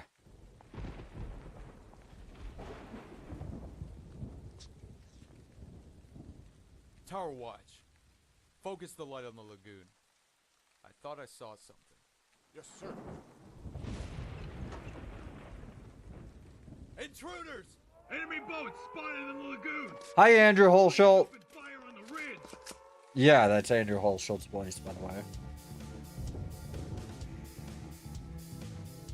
Who wants to hear more Andrew Holsholt? Let's hear more Andrew Holsholt. A mission briefing? Seriously? You need a mission briefing? Alright. If it moves, kill it. There. Now you can't say I didn't show Andrew. The hunt team is ready for action.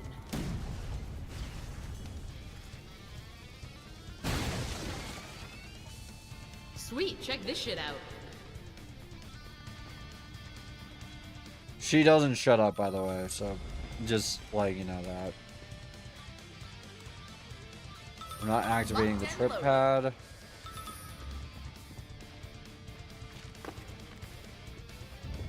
So, this MP40, you're gonna notice some very odd things about it pretty quick. Watch this. Yes, there is no spread. This has no spread on it at all. It also has no reloading, but you can do this. Yeah. Fucking okay, fine. Oh wait, I should. Was that priest porridge or monk meal? I think that was priest porridge. I should have set it on fire to make it hot.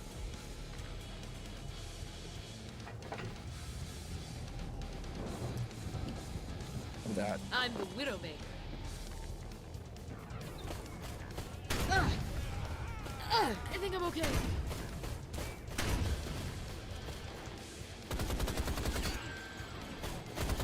Box with a cross on it, anything!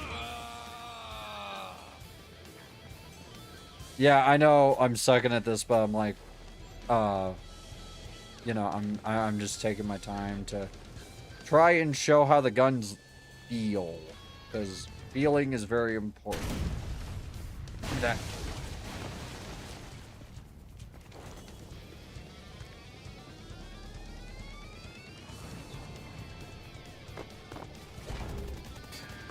Oh wait, this way. Ugh.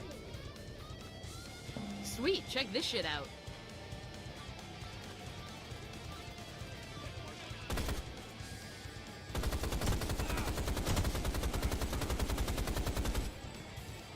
There we go. But yeah, as you can see, it looks okay, right?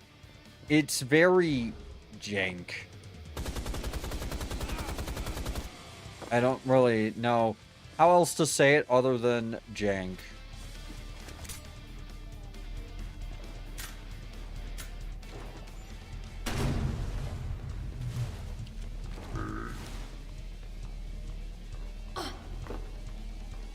They also fucked up the God mode power up.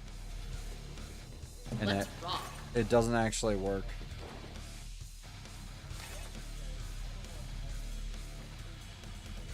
Is this a heat seeker? If it is, I'm keeping it. It might be a flame wall. I didn't see what I picked up. Okay. So there's many problems with this. For one thing, the characters blend into like the background. As you can kind of see here. Well, I'm gonna find out what this does. Yep, it's a heat seeker.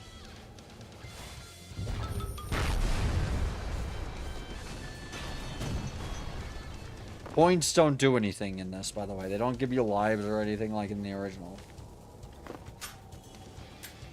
Not a secret.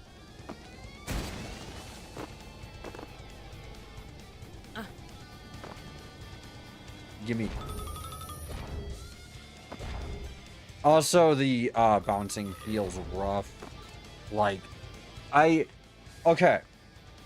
There is a secret in this game that requires, or a secret level rather, or a bonus level, that basically requires you to bounce on a bunch of gravitational anomalous discs or like bouncy pads like that.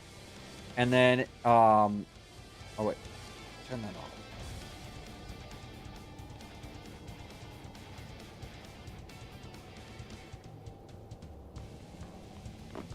There's the God mode power. I'll show you how they messed it up.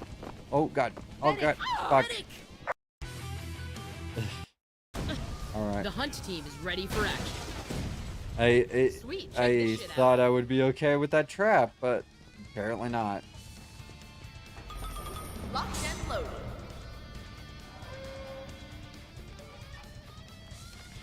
Anything in here? Oh wait, points, and I don't really care.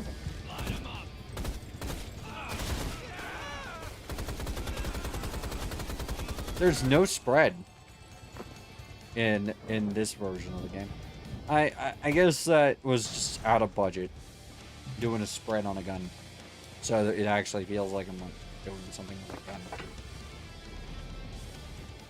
I'm the Widowmaker. Oh, pistol. Get Look at that. some. There is infinite ammo in this game, you know, and you never have to reload because it is an old school FPS at heart, but you can reload because it looks cool. Doesn't really do anything though. It's funny. Damn. That was very janky. That was jank.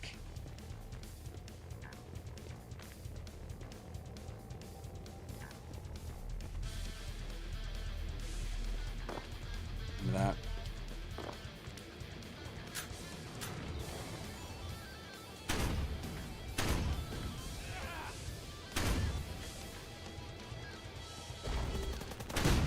How's that shit feel? That was a weirdly low amount of damage for that. Sweet, check this shit out. It's running okay now. This game used to be a nightmare to run.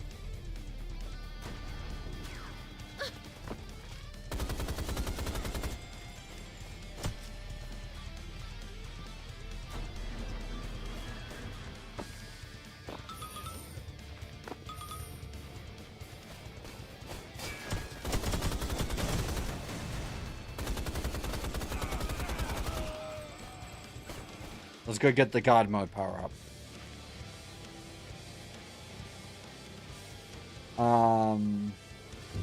Where the hell is this God mode? How do I get the God mode? Probably pretty easy. Realistically. I just have to, like... Oh, I see.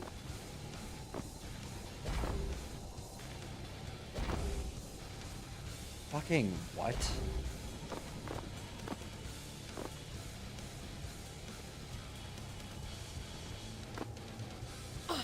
I'm gonna go get some priest boards and monk meal or something.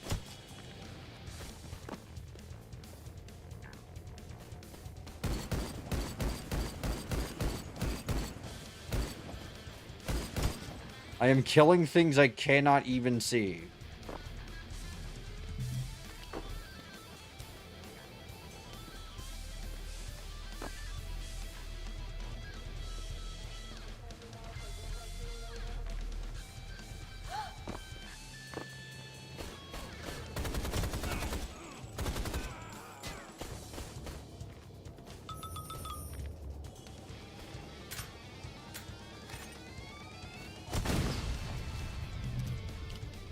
There.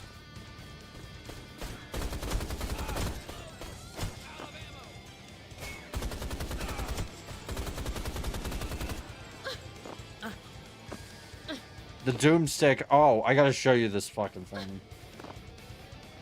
This is like the coolest element of Rise of the Triad, and they actually, like, fucked it up a little bit because, Girlfriend mode this, you bastard. let me see this.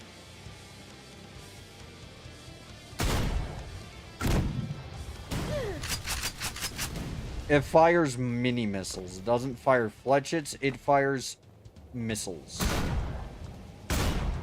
You can't really see it because the missiles are only on screen for a frame, but your frame rate can.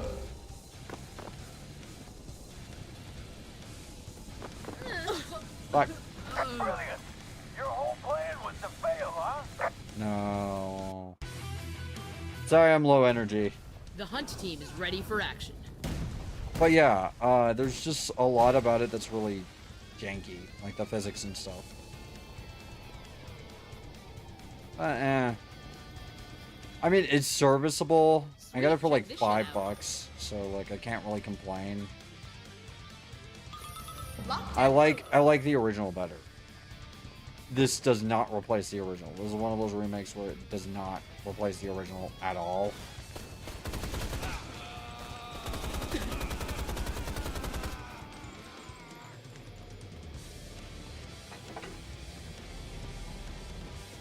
I'm the Widowmaker. Give me that.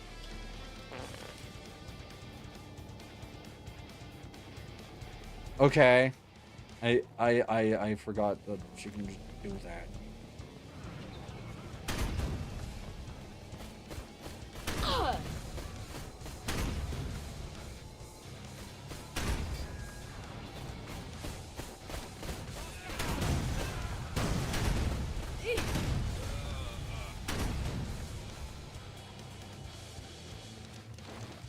There. Let's heat up some monk meal.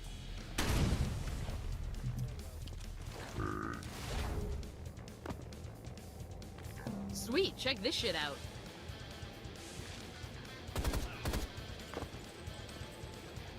Could you even see the guy I just killed? Like, he blends right in. Let's rock.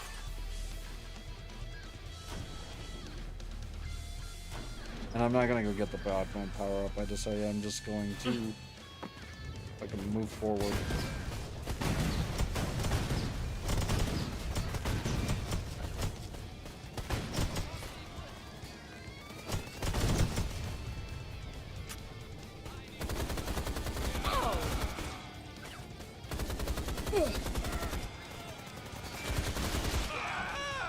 Unfortunately, a lot of my suggestions are going to be pure suffering. Sure. I've had time to think about your request for suggestions. Sure, lay them on me. Somebody have a band-aid?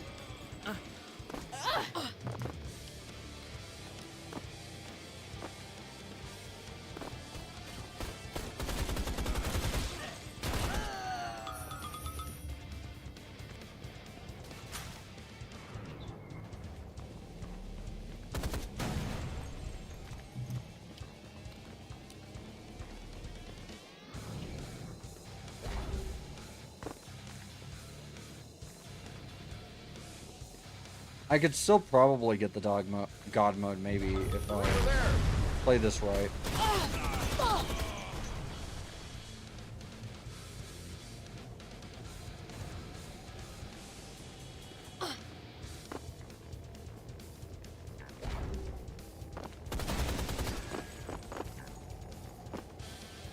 Yeah, that sometimes the jumping and movement physics are a little weird.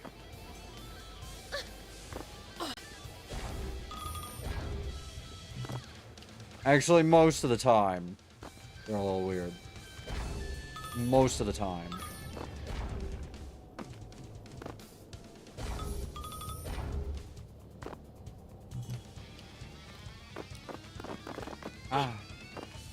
Get out.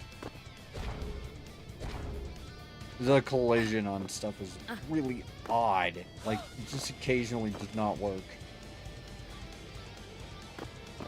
So you end up having these source collision bugs.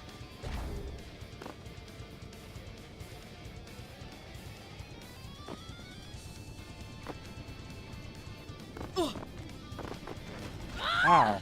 Good thinking, Redneck Rampage? No. Tech War? Maybe. Anyways, I'm done with this one. I don't want to play it anymore.